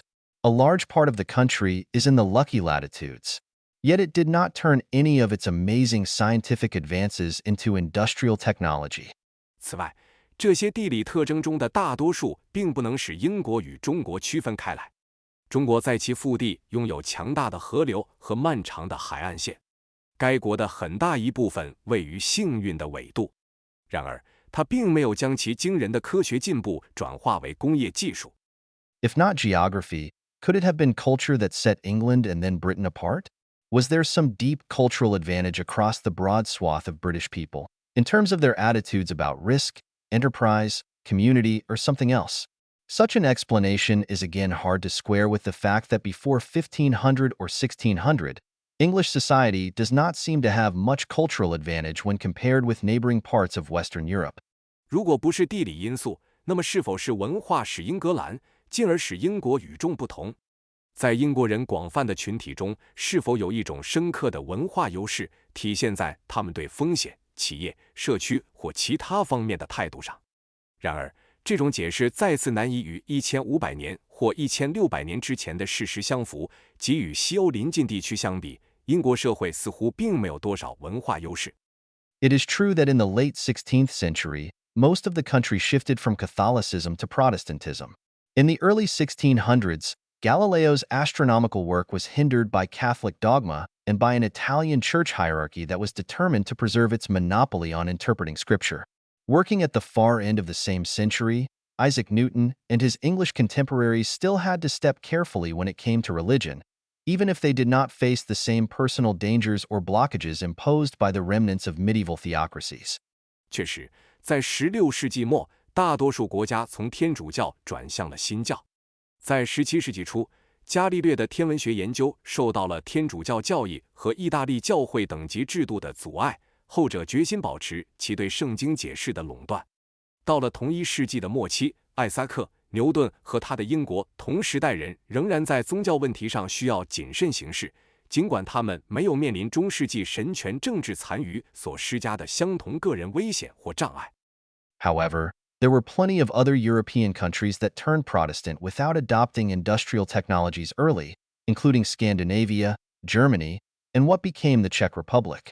France, a predominantly Catholic country, was at least on par with Britain in terms of general scientific knowledge in the 18th century. France was also among the fastest adopters of industrial technologies in the early 19th century. Catholic Bavaria became an innovation and industrial powerhouse in the 1800s, a position it still occupies today.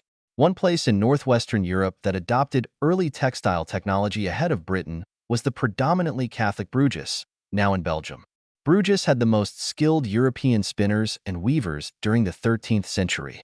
然而，还有许多其他欧洲国家转向了新教，但并没有早期采用工业技术，包括斯堪的纳维亚、德国和现在的捷克共和国。法国作为一个主要的天主教国家，在18世纪的总体科学知识方面至少与英国相当。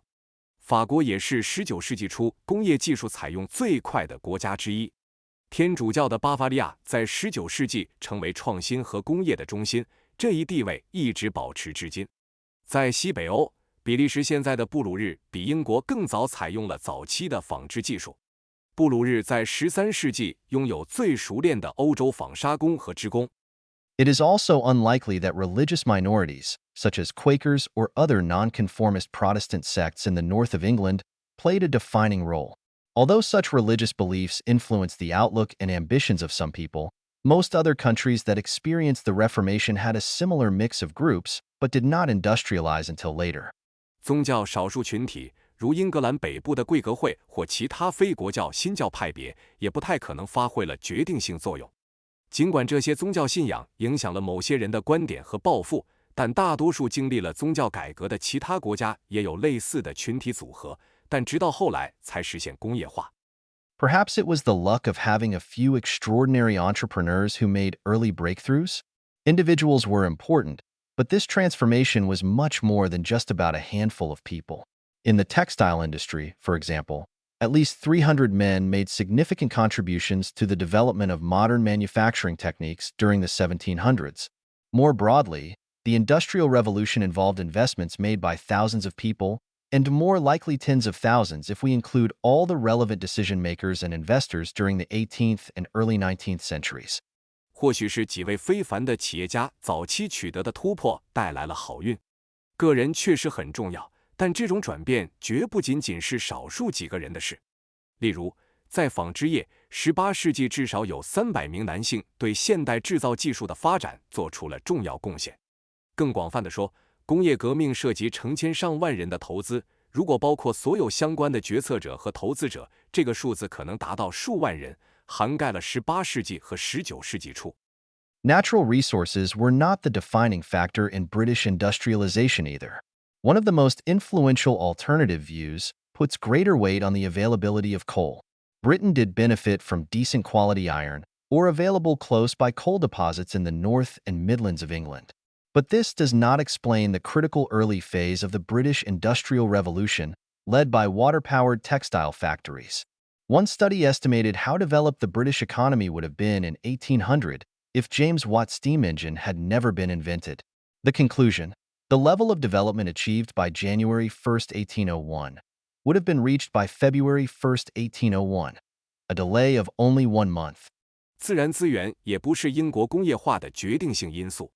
一种最有影响力的替代观点更重视煤炭的可用性。英国确实从英格兰北部和中部靠近煤田的优质铁矿石中受益，但这并不能解释英国工业革命的关键早期阶段。这一阶段主要由水力驱动的纺织厂引领。一项研究估计，如果詹姆斯·瓦特的蒸汽机从未被发明，英国经济在1800年的发展水平会如何？结论是，1801年1月1日达到的发展水平将在1801年2月1日达到，仅延迟了1个月。Coal and iron became much more crucial in the second phase of the Industrial Revolution, after about 1830. But the most essential raw material for the first part of the industrial phase was cotton, which does not grow in Britain or in most parts of Europe. 煤炭和铁在工业革命的第二阶段，大约1830年之后变得更为重要。但在工业阶段的第一部分，最重要的原材料是棉花，而棉花在英国或欧洲大部分地区并不生长。Another set of arguments emphasizes various economic factors that might have advantaged Britain. Most importantly, Adoption of technologies that save on labor becomes much more attractive when wages are high because in this case greater cost reductions can be secured by the use of new technologies. By the mid-1700s, wages in some parts of Britain, in particular London, were higher than almost anywhere else in the world. But in this, Britain was not unique either. Wages were high in the Netherlands and commercially oriented parts of France as well. 另一组论点强调了可能使英国受益的各种经济因素。最重要的是，当工资较高时，采用节省劳动力的技术会更具吸引力，因为在这种情况下，通过使用新技术可以实现更大的成本削减。到18世纪中叶，英国某些地区，尤其是伦敦的工资水平几乎是世界上最高的。但在这方面，英国并不是独一无二的。荷兰和法国的商业中心地区的工资也很高。In any case, labor costs were most likely a contributing factor rather than the major driver of British industrialization. Productivity increases in textiles, when they finally got underway, were truly spectacular. Tenfold and then hundredfold increases in output per person. Relatively modest differences in wages between Britain and the Netherlands or France are unlikely to have been the critical determinant of when and whether these technologies would be adopted. 无论如何，劳动力成本很可能只是英国工业化的促成因素，而不是主要驱动力。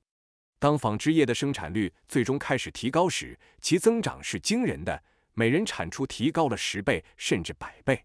英国与荷兰或法国之间的工资差异相对较小，不太可能是决定这些技术何时以及是否被采用的关键因素。Moreover, the channel from wages to technology adoption applies when labor costs are high relative to productivity. Instead, if workers are more productive, then replacing them is not as attractive. Part of the reason why wages were high in 18th century Britain was its highly skilled, well-trained artisans. 此外，从工资到技术采用的渠道适用于劳动力成本相对于生产率较高的情况。相反，如果工人的生产率更高，那么替换他们就不是那么有吸引力了。18世纪，英国工资较高的部分原因是其拥有高技能、训练有素的手工艺人。Could these artisanal or practical engineering skills of the workforce have been the trigger for the British Industrial Revolution? The mechanical knowledge of innovators like George Stephenson was important, but the general skills of the workforce do not appear to have been a critical factor. Workers with specialized skills and correspondingly high productivity in their trade were not widespread throughout the British economy. Literacy gives one indication of the country's general skill levels. Only 6% of English adults could sign their names in 1500, rising to 53% in 1800. The Dutch had higher literacy rates in both years, whereas Belgium was ahead in 1500 and just behind in 1800. France and Germany started at almost the same level as England. By 1800, they had fallen behind, at 37% and 35%, respectively. 这些劳动力的手工艺或实用工程技术是否触发了英国工业革命？像乔治·斯蒂芬森这样的创新者的机械知识是重要的，但劳动力的一般技能似乎并不是一个关键因素。具有专门技能和相应高生产率的工人在英国经济中并不普遍。识字率可以提供该国一般技能水平的一个指标。1500年，只有6%的英国成年人能够签名，到1800年，这一比例上升到53%。荷兰在这2年的识字率都更高，而比利时在1500年领先，到1800年则稍落后。法国和德国的识字率在1500年几乎与英国相同，到1800年，他们分别落后于英国，分别为37%和35%。Moreover, many of the iconic technologies of the age, rather than using artisanal skills honed over the centuries, were targeted at replacing them with machinery and the cheaper labor of unskilled men, women, and children. Most famously, skilled weavers were thrown out of their jobs by mechanized frames, triggering what later came to be known as the Luddite riots, on which we will have more to say in Chapter 6. 此外，许多时代的标志性技术并不是利用了几个世纪磨练出来的手工艺技能，而是旨在用机器和廉价的非熟练劳动力，包括男女和儿童，来替代这些技能。最著名的是，熟练职工因机械化之机而失业，引发了后来被称为卢德运动的骚乱。我们将在第6章中对此进行更多讨论。Agricultural productivity is also unlikely to have generated a decisive edge for Britain. Agricultural yields had risen during the preceding centuries, and this laid the scene for spectacular urban growth. But here too Britain was not exceptional. Agricultural productivity rose in many parts of Western Europe, including France, Germany, and the Netherlands, which witnessed rapid urban growth as well. Moreover, as we saw in Chapter 4, the extent of this growth was limited everywhere in medieval Europe and was unlikely to have been a trigger for industrialization. The fact that these gains were not broadly shared also meant that they did not generate widespread demand for textiles or luxury products in Britain. 农业生产力也不太可能为英国带来决定性的优势。在前几个世纪，农业产量有所提高，这为城市人口的显著增长奠定了基础。但在这方面，英国也并不例外。农业生产力在西欧的许多地区，包括法国、德国和荷兰都有所提高，这些地区也经历了快速的城市化。此外，正如我们在第4章中所见，这种增长在中世纪的欧洲各地都是有限的，不太可能成为工业化的触发因素。这些收益没有广泛分享的事实，也意味着它们没有在英国产生对纺织品或奢侈品的广泛需求。Relatively high levels of artisanal skills, wages, and agricultural productivity do not distinguish Britain from China either. The historian Mark Elvin claimed that from the 14th century onward, China was in a high-level equilibrium trap, precisely because it had high wages and productivity but still showed no inclination to industrialize. 相对较高的手工艺技能、工资和农业生产力并不能使英国与中国区分开来。历史学家马克·阿尔文认为，从14世纪开始，中国就陷入了高水平均衡陷阱，正是因为中国拥有高工资和高生产力，但仍然没有表现出工业化的倾向。The British population and the demand for food and clothing grew rapidly in the 17th and early 18th centuries. The population of England rose from 4.1 million in 1600 to 5.5 million in 1700. But the bigger growth in population came during industrialization. For example, from 1700 to 1841, when the first comprehensive census was held, population increased roughly threefold. This growth was in part a consequence of rising incomes and better nutrition. It was also enabled by the revolution in transport, which carried enough food to the cities. 17世纪和18世纪初，英国人口以及对食物和衣物的需求迅速增长。英格兰的人口从1600年的410万增加到1700年的550万，但人口的更大增长发生在工业化期间。例如，从1700年到1841年，第一次全面人口普查举行时，人口大约增加了3倍。这一增长部分是由于收入增加和营养改善，这也得益于交通革命，它将足够的食物运送到城市。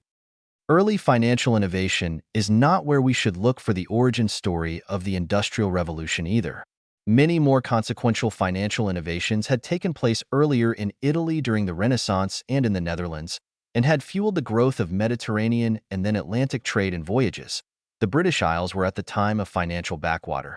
By the early 1700s, London-based financiers were willing to fund long-distance trade, but they were hesitant to dip their toes into industrial waters, at least during the early years.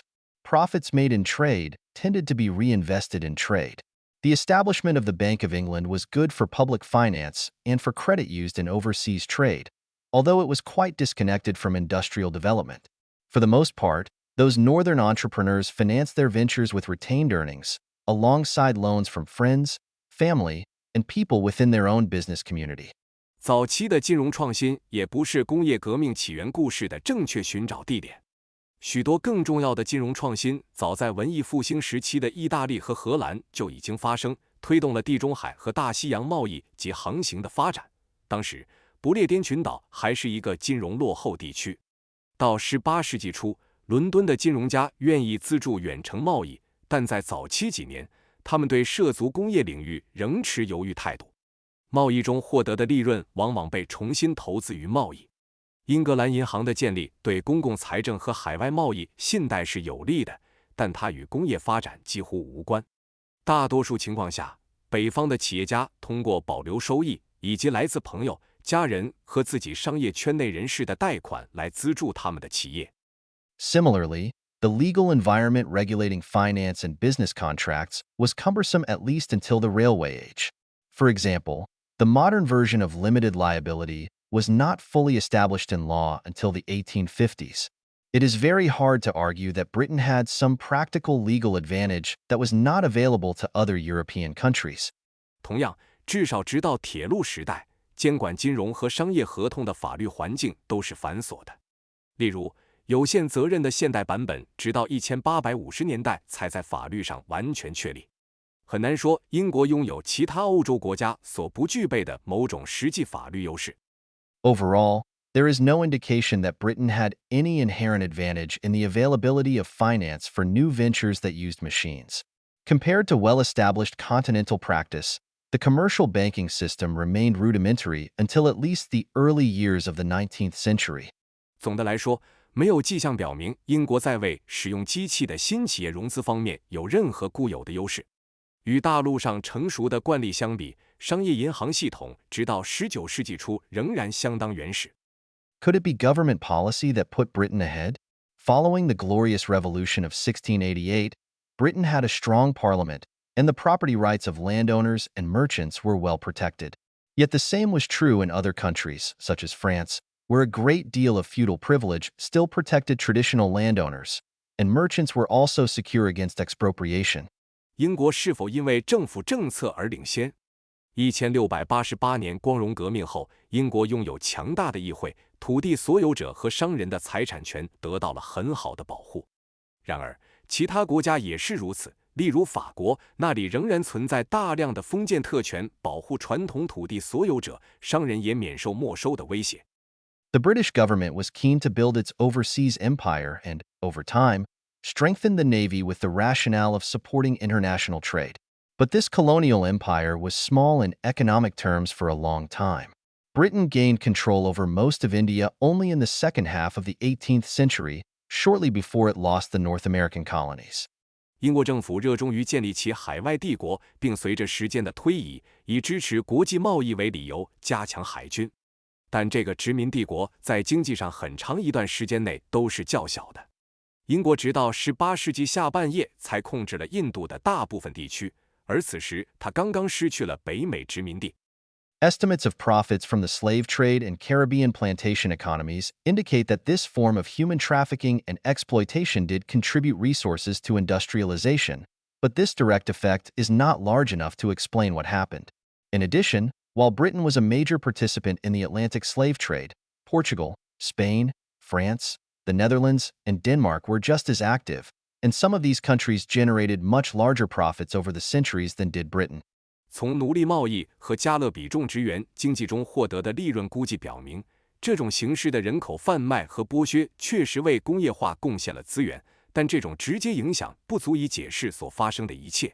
此外，尽管英国是大西洋奴隶贸易的主要参与者，葡萄牙、西班牙、法国、荷兰和丹麦同样活跃，其中一些国家在几个世纪中获得的利润比英国还要多。There was no conscious British strategy or government policy supporting industrialization. In any case, such ideas were a long way from being plausible when no one understood the nature of what could be invented and how profound its effects could be. If any European country led the way with attempting to encourage the growth of industry, it was France when Jean-Baptiste Colbert was in charge of its economic policy during the 1600s. 英国并没有一个有意识的策略或政府政策来支持工业化。无论如何，当没有人理解可以发明什么以及其影响会有多么深远时，这样的想法是不可信的。如果任何欧洲国家在尝试鼓励工业增长方面处于领先地位，那是在17世纪让巴蒂斯特·科尔伯特负责其经济政策时的法国。Some people have argued that it was the opposite, the lack of government action described by economic philosopher Adam Smith as laissez-faire, that was important for British economic growth. Yet most other European countries did nothing to help or prevent industrialization either. When the French government adopted a semi-coherent industrialization strategy under Colbert, it gave a boost to France's industrial production, making it harder to believe that lack of any government policy could have been the British secret sauce. In any case, the age of laissez-faire in Britain follows the early, defining phase of industrialization, which was characterized by government policies that protected woolen textiles and then helped British exports. 有些人认为，正是经济哲学家亚当·斯密所描述的自由放任政策的缺失，对英国经济增长至关重要。然而，大多数其他欧洲国家也没有采取任何措施来帮助或阻止工业化。当法国政府在科尔伯特的领导下采用了一种半连贯的工业化战略时，它促进了法国的工业生产，这使得人们更难相信缺乏任何政府政策可能是英国的秘诀。无论如何，英国的自由放任时代是在工业化的早期关键阶段之后才出现的。这一阶段的特征是政府政策保护了羊毛纺织品，并帮助了英国的出口。A nation of upstarts. 一个充满挑战者的国家。What set apart Britain from its peers was the outcome of a long process of social change that had created a nation of upstarts. 使英国区别于其同行的是一个长期社会变革的结果，这一变革创造了一个充满挑战者的国家。By the mid-19th century, tens of thousands of middle-status Britons had formed the idea that they could rise substantially above their station through entrepreneurship and command of technologies. Other parts of Western Europe saw a similar process of social hierarchies loosening and ambitious men, and rarely women in those patriarchal times, wishing to gain in wealth or status. But nowhere else in the world at that time do we see so many middle-class people trying to pierce through the existing social hierarchy. It was these middling sort of men who were critical for the innovations and the introduction of new technologies throughout much of the 18th and 19th centuries in Britain. 到了19世纪中叶，成千上万的中等阶层的英国人形成了这样的观念，即他们可以通过创业和掌握技术大幅提升自己的社会地位。西欧的其他地区也经历了类似的社会等级松动过程。雄心勃勃的男性在那个父权制时代，女性很少有这样的机会，希望增加财富或提升地位。但在当时的世界其他地方，我们看不到如此多的中产阶级人士试图突破现有的社会等级。正是这些中等阶层的人士，在18世纪和19世纪的大部分时间里，对英国的创新和新技术的引入起到了关键作用。By the early 1700s, the zeitgeist had become what Daniel Defoe identified as the projecting age. Middle-class Englishmen were looking for an opportunity to advance, whether that be through sound investment or get-rich-quick financial speculation. The South Sea Bubble, which burst in 1720, was an extreme case but also an exemplar of the fascination with new ventures, particularly on the part of small investors seeking profits. 到了18世纪初，时代精神已经变成了丹尼尔·迪福所描述的计划时代。中产阶级的英国人正在寻找 advancement 的机会，无论是通过稳健的投资还是快速致富的金融投机。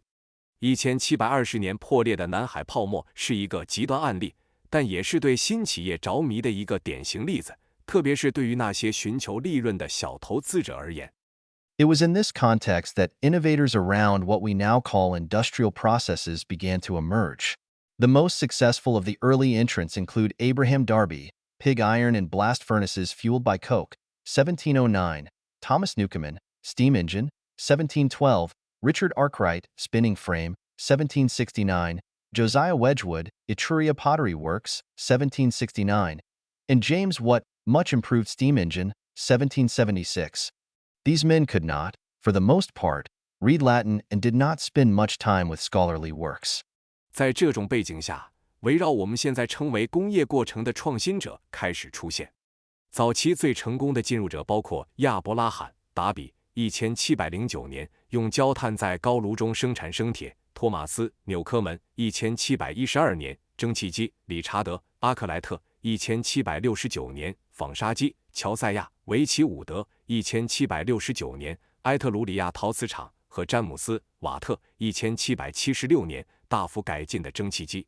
这些人大多数不会读拉丁文，也没有花太多时间阅读学术著作。Darby was the son of a yeoman farmer. Newcomen was an ironmonger who sold tools to mines. Arkwright's parents were too poor to send him to school, and his first occupation was barber and wigmaker. Wedgwood was the 11th child of a potter.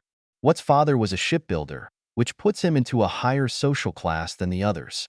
But by the time of James Watt's schooling, his father was seeking work as an instrument maker, his previous business having collapsed. 达比是一位自耕农的儿子，纽科门是一位铁匠，向矿山出售工具。阿克莱特的父母太穷，无法送他上学，他的第一份职业是理发师和假发制作师。维奇伍德是窑工的第11个孩子。瓦特的父亲是一位造船商，这使他在社会阶层上比其他人高一些。但到了詹姆斯·瓦特上学的时候，他的父亲已经开始寻找仪器制造的工作，他之前的生意已经破产。These pioneers, like almost everyone else who shaped technology through at least 1850, were practical men without extensive formal education. Much like George Stephenson, they began small and were able to expand over decades as investors and customers began to appreciate their new offerings.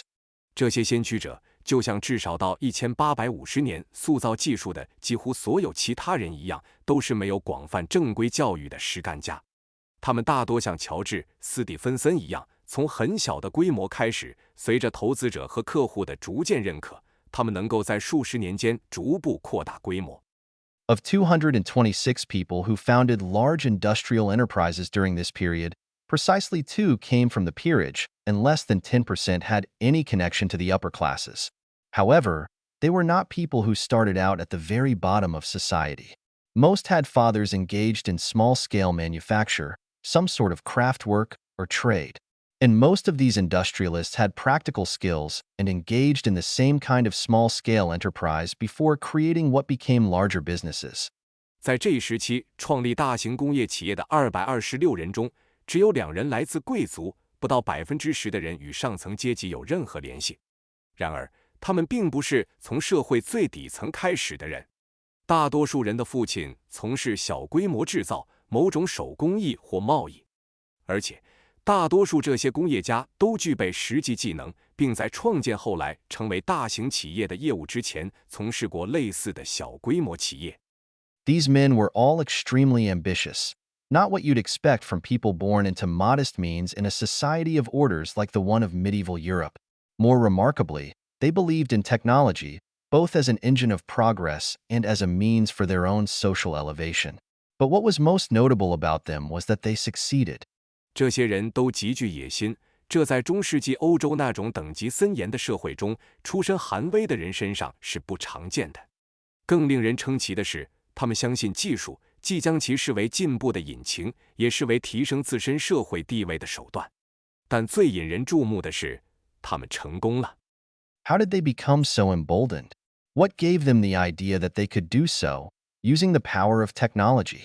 And what ensured that their efforts were not blocked and or somehow neutralized? 他们是如何变得如此大胆的？是什么让他们认为自己可以利用技术的力量做到这一点？又是什么确保了他们的努力没有被阻挠或僧号被中和？ By the time these men came on the scene, a slow process of social and political change had eaten away some of the most stifling aspects of English social hierarchy, preparing the ground for this emboldening. Notions of individualism and vestiges of popular sovereignty dating back 1,000 years may have played a role by providing the raw material for some of these changes. But what was most defining was a series of major institutional transformations that shaped this process of social change and convinced the aristocracy to accommodate these new people.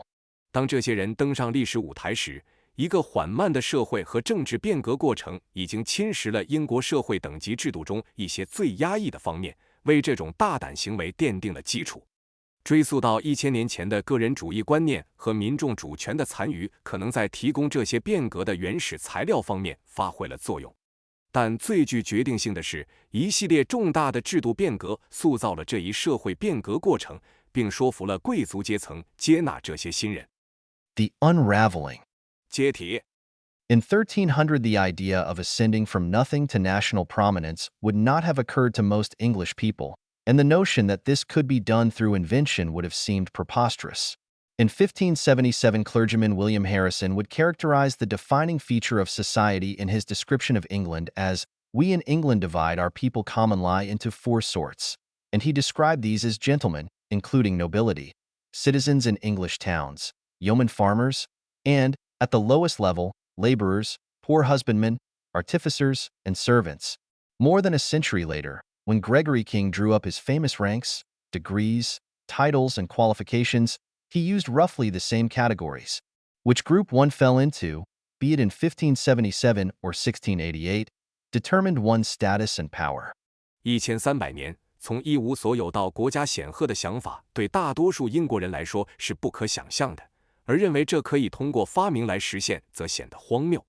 1577年，牧师威廉·哈里森在他的英格兰描述中，将社会的特征描述为：我们在英格兰通常将人们分为4种类型，并描述这些类型为绅士，包括贵族、英格兰城镇的市民、自耕农，以及最低层次的劳工、贫穷的农户、工匠和服务人员。1个多世纪后，当格雷戈里金编制他著名的等级、学位、头衔和资格时，他使用了大致相同的类别。无论是在1577年还是1688年，一个人属于哪个群体，决定了他的地位和权利。This stratified society of degrees was widely accepted and had deep historical roots. Following the Norman conquest in 1066, England's new rulers had established a centralized feudal system with a great deal of power in the hands of the king. The goal of the monarch was the acquisition of territory through marriage and conquest. The military was based primarily on the feudal obligations of lords and lesser nobility to provide troops. Commercial endeavors were rarely seen as a priority. 这种分层的等级社会被广泛接受，并且有着深厚的历史根源。1066年诺曼征服之后，英格兰的新统治者建立了一个权力高度集中的封建制度，国王手中握有大量权力。君主的目标是通过婚姻和征服来获取领土。军队主要基于领主和较低贵族的封建义务提供兵源。商业活动很少被视为优先事项。But even by 1300, there was some erosion of this position, including the famous Magna Carta of 1215, which paved the way to the creation of the first parliament and granted some rights to the church and prominent nobles, while also paying lip service to the rights of people more broadly. All the same, when Elizabeth I ascended to the throne in 1558, English social hierarchy looked remarkably unchanged since the 1300s, and the country was still an economic laggard, far behind Renaissance Italy or the early textile industry present in what are now Belgium and the Netherlands. 但即使到了1300年，这种地位也有所动摇，包括1215年著名的大宪章，它为第一个议会的建立铺平了道路，并授予教会和显赫贵族一些权利，同时也在口头上承认了更广泛人群的权利。尽管如此，当伊丽莎白一世于1558年登基时，英国的社会等级制度与1300年代相比几乎没有变化，而且英国的经济仍然落后，远不及文艺复兴时期的意大利或现在比利时和荷兰的早期纺织业。Elizabeth's father, Henry VIII, had been a shock to the traditional system. Henry spearheaded political changes with far-reaching consequences. He confronted the Catholic Church and the ecclesiastic orders to marry and bullen, and he ultimately declared himself the head of the Church of England in 1534. Continuing down this path, he dissolved the monasteries and seized their considerable properties after 1536. At the start of this process, about 2% of the male population belonged to religious orders, which collectively owned a quarter of all land. This land was sold off, initiating another round of social changes. The holdings of some rich families increased significantly, and so did the number of people who owned at least some land. 伊丽莎白的父亲亨利八世对传统体系来说是一个冲击。亨利推动了具有深远影响的政治变革。为了迎娶安妮·柏林，他与天主教会和教会组织对抗，并最终于1534年宣布自己为英格兰教会的领袖。沿着这条道路，他在1536年后解散了修道院，并没收了他们的大量财产。在这个过程开始时，大约2%的男性人口属于宗教团体，这些团体共同拥有所有土地的1/4。这些土地被出售，引发了另一轮社会变革。一些富裕家庭的财产显著增加，拥有至少一些土地的人数也增加了。By the end of Henry's rule, many of the foundations of the medieval society of orders were crumbling. But the fruits of this transformation can be more easily seen during Elizabeth I's long reign, between 1558 and 1603. A strong merchant class, especially in London and other port cities, was already evident in these decades and was becoming more assertive and active in overseas trade. The changes in the countryside may have been even more momentous. This is the period during which we see the emergence of the yeoman farmers and skilled artisans as both economic and social forces. 到了亨利统治的末期，中世纪等级社会的许多基础已经动摇。但这种变革的成果在伊丽莎白一世1558年至1603年的长期统治期间更为明显。在这些年代，一个强大的商人阶级，尤其是在伦敦和其他港口城市，已经显现，并在海外贸易中变得更加积极和活跃。乡村的变化可能更为重大。这一时期，我们看到了自耕农和熟练工匠作为经济和社会力量的兴起。The social changes that were underway accelerated because of England's overseas expansion. The discovery of the Americas by Columbus in 1492 and the rounding of the Cape of Good Hope by Vasco da Gama in 1497 opened up new, lucrative opportunities for Europeans. England was a latecomer to the colonial adventures, and by the end of Elizabeth's reign, it had no significant colonies abroad and a navy that was barely strong enough to confront the Spanish or the Portuguese. 正在进行的社会变革因英国的海外扩张而加速。1492年哥伦布发现美洲和1497年瓦斯科达伽马绕过好望角，为欧洲人开辟了新的有利可图的机会。英国是殖民冒险的后来者，到伊丽莎白统治末期，他在国外没有重要的殖民地，海军也勉强足以对抗西班牙或葡萄牙。But England's weakness was also its strength in this instance. When Elizabeth decided to throw her lot into the colonial scramble, she turned to privateers, such as Francis Drake. These adventurers would equip their own ships and, authorized by a letter of marque, attempt to raid Spanish or Portuguese possessions or seize their shipping. If things went well, the monarch could expect a generous share of the take. Drake's successful circumnavigation of the world generated a large fortune for Elizabeth. If things went badly, there was at least some plausible deniability. 但英国的弱点在这一情况下也是其优势。当伊丽莎白决定加入殖民争夺时，她转向了像弗朗西斯·德雷克这样的私掠船主。这些冒险家将装备自己的船只，并在获得授权书的情况下，试图袭击西班牙或葡萄牙的财产或夺取其船只。如果事情进展顺利，君主可以期待获得丰厚的份额。德雷克成功环球航行，为伊丽莎白带来了巨额财富。如果事情不顺利，至少还有一些合理的否认余地。The Atlantic trade significantly altered the balance of political power in England by enriching and emboldening overseas merchants and their domestic allies. London and other ports became a strong source of political support for anyone opposed to high rates of taxation and the arbitrary power of kings. Merchant and overseas colonial interests became increasingly outspoken in political circles, and this mattered in an age of true political and social upheaval. 大西洋贸易显著改变了英国的政治权力平衡，使海外商人及其国内盟友变得富裕和大胆。伦敦和其他港口成为任何反对高税收和国王专制权力的人的强有力政治支持来源。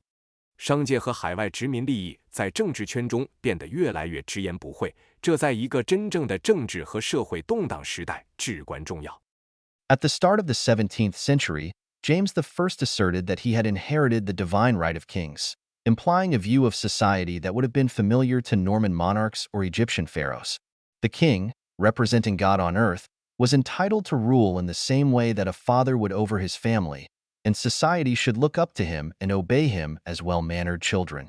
This attitude and associated high-handed actions by James and his son, Charles I, did not sit well with rural landowners and urban merchants, paving the way to the English Civil War in 1642-1651. 在17世纪初，詹姆斯一世声称他继承了君权神授，这暗示了一种对社会的看法。这种看法对于诺曼君主或埃及法老来说并不陌生。国王作为上帝在人间的代表，有权像父亲管理家庭一样统治国家，社会应该像有教养的孩子一样尊敬他并服从他。詹姆斯及其儿子查理一世的这种态度和相关的专横行为，并不为乡村地主和城市商人所接受，从而为1642年至1651年的英国内战铺平了道路。The full implications of the Civil War could not have been understood by its participants. But there were moments when it became clear that something was really stirring in English society. The extent of political and social transformation is most evident in the ideas that a group of radical men, the Levelers, articulated. 内战的全部影响在其参与者中是无法完全理解的，但确实有时刻表明，英格兰社会中确实发生了重大的变化。这种政治和社会变革的程度，在一群激进人士、平等派所表达的思想中最为明显。The Levelers were a social protest movement in the early years of the Civil War, represented in the parliamentary New Model Army. Their main demand was political rights for all, one man, one vote, as well as what we would now call human rights more broadly. Their demands came to a head in the so-called Putney debates of October-November 1647, when they confronted the Army's leaders.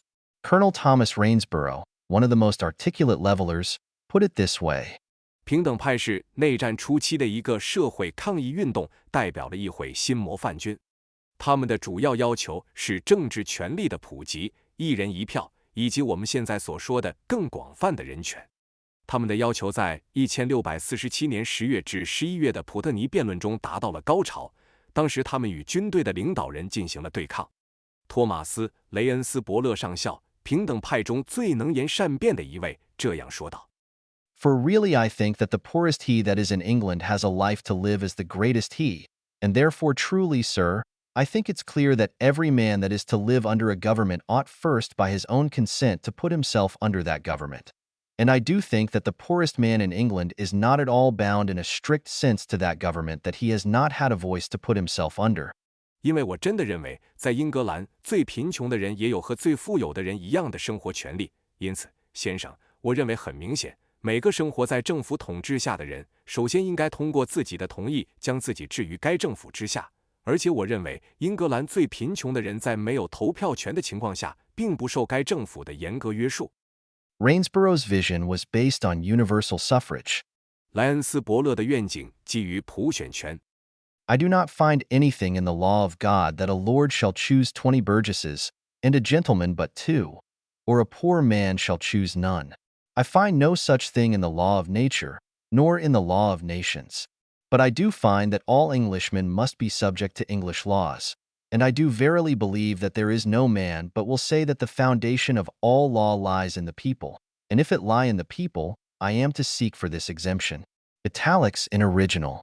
我在上帝的法律中没有找到任何规定，说一个贵族可以选出20个市民，而一个绅士只能选出2个，或者一个穷人不能选出任何人。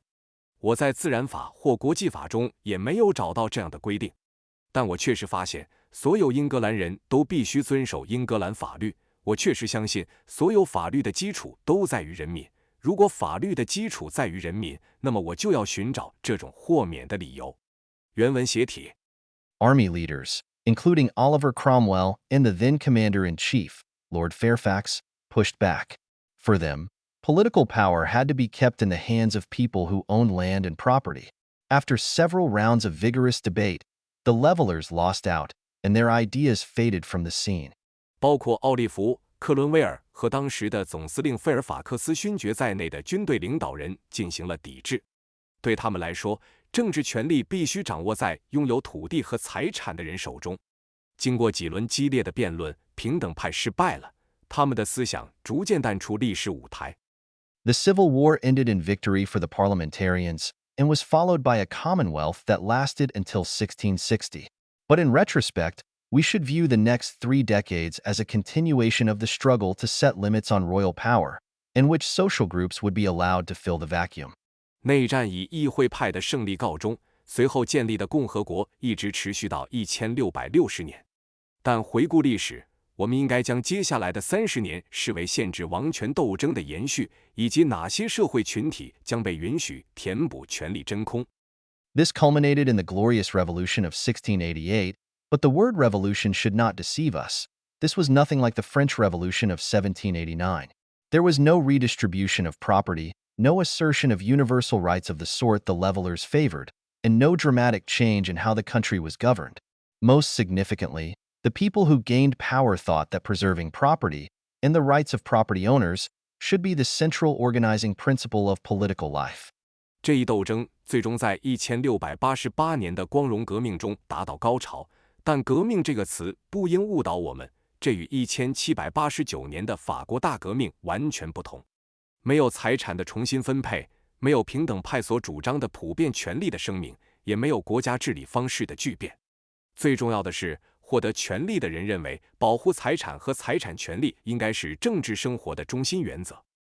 These social currents are not only crucial to understanding how English and then British society started changing rapidly, but they also explain some of its distinctive features.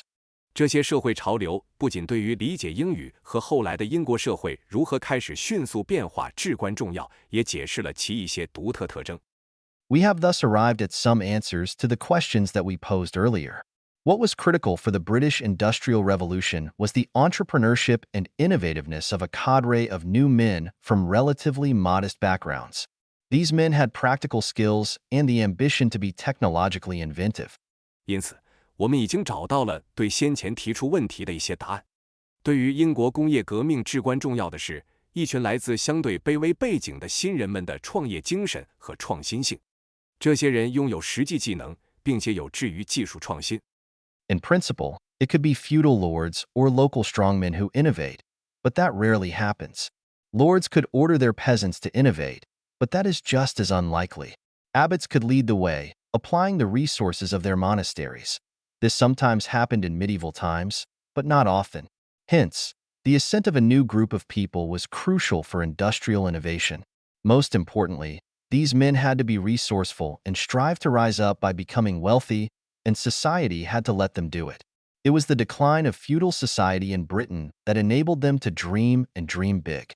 从原则上讲，创新者可以是封建领主或地方豪强，但这很少发生。领主可以命令他们的农民进行创新，但这同样不太可能。修道院院长可以带头利用修道院的资源，这在中世纪有时会发生，但并不常见。因此，一个新的群体的崛起对于工业创新至关重要。最重要的是，这些人必须足智多谋，努力通过致富来提升自己，而社会必须允许他们这样做。正是封建社会在英国的衰落，使他们能够梦想并梦想远大。Feudalism declined in other parts of Europe, although its order was not challenged to the same extent as it was in Britain. There were peasant rebellions and new philosophical ideas in France, Germany, and Sweden. Yet these did not alter the basis of power as the English Civil War and the Glorious Revolution did, and the extent of economic and social change never reached the same proportions as the one in British society. 封建制度在欧洲其他地区逐渐衰落，尽管其秩序并未像在英国那样受到同等程度的挑战。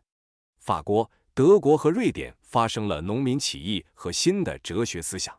然而，这些事件并未像英国的内战和光荣革命那样改变权力的基础，经济和社会变革的程度也从未达到英国社会的同等水平。This explanation also provides the right perspective on China. Even if China had the scientific breakthroughs and some of the other prerequisites for industrialization, it did not have the right institutional structure to encourage new, innovative people to challenge established ways of organizing production and existing hierarchies. China was not exceptional in this regard. It was just like most of the rest of the world. A few scientific ideas developed around the fringes of organized society were not seen as, and indeed were not, threatening to its order. Moreover, these innovations might have military value, as with gunpowder, or they could help calculate when exactly religious holidays should fall, as with astronomy. But they would certainly not become the basis for an industrial revolution. 这种解释也为理解中国提供了正确的视角。即使中国在科学上取得了突破，并具备了一些工业化的其他先决条件，但它并没有形成鼓励新创新者挑战既定生产方式和现有等级制度的制度结构。在这方面，中国并非特例，它与其他大多数国家一样。一些在社会组织边缘发展起来的科学思想并未被视为，实际上也确实不是对社会秩序的威胁。此外，这些创新可能具有军事价值，如火药，或有助于计算宗教节日的具体日期，如天文学。但它们肯定不会成为工业革命的基础。Even though there was a social revolution in Britain, it was not one that truly challenged the extant social hierarchy. It was a revolution within the system, and its ambitions were characterized by a fixation on property, in the sense that people who got rich should be taken seriously. 尽管英国发生了一场社会革命，但它并未真正挑战现有的社会等级制度。这是一场体制内的革命，其目标特征是对财产的执着，即那些变得富有的人应该受到重视。If you wanted to move up socially, you needed to acquire wealth. Conversely, if you could acquire wealth, there was no limit on how high you could rise. And in the rapidly changing British economy of the 18th century, wealth was not tied just to land ownership. One could make money through trade or by building factories, and social status would follow. In this relatively fluid environment, it was natural for many ambitious men from modest origins to strive to succeed within a modified version of the existing order rather than try to overthrow the entire social edifice. 如果你想在社会上提升地位，就需要获得财富。反之，如果你能获得财富，你的上升空间将没有限制。在18世纪迅速变化的英国经济中，财富并不仅仅与土地所有权挂钩。人们可以通过贸易或建立工厂来赚钱，随之而来的还有社会地位。在这种相对流动的环境中，许多出身 modest 的有志之士自然会努力在现有秩序的改良版本中取得成功，而不是试图推翻整个社会结构。Thomas Turner's diary summarizes his contemporary middle-class aspirations in the mid-18th century. "Oh, what a pleasure is business! How far preferable is an active, busy life, when employed in some honest calling, to a supine and idle way of life. And happy are they whose fortune it is to be placed where commerce meets with encouragement and a person has the opportunity to push on trade with vigor." 托马斯·特纳的日记总结了18世纪中叶他那个时代的中产阶级的抱负。生意是多么令人愉快！积极忙碌的生活，当从事某种诚实的职业时，比懒散和无所事事的生活要好得多。那些有幸置身于商业受到鼓励，个人有机会充满活力地推动贸易的地方的人是多么幸福。It was not only commerce and production. Developing new technology was a natural place for the dreams and ambitions of people from middle-class backgrounds in the age of discovery. Old truths and established ways were crumbling. As Francis Bacon had anticipated, command over nature was increasingly on people's minds. 这不仅仅是商业和生产，在大发现时代，开发新技术是中产阶级背景的人们梦想和抱负的自然场所。旧的真理和既定的方式正在瓦解。正如弗朗西斯·培根所预见的那样，对自然的掌控越来越成为人们关注的焦点。New does not mean inclusive. 新并不意味着包容。British industry emerged through a revolution of vision. It was fueled and implemented by thousands of men, and some women, of humble origins, limited education, and little inherited wealth. Crucially, these men were rebels within the social order. 英国工业的兴起是通过一场愿景革命实现的。这场革命由数千名出身卑微、教育有限、几乎没有继承财富的男性和少数女性推动和实施。至关重要的是，这些男性是社会秩序中的叛逆者。New people replacing an age-old hierarchy sounds like the stuff that could produce an inclusive vision, and if so, we should expect this vision to propel us toward shared prosperity. Unfortunately, this was most definitely not what happened in the short term. 新人取代了古老的等级制度，听起来像是能够产生包容性愿景的材料。如果是这样，我们应该期待这一愿景将我们引向共同繁荣。不幸的是，短期内这绝对没有发生。In 18th century and early 19th century Britain, the working poor had no political representation and, aside from occasional demonstrations, no way to express themselves collectively. The emboldened middle class, in turn, aspired to rise within the existing system. They accepted its values, and many of them, including Richard Arkwright, bought estates in order to improve their social standing. 在18世纪和19世纪初的英国，劳动平民没有政治代表，除了偶尔的示威活动外，他们没有集体表达自己的方式。中产阶级则受到鼓舞，希望在现有体系中提升自己的地位。他们接受了这个体系的价值观，许多人，包括理查德·阿克莱特，购买了庄园以提高自己的社会地位。In the words of the contemporary commentator Soame Jennings, the merchant vies all the while with the first of our nobility in his houses, table, furniture, and equipage. Or, as another contemporary, Philip Stanhope, the Earl of Chesterfield, put it, the middle class of people in this country are straining to imitate their betters. 当代评论家索姆·詹宁斯曾说，商人一直在他的房屋、餐桌、家具和马车等方面与我们最高贵的贵族竞争。另一位同时代的人，切斯特菲尔德伯爵菲利普·斯坦霍普则表示，这个国家的中产阶级正在努力模仿他们的上层人士。These aspirants also adopted the Whig aristocracy's condescending view of the rural and urban poor, who were considered as the meaner sort, a world apart from themselves, the aspiring middling sort, who could be incorporated into the system. Gregory King thought that these poor were decreasing the wealth of the nation, not contributing to it.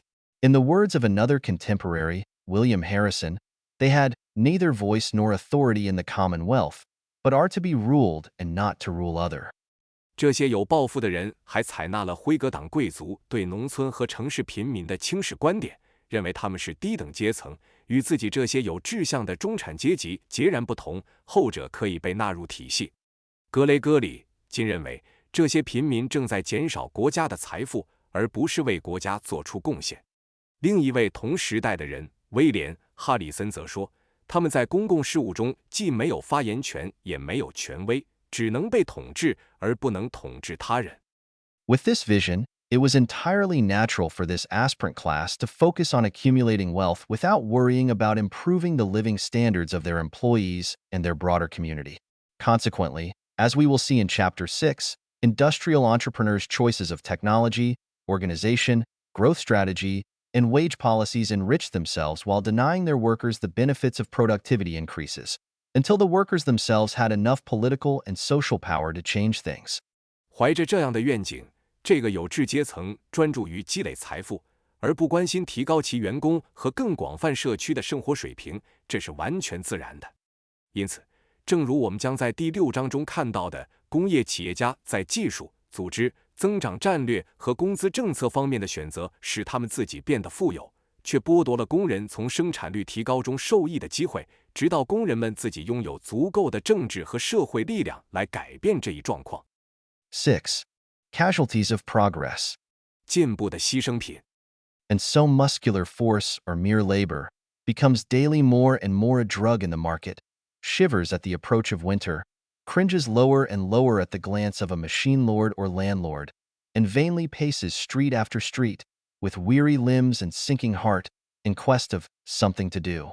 因此，体力劳动或单纯的劳力在市场上的需求日益减少，冬天来临时瑟瑟发抖，面对机器主或地主的目光时越来越卑微，徒劳地在一条又一条街道上徘徊，四肢疲惫，心情沉重，寻找可以做的事情。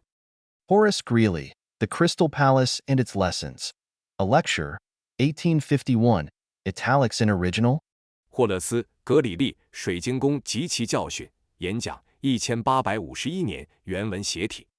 In the industrial epoch alone has it become possible that the worker scarcely freed from feudal servitude could be used as mere material, a mere chattel, that he must let himself be crowded into a dwelling too bad for every other, which he for his hard-earned wages buys the right to let go utterly to ruin. This manufacture has achieved, which, without these workers, this poverty, this slavery could not have lived. 仅在工业时代，才有可能将刚刚摆脱封建束缚的工人当作纯粹的材料、纯粹的物品来使用。他们必须让自己挤进一个对任何人都不合适的住所，用辛苦挣来的工资买下住处，任其彻底破败。这种制造业的成就，没有这些工人，这种贫困，这种奴隶制是不可能存在的。 Friedrich Engels, The Condition of the Working Class in England in 1844, 1845. 弗里德里希·恩格斯1844年英国工人阶级状况1845年。 The 1842 report from the Royal Commission of Inquiry into Children's Employment was a shocker. For decades, there had been growing disquiet about what was referred to as the condition of England, including how children lived and worked. But with little systematic information available, There was a great deal of disagreement about exactly what young people did in coal mines and factories, and whether this constituted an issue that needed to be addressed through legislation. 1842年，皇家儿童就业调查委员会的报告令人震惊。几十年来，人们一直对所谓的英格兰状况感到不安，包括儿童的生活和工作情况。但由于缺乏系统的信息，对于年轻人在煤矿和工厂里具体做些什么，以及这是否构成需要通过立法来解决的问题，存在着很大的分歧。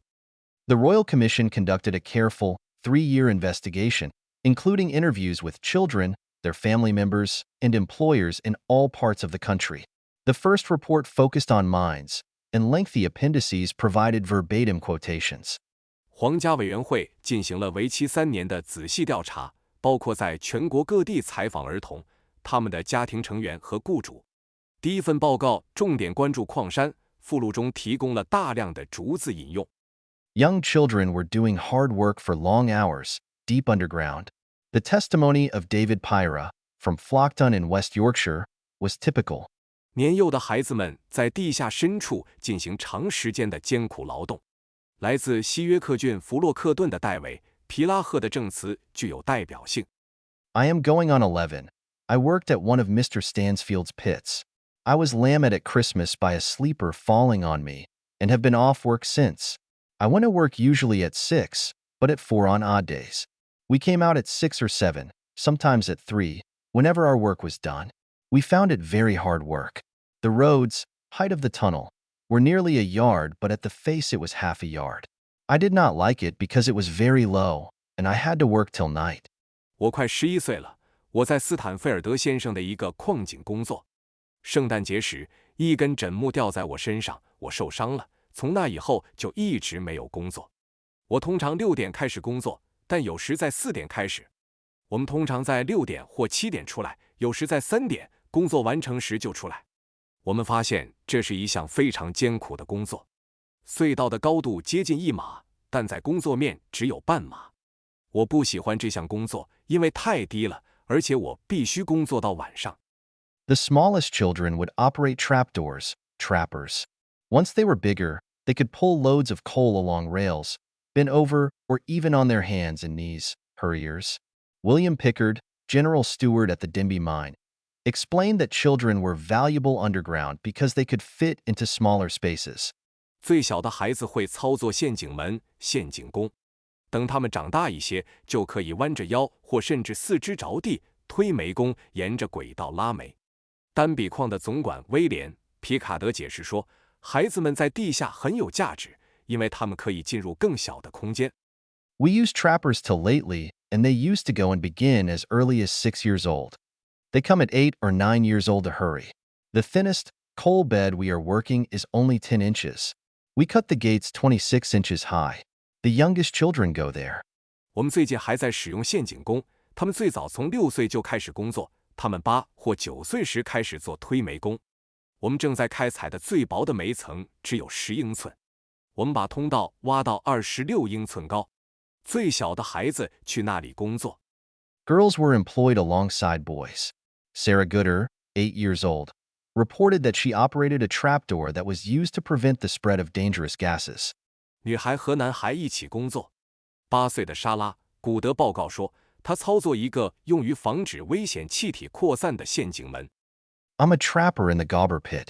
It does not tire me, but I have to trap without a light and I'm scared. I go at 4 and sometimes at 3:30 in the morning and come out at 5:30. I never go to sleep.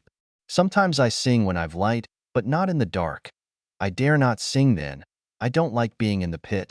我是加博矿井的一名捕鼠工，这工作不会让我累，但我必须在没有灯光的情况下工作，我感到害怕。我早上4点，有时3点半就去上班，下午5点或5点半才出来。我从不睡觉。有时候有灯光时，我会唱歌，但在黑暗中我不敢唱，我不喜欢待在矿井里。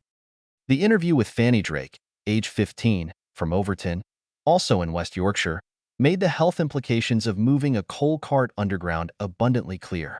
与来自西约克郡奥弗顿的15岁女孩范妮·德雷克的访谈清楚地说明了在地下推运煤车的健康影响。I push with my head sometimes, and it makes my head so sore that I cannot bear it touched. It is soft too. I often have headaches and colds and coughs and sore throats. I cannot read. I can say my letters. 有时候我用头推车，这让我头疼得无法忍受，头也变软了。我经常头痛、感冒、咳嗽和喉咙痛。我不会读书，但能认字母。Parents understood full well what their children were doing and admitted that this was because the families needed the money and other potential sources of employment were less attractive. As a Mrs. Day explained, 父母们非常清楚他们的孩子在做什么，并承认这是因为家庭需要这笔钱，而其他潜在的工作机会吸引力较小。正如戴夫人解释的那样 I have 2 girls in the pit. The youngest is 8 and the oldest will be 19 in May. If the girls don't go into the pits, they will have to take a bowl and go begging. 我有2个女儿在矿井工作，最小的8岁，最大的将在5月满19岁。如果女儿们不去矿井工作，她们就只能拿着碗去乞讨。Employers were candid, too. Employing children in this fashion was all about maintaining the profitability of mining operations. As Henry Briggs, co-owner of a mine in Flockdon, put it, 雇主们也很坦率，以这种方式雇佣儿童是为了维持矿业运营的盈利能力。正如弗洛克顿矿的共同所有者亨利·布里格斯所说 We could not have horse roads or even higher roads when the coal seams are so thin, because it would be so expensive. If children were to be stopped from working in pits, the best Flockdon seams must cease to be mined, because it would cost too much to increase the height of the gates. 当煤层如此薄时，我们无法修建马道或更高级的道路，因为这将非常昂贵。如果要禁止儿童在矿井中工作，最好的弗洛克顿煤层将不得不停止开采，因为增加闸门高度的成本将过高。Wood had been the primary fuel throughout the medieval period, but was already replaced by coal by the 1600s. Coal has a higher energy density, calories per kilogram and per volume, compared with wood. It was also possible to move large amounts of coal by barge or sailing ship, further lowering the cost of transportation per unit of thermal energy provided. 木材在整个中世纪期间一直是主要燃料，但到17世纪时已被煤炭所取代。煤炭的能量密度更高，每千克和每体积的热量都超过木材。此外，还可以通过驳船或帆船运输大量煤炭，进一步降低了每单位热能的运输成本。By the mid-1700s, pits were being dug deeper underground. The shafts were not more than 50 meters in the late 1600s, but depths increased to 100 meters after 1700, 200 meters by 1765, and 300 meters after 1830. Machines also began to have an impact, first using water wheels and windmills to lift coal, and then with Newcomen steam engines pumping water out from mines after 1712. Later in the century, there was a large mining sector, including in the northeast, with coal moved on rails from the pit head, pulled by horses. Higher efficiency steam engines were developed in part to help prevent flooding in deeper mines. Improving the transportation of coal by harnessing steam power on wheels was a major motivation for George Stephenson and other railway inventors of the early 1800s. 到18世纪中叶，矿井被挖得更深。17世纪末，矿井深度不超过50米，但18世纪后深度增加到100米，1765年达到200米，1830年后达到300米。机器也开始发挥作用，最初使用水轮和风车提升煤炭，然后从1712年起使用纽科门蒸汽机从矿井中抽水。到世纪末，东北部等地形成了较大的矿业部门，煤炭通过轨道从井口运出，由马匹拉动。为了防止深井中的洪水，开发了更高效率的蒸汽机。通过将蒸汽动力应用于轮子来改进煤炭运输，是19世纪初乔治·斯蒂芬森和其他铁路发明家的主要动力。By the 1840s, coal mining was one of the best established modern sectors in the country, using state-of-the-art mechanical equipment. More than 200,000 people worked in coal mining, with 20–40% of those employed in each mine being children. 到了1840年代，采煤业已成为该国最成熟的现代行业之一，使用最先进的机械设备。超过20万人从事采煤业，其中每个矿井的雇员中有20%到40%是儿童。Careful observers of working conditions at that time were under no illusions about the lives of children. In agriculture, for example, family members as young as 6 years old had always looked after animals and helped with other tasks, especially at harvest time. Children had also long assisted their parents with artisanal work, including spinning yarn. 当时对工作条件的仔细观察者对儿童的生活状况毫不抱有幻想。例如，在农业中，家庭成员从6岁起就一直照顾动物，并帮助完成其他任务，尤其是在收获季节。儿童也长期帮助父母从事手工艺工作，包括纺纱。However, children working long hours, semi-naked under incredibly unsanitary and dangerous conditions, had no historical parallel at this scale. By the mid-1850s, the conditions of working children showed no signs of improvement. If anything, they worsened as mines were dug deeper. 然而，儿童长时间工作，几乎赤身裸体的在极其不卫生和危险的条件下工作，在这种规模上是没有历史先例的。到1850年代中期，童工的条件没有显示出任何改善的迹象。如果有什么不同的话，随着矿井越挖越深，情况变得更糟。Coal mines were vividly horrific, but they were not so unusual. Working conditions in cotton and other factories, documented in the second report of the Royal Commission, were similarly draconian. And it was not just children who suffered. Workers did not see much, or any, improvement in their real incomes but ended up toiling longer hours and under harsher conditions than they used to before the age of the factories. Pollution and infectious diseases in dense cities with deficient infrastructure shortened lives and increased morbidity. 煤矿的景象令人震撼，但并不罕见。皇家委员会的第2份报告记录了棉纺厂和其他工厂的工作条件同样严苛，不仅是儿童遭受苦难，工人的实际收入几乎没有或根本没有提高，但他们却比工业时代前工作时间更长，条件更加恶劣。污染和传染病在基础设施不足的密集城市中缩短了寿命，增加了发病率。It became increasingly evident to the Victorians that although industrialization had made some people very rich, most workers lived shorter, less healthy, and more brutal lives than had been the case before industry began to develop. By the mid-1840s, authors and politicians on all sides of the political spectrum were asking, why had industrialization worsened so many lives, and what could be done about it? Was there a way to encourage the growth of industry while also sharing the benefits more broadly? 对维多利亚时代的人们来说，工业化的后果越来越明显。尽管工业化使一些人变得非常富有，但大多数工人的生活却比工业开始发展之前更加短暂、不健康和残酷。到19世纪40年代中期，各政治派别的作者和政治家都在问：为什么工业化使许多人的生活变得更糟？我们能做些什么来改变这一状况？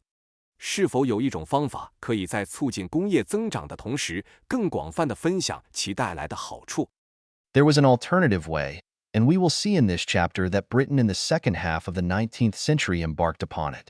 Technology's bias against working people is always a choice, not an inevitable side effect of progress. To reverse this bias, different choices needed to be made. 有一种替代方法，我们将在本章中看到19世纪下半叶的英国踏上了这条道路。技术对劳动者的偏见始终是一种选择，而不是进步的不可避免的副作用。要扭转这种偏见，需要做出不同的选择。Much better outcomes for the majority of the population followed, when technological change created new opportunities for working people and wages could not be kept low anymore. They became a reality after countervailing powers against factory owners and the wealthy elites started developing in workplaces and then in the political arena. These changes triggered improvements in public health and infrastructure, enabled workers to bargain for better conditions and higher pay, and contributed to a redirection of technological change. But we will also see that for people around the world, especially those in the European colonies who had no political voice, industrialization's effects were often grim. 当技术变革为劳动人民创造了新的机会，工资无法再保持在低位时，大多数人口的生活状况得到了显著改善。这些变化在工作场所开始形成对抗工厂主和赋予精英的力量，随后在政治舞台上也得到了发展。这些变化引发了公共卫生和基础设施的改善，使工人能够争取更好的工作条件和更高的薪酬，并促进了技术变革的重新定向。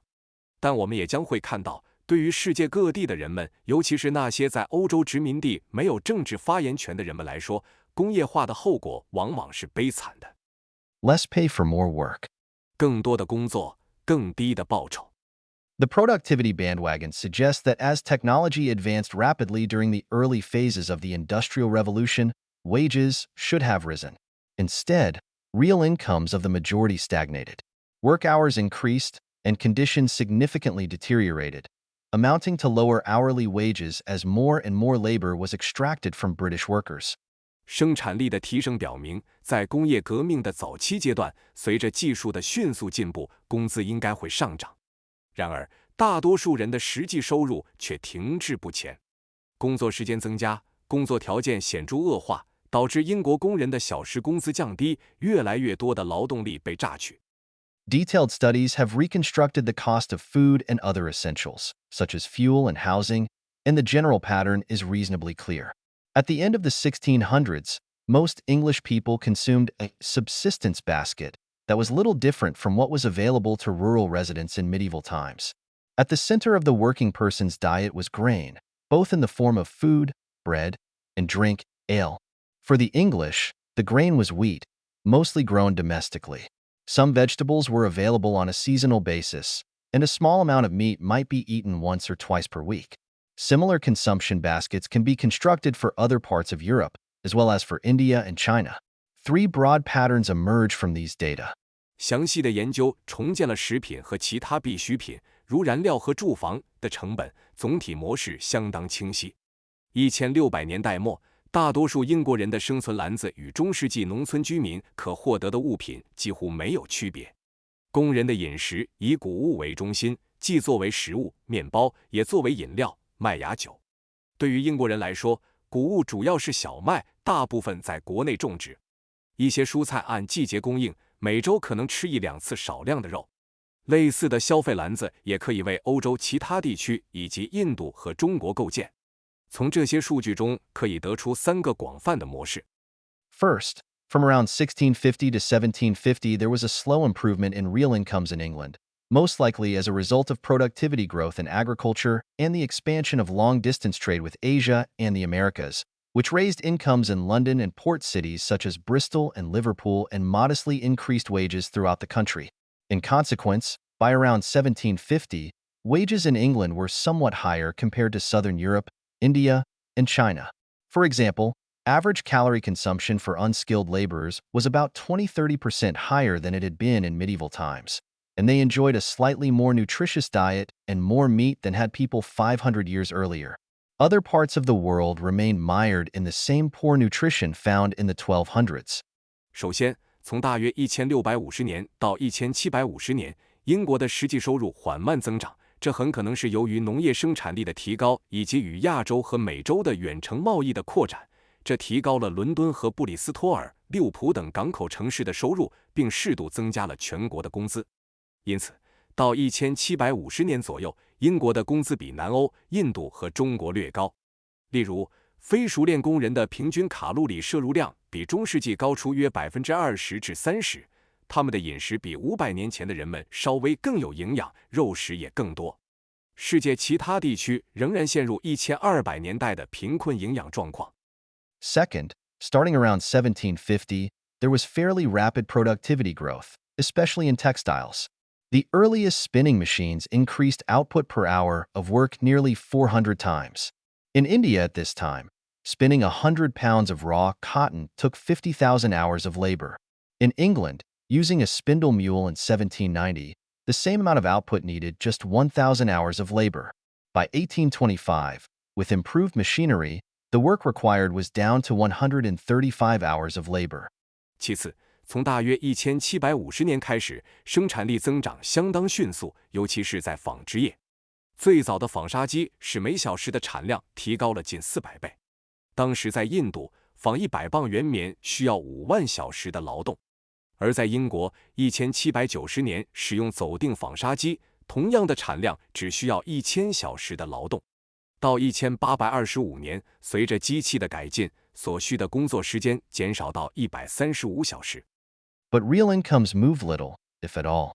The spending power of an unskilled worker in the mid-1800s was about the same as it had been 50 or even 100 years earlier. There was also not much improvement in diet for most British workers during the first century of industrialization. 但实际收入几乎没有变化。19世纪中叶的非熟练工人的购买力与50年甚至100年前相差无几。在工业化的第一个世纪里，大多数英国工人的饮食也没有多大改善。Third, although skilled workers enjoyed higher wages than others throughout this period, what it meant to be skilled changed a great deal. Men who worked looms in the early 1800s were considered skilled and commanded a premium wage. But as we will see later in this chapter, automation wiped out large categories of jobs that previously required artisanal skills, including the work carried out by male weavers. Those workers were then forced to seek employment as unskilled laborers at a lower wage. At least through the mid-1800s, the wage gains of skilled industrial workers were precarious or even fleeting. 第三，尽管在这段时期内，熟练工人的工资高于其他人，但熟练的含义发生了很大的变化。19世纪初，操作织布机的工人被认为是熟练工人，享有较高的工资。但正如我们将在本章后面看到的，自动化消灭了大量以前需要手工艺技能的工作类别，包括男性织工的工作。这些工人随后被迫寻求非熟练劳动的工作，工资较低。至少到19世纪中叶，熟练工业工人的工资增长是脆弱的，甚至是短暂的。Equally important was the transformation of the British labor market throughout this period, with longer working hours and a very different organization of work. Indeed, as economic historian Jan de Vries has pointed out, the Industrial Revolution was very much an industrious revolution, in the sense that first the British and then everyone else began to work much harder. 同样重要的是，在这一时期，英国劳动力市场的转型，工作时间延长，工作组织方式也发生了很大变化。事实上，正如经济历史学家杨·德弗里斯所指出的，工业革命在很大程度上是一场勤劳革命。首先英国人，然后是其他人开始更加努力的工作。In the middle of the 18th century, the average working year involved about 2,760 hours, likely unchanged from 50 or 100 years earlier. By 1800, average hours had already risen to 3,115. Over the following 30 years, hours worked per year rose further to 3,366, an average of nearly 65 hours per week. However, longer hours did not mean higher incomes for most of the population. 在18世纪中叶，普通的工作年大约包含2760小时的工作时间，这可能与50年或100年前的情况没有变化。到1800年，平均工作时间已经增加到3115小时。在接下来的30年里，每年的工作时间进一步增加到3366小时，平均每周近65小时。然而，更长的工作时间并不意味着大多数人的收入更高。Experts debate how much of this increase in work effort and hours was voluntary, taking place in response to better economic opportunities, and how much of it was imposed on workers. These are good questions to ask from our comfortable chairs in the 21st century, but most British people knew in the early 1800s that they had to work longer hours and in more arduous conditions than people 50 or 100 years earlier. This was the only way to survive in the new manufacturing economy. 专家们争论这种工作努力和工作时间的增加有多少是自愿的，是出于对更好经济机会的响应，又有多少是强加给工人的。这些问题在21世纪的我们看来是值得探讨的，但在19世纪初，大多数英国人知道他们必须比50年或100年前的人工作更长的时间，条件也更加艰苦。这是在新的制造业经济中生存下来的唯一方式。Plenty of items were made by skilled hands in small workshops before the Industrial Revolution took off. The late Middle Ages saw the growth of European book production, and making clocks also became a significant activity. After 1500, a sizable textile industry developed in England, centered on wool products, and coal and tin mining were well established by the 1600s. 在工业革命开始之前，许多物品都是由熟练的手工在小作坊中制作的。中世纪晚期，欧洲的书籍生产开始增长，制作钟表也成为一个重要的活动。1500年以后，英国发展了一个相当规模的纺织业，主要集中在羊毛产品上，而煤炭和锡矿的开采在17世纪已经相当成熟。In the putting out system for woolen textiles, much of the production took place in people's homes, where they could spin or weave at their own pace and were compensated according to a piece rate, depending on how much output they produced. This was hard work for little money. Nevertheless, workers had a considerable degree of autonomy in how and when they worked. Most people took advantage of this flexibility, adapting their work hours and style to their needs, for example, based on agricultural work they did on the side. They also took time off when they were tired, or when they had had too much to drink the previous evening. Weavers typically did not work on Mondays, and sometimes even Tuesdays, and when necessary made it up by working Friday and Saturday nights. Most workers did not need to keep careful track of time, or did not even have access to clocks. 在羊毛纺织的外包系统中，大部分生产活动都在人们的家中进行，他们可以按照自己的节奏进行纺纱或织布，并根据生产的数量获得报酬。这是一项辛苦的工作，报酬却很少。然而，工人们在工作方式和时间上拥有相当大的自主权。大多数人利用这种灵活性，根据自己的需要调整工作时间和方式，例如根据他们从事的农业工作。当他们感到疲倦或前一晚喝得太多时，他们也会休息。职工通常不在星期一工作，有时甚至星期二也不工作，必要时会在星期五和星期六晚上加班。大多数工人不需要严格记录时间，甚至没有时钟。Factory work changed all that. The modern imagery of early factories owes much to Adam Smith's vivid description of a pin factory in his classic book, The Wealth of Nations. Smith emphasized how the division of labor in factories improved efficiency by allowing each worker to focus on a very specific task in the process of pin making. But early factory organization had as much to do with worker discipline as the division of labor for technical efficiency. Factories imposed tight rules on when workers had to show up and when they could go home. They required significantly longer working hours and much more hierarchical decision-making. Their organization was inspired by early modern militaries. 工厂工作改变了这一切。现代早期工厂的形象很大程度上归功于亚当·斯密在其经典著作《国富论》中对一家别针工厂的生动描述。斯密强调，工厂中的劳动分工通过让每个工人专注于制针过程中的一个非常具体的任务，提高了效率。但早期工厂的组织结构不仅与技术效率的劳动分工有关，还与工人的纪律有关。工厂对工人何时上班和何时下班制定了严格的规定，他们要求更长的工作时间和更加集中的决策。工厂的组织结构受到了早期现代军队的启发。The drill code developed by Maurice of Nassau, a Dutch prince and the most influential tactician of the early 1600s, specified more than 20 separate steps involved in firing a musket. Perfecting a method dating back to the Romans, drill became the main way of organizing soldiers. Small movements, subject to voice commands, that enabled infantry lines to pivot, form squares, reverse direction, and so on. With a few months of training, hundreds could learn to fight together closely, preserving cohesion under enemy fire or in the face of a cavalry charge. Using these methods, armies became larger. In the 1600s and early 1700s, they typically comprised tens of thousands of men. The New Model Army, which became the dominant force in the English Civil War during the 1640s, numbered over 20,000. 荷兰王子，17世纪初最具影响力的战术家莫里斯·德拿骚开发的操练守则规定了发射火枪所需的20多个步骤，完善了源自罗马人的方法，操练成为组织士兵的主要方式。根据口令进行的小动作，使步兵线能够转向、形成方阵、改变方向等。经过几个月的训练，数百人可以学会紧密合作，即使在敌人的火力下或面对骑兵冲锋时，也能保持队形。使用这些方法，军队变得更大。在17世纪和18世纪初，军队通常由数万人组成。17世纪40年代，在英国内战中成为主导力量的新模范军人数超过2万人。The English word factory is derived from a Latin root that means either an oil press or a mill.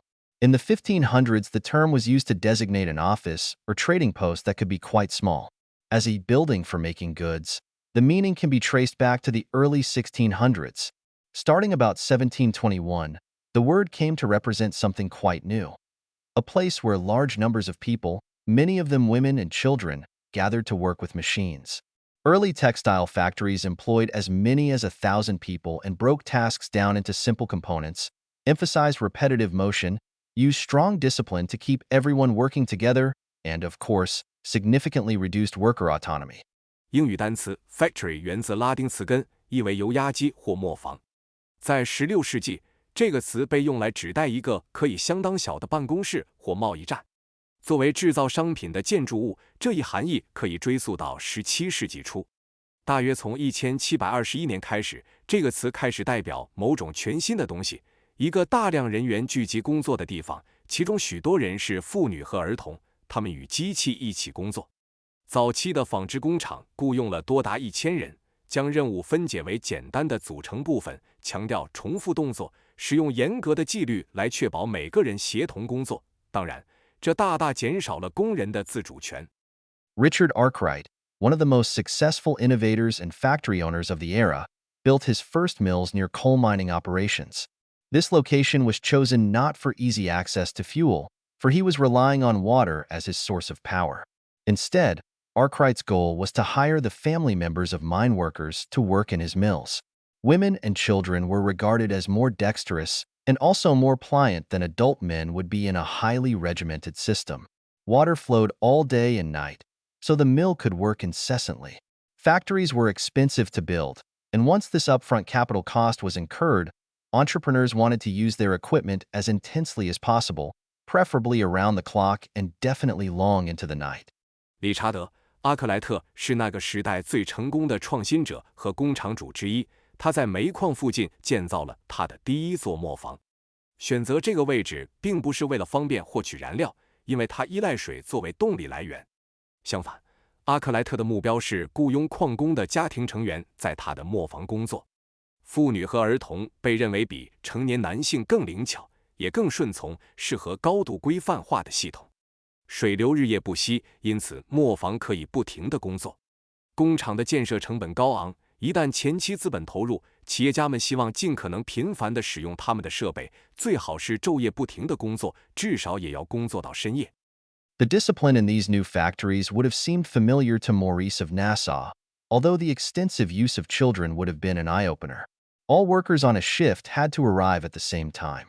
They needed to learn how to manage the machines, typically with a limited set of actions. Those actions needed to be precise. Any deviation from the required pattern could disrupt production or damage the equipment. Even if Jeremy Bentham's panopticon, which we discussed in the prologue, was not adopted widely, employees were closely supervised to ensure that they paid sufficient attention and followed orders. 这些新工厂中的纪律对拿骚的莫里斯来说可能并不陌生，但大量使用儿童的情况可能会让他感到惊讶。所有轮班的工人必须同时到达，他们需要学习如何操作机器，通常是一系列有限的动作。这些动作需要精确，任何偏离规定模式的行为都可能扰乱生产或损坏设备。即使杰里米·边沁在序言中讨论的全景监狱没有被广泛采用，员工们也会受到密切监督，以确保他们足够专注并遵守命令。Workers often complained about the conditions and especially resented the loss of autonomy in the hierarchical structure of factories. A folk ballad from Lancashire captured the feeling. 工人们经常抱怨工作条件，尤其是对工厂等级制度下失去自主权感到不满。一首来自兰开夏的民谣捕捉到了这种感受。So, come all you cotton weavers, you must rise up very soon. 所以，所有的棉织工，你们必须早早起床。For you must work in factories from morning until noon. 因为你们必须从早到晚在工厂里工作。You mustn't walk in your garden for 2 or 3 hours a day. 你每天不得在花园里散步2到3个小时。For you must stand at their command and keep your shuttles in play. 因为你必须听从命令，保持梭子的运转。There were numerous industrial accidents, with little regard for worker safety or compensation. A Manchester man whose son had been killed in such an accident stated that, "I have had 7 boys, but if I had 77, I should never send one to a cotton factory." It was not just the hard work, from 6 in the morning till 8 at night, but also working conditions, the discipline, and the hazards of the factory. 工业事故频发，对工人安全和赔偿的重视程度很低。一位曼彻斯特人的儿子在这样的事故中丧生。他说：“我有7个儿子，即使我有77个儿子，我也绝不会送任何一个去棉纺厂。”问题不仅在于繁重的劳动，从早上6点到晚上8点，还在于工作环境、纪律以及工厂的危险。Because workers were not organized and lacked political power, employers could get away with paying low wages. Intensifying factory discipline, longer workdays, and tougher working conditions should be viewed in the same light. When employers are powerful and labor is not, productivity gains are not shared with workers, and profits are higher. Less pay for more work during this era was thus a consequence of the imbalance of power between capital and labor. 由于工人没有组织，缺乏政治权力，雇主可以支付低工资而逍遥法外。加强工厂纪律，延长工作时间，恶化工作条件应被视为同一问题。当雇主强大而劳动力不强大时，生产率的提高不会与工人分享，而利润更高。在这个时代，更多的工作却得到更少的报酬，这是资本与劳动力之间权力失衡的结果。Employer efforts to keep wages low and extract as much work as possible were also helped by the harsh way that public policy treated poor people, including orphans, in Victorian Britain. In Arkwright's early factories, for instance, many of the employees were children from the local workhouse, placed there because their families could not support them. Legally regarded as apprentices, these children were not allowed to leave their jobs, under penalty of law, and in any case could not leave if they wanted to eat. Consequently, they were hardly able to demand higher wages or better working conditions. 雇主努力保持低工资，并尽可能多地榨取劳动力，也得到了维多利亚时代英国公共政策对穷人，包括孤儿的严酷对待的帮助。例如，在阿克莱特早期的工厂中，许多雇员是来自当地济贫院的儿童，他们被安置在那里是因为家庭无法养活他们。这些儿童在法律上被视为学徒，根据法律规定，他们不能离开工作岗位，否则将受到法律惩罚，而且无论如何，如果他们想吃饭，也不能离开。因此，他们几乎无法要求更高的工资或更好的工作条件。Large-scale construction projects in ancient Egypt and Rome had at their core skilled artisans, trained over many years. In contrast, British factories hired people without specialized trades, including of course women and children, many of whom did not acquire much in the way of new skills. Opening a trapdoor underground or pushing a coal cart with your head was not conducive to learning. If the children died or were hurt in a workplace accident, they could be easily replaced. 古埃及和罗马的大规模建设项目的核心是经过多年培训的熟练工匠。相比之下，英国工厂雇佣了没有专门技能的人，包括当然的妇女和儿童，其中许多人没有学到多少新技能。地下打开活板门或用头顶着煤车推运并不利于学习。如果儿童在工作场所事故中死亡或受伤，他们可以很容易地被替换。By 1800, the British cotton industry was the largest in the world, and great fortunes were being made. Arkwright became one of the richest men in England, famously lending £5,000 to the Duchess of Devonshire to cover her gambling debts. The industrial middle class was rising fast, but the productivity bandwagon did not have many people on board. 到1800年，英国的棉纺织业已成为世界上最大的产业，许多人因此积累了巨额财富。阿克莱特成为英格兰最富有的人之一，他著名地借给德文郡公爵夫人5000英镑来偿还他的赌博债务。工业中产阶级迅速崛起，但生产力的列车上并没有多少人。Worse was yet to come. 更糟糕的还在后头。The Luddites' plight. 拉德派的困境。On February 27, 1812, as the Industrial Revolution was literally and figuratively gathering steam, Lord Byron rose to address the House of Lords. Byron was a young man, famous already for his romantic poetry, and he spoke as eloquently as he wrote. But his topic that day was brutally real. the Frame-Breaking Act, which proposed the death penalty for people who smashed newly invented textile machines, specifically for weaving cloth. 1812年2月27日，正当工业革命在字面和比喻意义上都在加速发展时，拜伦勋爵站出来在上议院发表演讲。拜伦是一位年轻的诗人，已经因他的浪漫诗歌而闻名。他讲话时的口才与他的文笔一样出色。但那天他的话题却异常现实，破坏框架法案。该法案提议对破坏新发明的纺织机械，特别是织布机的人判处死刑。Turning raw cotton into clothing is an old business, but for 2,000 years of recorded history, there had only been small improvements in production methods. Then came a wave of British inventions that, starting in the 1730s, mechanized spinning so that it could be done more cheaply in the large mills employing mostly unskilled workers. 将原棉加工成衣物是一项古老的行业，但在有记录的2000年历史中，生产方法的改进微乎其微。然后，从1730年代开始，英国的一系列发明使纺纱机械化，从而可以在大型工厂中以更低的成本进行生产。这些工厂主要雇佣非熟练工人。Consequently, the real price of cotton yarn fell to about 1/15 of its previous level. At first, great news for skilled artisans engaged in weaving. In response, cotton weaving expanded, although the boon to skilled weavers was short-lived. Subsequent waves of invention mechanized weaving brought it inside factories and reduced the need for skilled artisans there as well. 因此，棉纱的实际价格下降到以前的1/15，这对从事织布的熟练工匠来说，最初是个好消息。作为回应，棉织业迅速扩张，尽管熟练织工的这一福音是短暂的。随后的发明浪潮使织布业也实现了机械化，将其带入工厂，并减少了对熟练工匠的需求。There was a wave of machine breaking in 1811-1812 by groups of textile workers calling themselves Luddites, after Ned Ludd, an apocryphal character who was supposed to have broken knitting frames in 1779. The Luddites were clear that they were not plunderers and thieves. A letter from Nottinghamshire Luddites stated that plunder is not our object. The common necessaries of life is what we at present aim at. No matter, the government response was to propose capital punishment when the previous maximum penalty had been forced deportation to Australia.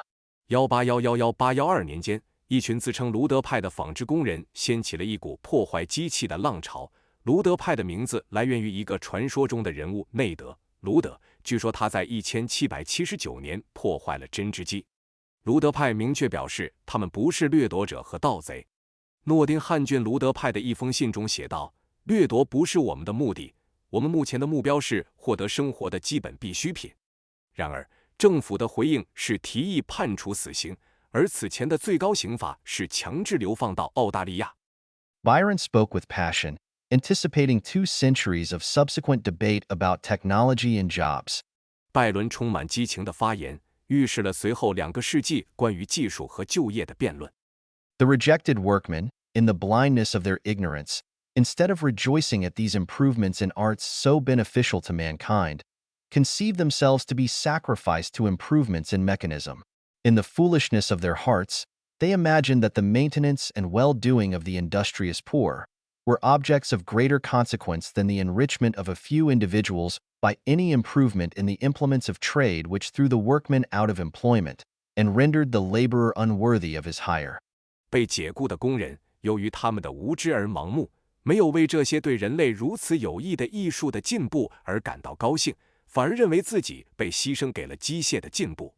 在他们愚昧的心中，他们想象着勤劳穷人的生计和福祉比通过贸易工具的改进使少数人致富更为重要。这些改进使工人失业，使劳动者不配得到报酬。Byron did not spend long in politics, and he did not have much impact while he was active. This was unfortunate. He had a way with words. 拜伦在政坛的时间并不长，他在任期内也没有产生多大影响。这很不幸，他有很强的语言表达能力。I have traversed the seat of war in the peninsula. I have been in some of the most oppressed provinces of Turkey, but never, under the most despotic of infidel governments, did I behold such squalid wretchedness as I have seen since my return, in the very heart of a Christian country. 我曾穿越半岛的战场，也到过土耳其一些最受压迫的省份，但在我返回后，从未在最专制的异教徒政府统治下见过如此凄惨的贫困。这种贫困出现在基督教国家的心脏地带。Industrialization was destroying good jobs, livelihoods, and lives. Subsequent decades prove that Byron was in no way exaggerating. In fact, he only saw part of the harm that would be done. 工业化正在摧毁好的工作、生计和生命。随后的几十年证明，拜伦的描述绝非夸大其词。事实上，他看到的只是部分危害。Horace Greeley, a prominent American newspaper editor, came to a similar conclusion after visiting the Great Exhibition of 1851 in London. He concluded that the cause of so much mid-century angst was machinery, automation, replacing workers. 美国著名报纸编辑霍勒斯·格里利在参观了1851年在伦敦举办的大博览会后，得出了类似的结论。他认为，导致19世纪中叶焦虑情绪的主要原因是机器自动化取代了工人。On every side, the onward march of invention is constant, rapid, inexorable. The human reaper of 30 years ago finds today a machine cutting grain 20 times as fast as ever he could. He gets 3 days' work as its waiter where he formerly had 3 weeks' steady harvesting. The work is as well done as of old and far cheaper, but his share of the product is sadly diminished. The planing machine does the work of 200 men admirably and pays moderate wages to 3 or 4.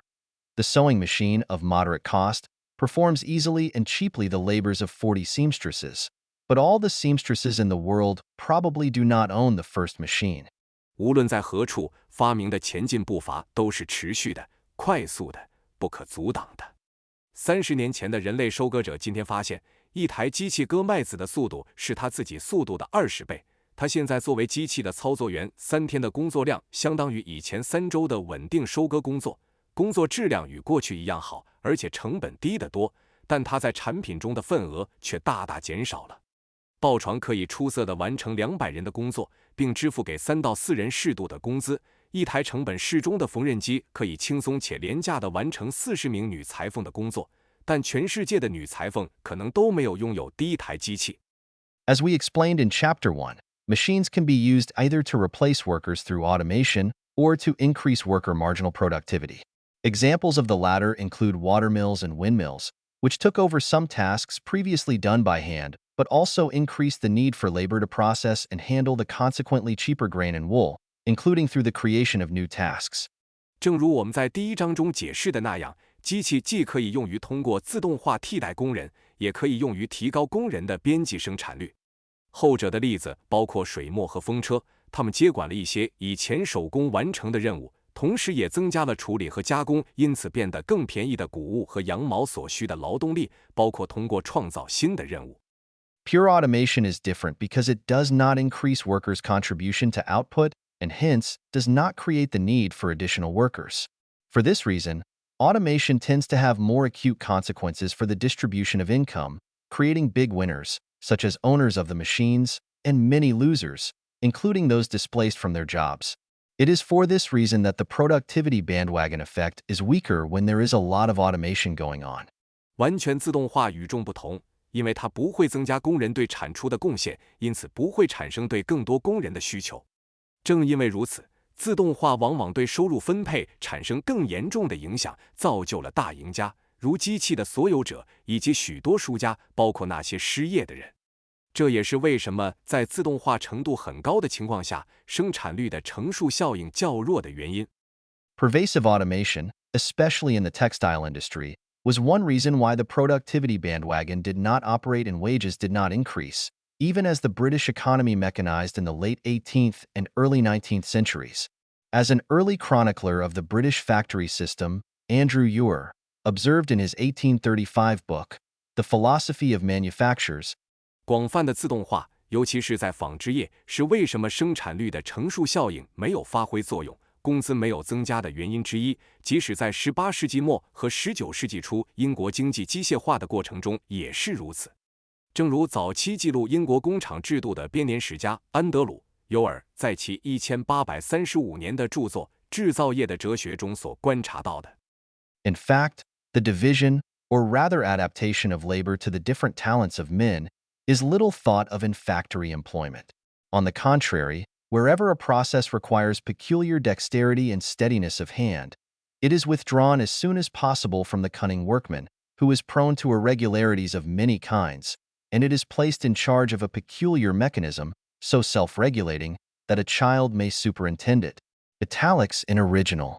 事实上，在工厂工作中，根据人的不同才能来分工或适应，很少被考虑。相反，每当一个过程需要特别的灵巧和稳定的手工技能时，就会尽快从那些容易出现各种不规律行为的熟练工人手中撤出，并交给一种自我调节的特殊机制。这种机制简单到孩子都可以监督。原文写体。Having a child superintend the task was, unfortunately, not just a figure of speech. 让一个孩子监督这项任务，不幸的是，这不仅仅是一个比喻。The Luddites themselves seem to have understood not just what the machines of the age meant for them, but also that this was a choice about how to use technology and for whose benefit. In the words of a Glasgow weaver, 卢德分子似乎不仅理解了那个时代的机器对他们意味着什么，还意识到这是关于如何使用技术以及为谁的利益做出的选择。用一位格拉斯哥职工的话来说， The theorists in political economy attach more importance to the aggregate accumulation of wealth and power than to the manner of its diffusion, or its effects on the interior of society. The manufacturer possessed of capital, and the inventor of a new machine, study only how to turn them to their own profit and advantage. 政治经济学的理论家们更重视财富和权力的总体积累，而不是其分配方式或对社会内部的影响。拥有资本的制造商和新机器的发明者只研究如何将它们转化为自己的利润和优势。Improvements in textile productivity did generate jobs in other sectors of the British economy, for example, in machine and tools manufacturing.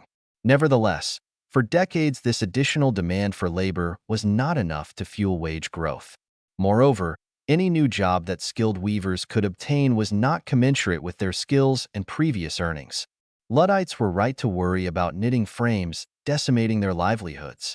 纺织生产率的提高确实为英国经济的其他部门创造了就业机会，例如在机械和工具制造领域。然而，这种对劳动力的额外需求在数十年间并不足以推动工资增长。此外，熟练职工能够获得的任何新工作都不符合他们的技能和之前的收入。卢德分子担心织布机会摧毁他们的生计是有道理的。At this stage, British workers were not unionized and could not collectively bargain. Although the worst coercive practices from medieval times had already been eliminated, many workers toiled in a semi-coercive relationship with their bosses. The Statute of Laborers of 1351 was repealed only in 1863. The Statute of Artificers, enacted in 1562-1563, which similarly mandated compulsory service and prohibited workers from quitting their employers before the end of the contracted term, was still being used for prosecuting workers. A revised Master and Servant Act renewing the prohibition on breach of contract by workers was adopted by Parliament in 1823 and 1867. Between 1858 and 1867, there were 10,000 prosecutions under these acts. These cases typically started with the arrest of workers about whom there was a complaint. These laws were also used consistently against union organization until they were fully repealed in 1875. 在这一阶段，英国工人尚未组织工会，无法进行集体谈判。尽管中世纪最恶劣的强制性做法已经被废除，许多工人仍然与雇主保持着半强制性的关系。1351年的劳工法令直到1863年才被废除。1562至1563年颁布的工匠法令同样规定了强制性服务，并禁止工人在合同期满前离职。该法令仍被用于起诉工人。1823年和1867年，议会通过了修订后的主仆法，再次禁止工人违反合同。1858年至1867年间，有1万起案件根据这些法律被起诉。这些案件通常以被投诉的工人被捕开始。这些法律也一直被用来反对工会组织，直到1875年才被完全废除。These conditions of the working class were entirely in line with the vision of the politically powerful segments of society. Their attitudes, and the implications thereof, are well illustrated by the 1832 Royal Commission into the Operation of the Poor Laws, convened to reform these laws dating back to Elizabethan times. 工人阶级的这些条件完全符合社会中政治权力阶层的愿景。他们的态度及其影响，在1832年关于济贫法运作的皇家委员会中得到了很好的说明。该委员会旨在改革这些可以追溯到伊丽莎白时代的法律。The old poor laws were already ungenerous and unforgiving to those in distress, but they were viewed by the new thinkers of the age as insufficiently motivating for the poor to get their act together and supply their labor. The Commission consequently proposed organizing all poor relief in the context of workhouses so that the recipients of aid would continue to work. It also recommended tougher eligibility requirements and making poorhouses less hospitable so that people were motivated to choose work instead of relief. 旧的济贫法对那些处于困境中的人已经不够慷慨和宽容，但新时代的思想家们认为，这些法律对穷人来说激励不足，无法促使他们振作起来，提供劳动力。因此，委员会建议在济贫院的背景下组织所有贫困救济，使受助者能够继续工作。委员会还建议制定更严格的资格要求，并使济贫院的条件更加恶劣，以激励人们选择工作而不是救济。The burden on taxpayers, primarily the aristocracy, the gentry, and the middle classes, was to be reduced as well. There was a political consensus, and the Commission's recommendations were adopted in 1834, albeit in a watered-down version. The workhouse effectively created what one expert described as a prison system to punish poverty. 纳税人的负担主要是贵族、乡绅和中产阶级也将减轻。政治上达成了共识，委员会的建议于1834年被采纳，尽管是经过稀释的版本。济贫院实际上创造了一个专家所描述的惩罚贫困的监狱系统。In this environment, workers had little chance to receive higher wages or share in the profits of firms. Longer and less autonomous working days and stagnant real incomes were not the only fallout from early industrialization. The social bias of technology also had a broader impoverishing effect. 在这种环境下，工人几乎没有机会获得更高的工资或分享企业的利润。更长且自主性更低的工作日和实际收入停滞不前，并不是早期工业化带来的唯一后果。技术的社会偏见也产生了更广泛的贫困效应。The entrance to hell realized. 地狱之门的实现。Industrialization brought a great deal of pollution, particularly as the use of coal increased. The early boom in textiles was powered by water, but after 1800 coal became the fuel of choice for the increasingly ubiquitous steam engines. The largest water wheels also powered factories, although these could be placed only where there was sufficient water flow. Steam engines meant that factories could be built anywhere, closer to ports, near coal, where workers were available, or all of the above. 工业化带来了大量的污染，尤其是随着煤炭使用的增加。早期的纺织业繁荣是由水力驱动的，但在1800年后，煤炭成为日益普遍的蒸汽机的首选燃料。最大的水轮机也用于工厂，但这些只能建在水流充足的地方。蒸汽机意味着工厂可以建在任何地方，靠近港口、靠近煤炭、工人可用的地方，或者以上所有条件都满足的地方。With steam power, major industrial centers became a forest of chimneys, belching smoke all day and night. The first cotton mill was built in Manchester in the 1780s, and by 1825, there were 104 such operations. Reportedly, there were 110 steam engines in the city. According to one observer, 有了蒸汽动力，主要的工业中心变成了烟囱林立的地方，日夜排放烟雾。1780年代，曼彻斯特建起了第一座棉纺厂，到1825年，这样的工厂已有104家。据报道，该市有110台蒸汽机。据一位观察者所述， a steam engine of 100 horsepower, which has the strength of 880 men, gives a rapid motion to 50,000 spindles for spinning fine cotton threads. Each spindle forms a separate thread, and the whole number work together in an immense building, erected on purpose, and so adapted to receive the machines that no room is lost. 750 people are sufficient to attend all the operations of such a cotton mill. And by the assistance of the steam engine, they will be enabled to spin as much thread as 200,000 persons could do without machinery, or one person can do as much as 266. 一台100马力的蒸汽机相当于880人的力量，可以快速驱动5万个纺纱锭，用于纺制细棉线。每个纺纱锭形成一根独立的线，所有这些纺纱锭在一个专门为此建造的大型建筑中协同工作。该建筑设计得非常合理，没有浪费任何空间。750人足以管理这样一个棉纺厂的所有操作。在蒸汽机的帮助下，他们可以纺出相当于20万人没有机械帮助时的线量，或者一个人可以完成266个人的工作量。Pollution was out of control in the early phases of industrialization. It caused huge numbers of deaths and an unimaginable decline in the quality of life for most people. Friedrich Engels was scathing about the effect of pollution on the working class. 在工业化的早期阶段，污染失控，它导致了大量死亡，并使大多数人的生活质量急剧下降。弗里德里希·恩格斯对污染对工人阶级的影响进行了严厉的批评。The manner in which the great multitude of the poor is treated by society today is revolting. They are drawn into the large cities where they breathe a poorer atmosphere than in the country. They are relegated to districts which, by reason of the method of construction, are worse ventilated than any others. They are deprived of all means of cleanliness, of water itself, since pipes are laid only when paid for, and the rivers so polluted that they are useless for such purposes.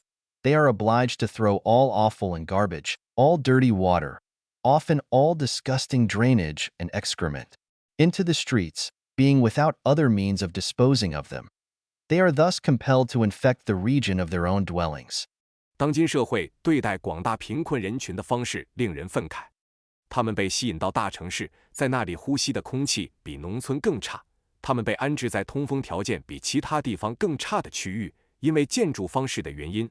他们被剥夺了所有清洁手段，甚至水，因为只有付费后才会铺设管道，而河流被污染的无法用于这些目的。他们被迫将所有垃圾、污物、脏水，甚至所有令人厌恶的污水和排泄物扔到街上，因为他们没有其他处理方式。他们因此被迫污染自己居住区域的环境。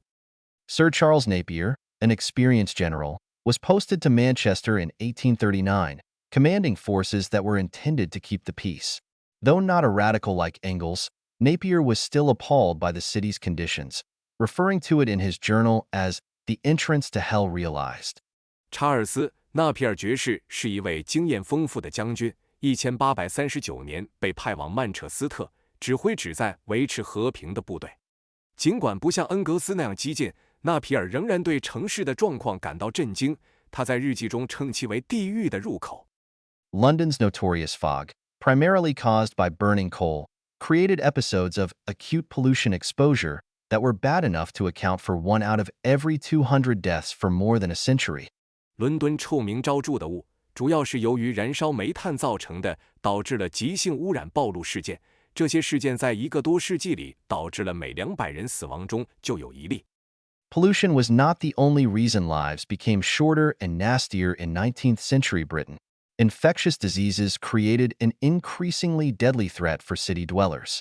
Although there had been some advances against established infectious diseases in the 1700s, particularly smallpox, crowded and fast-growing industrial cities created ideal breeding grounds for new epidemics. The first global epidemic of cholera broke out in 1817, followed by regular outbreaks until late in the century, when the importance of clean municipal water was fully understood. 污染并不是19世纪英国人生活变得短促和恶劣的唯一原因。传染病对城市居民构成了日益严重的威胁。尽管在18世纪对一些已知传染病，特别是天花，取得了一些进展，但拥挤且迅速发展的工业城市为新的流行病提供了理想的滋生地。1817年爆发了第一次全球霍乱大流行，随后直到世纪末，随着清洁市政供水的重要性被充分认识，这种疾病定期爆发。Death rates in overcrowded industrial cities were rising sharply. In Birmingham, deaths per 1,000 in 1831 were 14.6 and 27.2 per 1,000 in 1841. Similar increases were recorded in Leeds, Bristol, Manchester, and Liverpool. In the new manufacturing towns, half of all children died before reaching age 5. 拥挤的工业城市中的死亡率急剧上升。1831年，伯明翰每1000人的死亡率为14.6，而1841年则上升到每1000人27.2。利兹、布里斯托尔、曼彻斯特和利物浦也记录了类似的增加。在新的制造业城镇中，有一半的儿童在5岁前就夭折了。Parts of Manchester had only 33 toilets for more than 7,000 people. Sunderland had 1 privy per 76 people. Most of these sanitary facilities were not connected to public sewers, resulting in urban cesspools that were seldom cleaned out. Anyway, most sewer systems could not handle the human waste that did find its way in.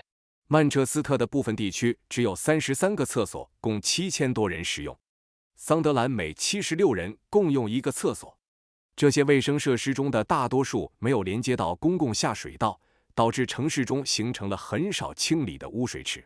此外，大多数下水道系统也无法处理流入的大量人类排泄物。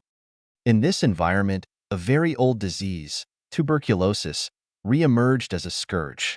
Records show traces of tuberculosis in Egyptian mummies, and this disease has long haunted dense settlements. It became a major killer in the 19th century as crowding and unsanitary conditions reached unprecedented proportions in large cities. At its peak in mid-century, tuberculosis was responsible for about 60,000 deaths per year in England and Wales, during a time when annual total deaths were between 350,000 and 500,000. However, there was also evidence that most people suffered some form of tuberculosis during their life. 在这种环境下，一种非常古老的疾病结核病重新出现并成为一种灾难。记录显示，埃及木乃伊中就有结核病的痕迹。这种疾病长期以来一直困扰着人口密集的聚居区。19世纪，随着城市人口的密集和卫生条件的恶化达到前所未有的程度，结核病成为主要的杀手。在19世纪中叶的高峰期，结核病每年在英格兰和威尔士造成约6万人死亡，而当时每年的总死亡人数在35万到50万之间。然而，也有证据表明，大多数人一生中都会以某种形式感染结核病。Highly contagious childhood diseases such as scarlet fever, measles, and diphtheria proved devastating well into the 20th century, when effective vaccination programs were put in place. The presence of measles and tuberculosis, both respiratory diseases, worsened the effects of pollution, leading to higher mortality. Maternal mortality rates remained high throughout this period. Hospitals also spread infection until the importance of hand washing was properly understood toward the end of the century. 像猩红热、麻疹和白喉这样的高度传染性疾病，在20世纪初期仍然造成了巨大的破坏，直到有效的疫苗接种计划得以实施。麻疹和结核病这2种呼吸道疾病的存在加剧了污染的影响，导致更高的死亡率。在此期间，孕产妇死亡率也一直居高不下。直到世纪末，医院才在认识到洗手的重要性后，减少了感染的传播。The population of Manchester was just over 20,000 in the early 1770s. By 1823, more than 100,000 people lived in the city, trying to fit into overcrowded accommodations, with filthy streets, not enough water, and soot everywhere. 1770年代初，曼彻斯特的人口刚刚超过2万。到1823年，超过10万人生活在城市中，试图挤进拥挤的住所，街道肮脏，水源不足，到处都是烟尘。Crowded and squalid living conditions, difficult lives, and cheap alcohol created another hazard: growing violence, including within families. No doubt there was domestic violence before industrialization, and treating children well, in terms of education, nutrition, and care, became the norm only in the 20th century. Still, there was less abuse of alcohol when everyone was drinking weak ale. The British drinking of distilled spirits supposedly began only after the Battle of Ramillies in 1706. The drinking of gin took off in the 1700s, and by the mid-1800s, alcoholism was rife. As the price of tobacco came down, cigarettes also came within reach for the working class. 拥挤和肮脏的生活条件艰难的生活以及廉价的酒精带来了另一个隐患：暴力行为的增加，包括家庭内部的暴力。毫无疑问，在工业化之前就存在家庭暴力，而对儿童的教育、营养和照顾的良好对待成为常态，也只是20世纪的事情。然而，当所有人都喝淡啤酒时，酒精滥用的情况较少。据称，英国饮用蒸馏酒的行为始于1706年的拉米利战役之后。18世纪，金酒的饮用开始流行，到19世纪中叶，酗酒现象已经非常普遍。随着烟草价格的下降，香烟也进入了工薪阶层的消费范围。The educated British reaction was to argue there was a broader moral decline across the nation. Thomas Carlyle wrote influentially about this issue, coining the term the condition of England in 1839. A wave of social novels dealt with the evils of factory life, including works by Charles Dickens, Benjamin Disraeli, Elizabeth Gaskell, and Francis Trollope. 受过教育的英国人的反应是争论全国范围内存在更广泛道德下滑。托马斯·卡莱尔对此问题进行了有影响力的写作，并在1839年创造了英格兰状况这一术语。一系列社会小说探讨了工厂生活的弊端，包括查尔斯·狄更斯、本杰明·迪斯雷利、伊丽莎白·盖斯凯尔和弗朗西斯·特罗洛普的作品。Health checkups on British Army recruits for the Second Boer War, 1899-1902, confirmed a deeply unhealthy nation. Industrialization had created a public health disaster. 1899年至1902年的第二次布尔战争期间，对英国军队新兵的健康检查证实了国家的健康状况极其糟糕。工业化造成了一场公共卫生灾难。Where the Whigs went wrong.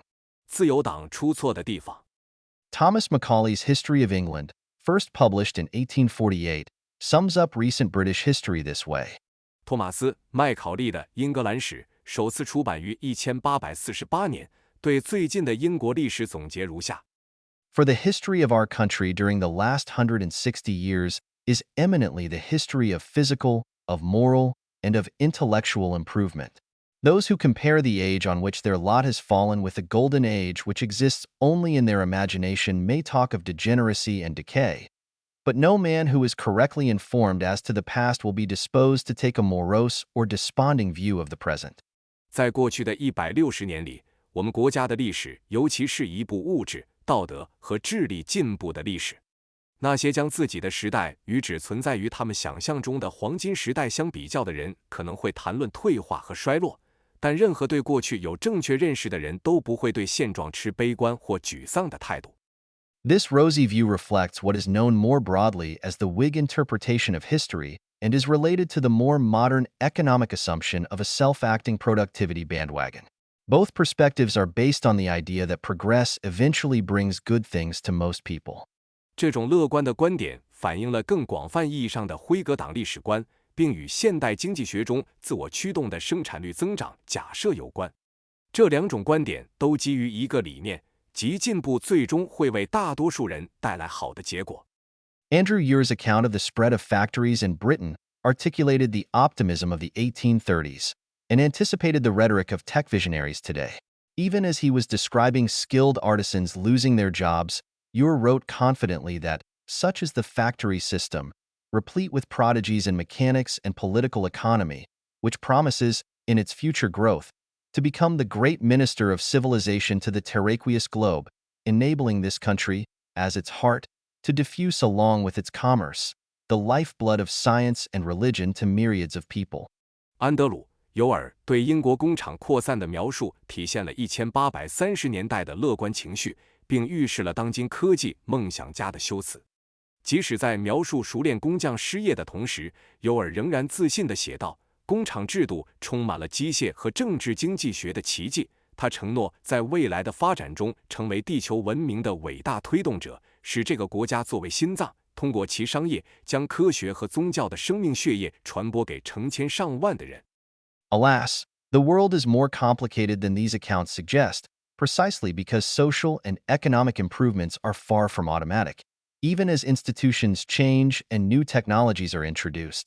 然而，世界比这些描述要复杂得多。正是因为社会和经济的进步远非自动实现，即使在制度变革和新技术引入的情况下也是如此。Whig optimism was understandable, for it reflected the views of the ascendant social classes in England, including the gentry and new mercantile and later industrial interests. It was also superficially plausible, for industrialization did bring new people and ideas to the forefront.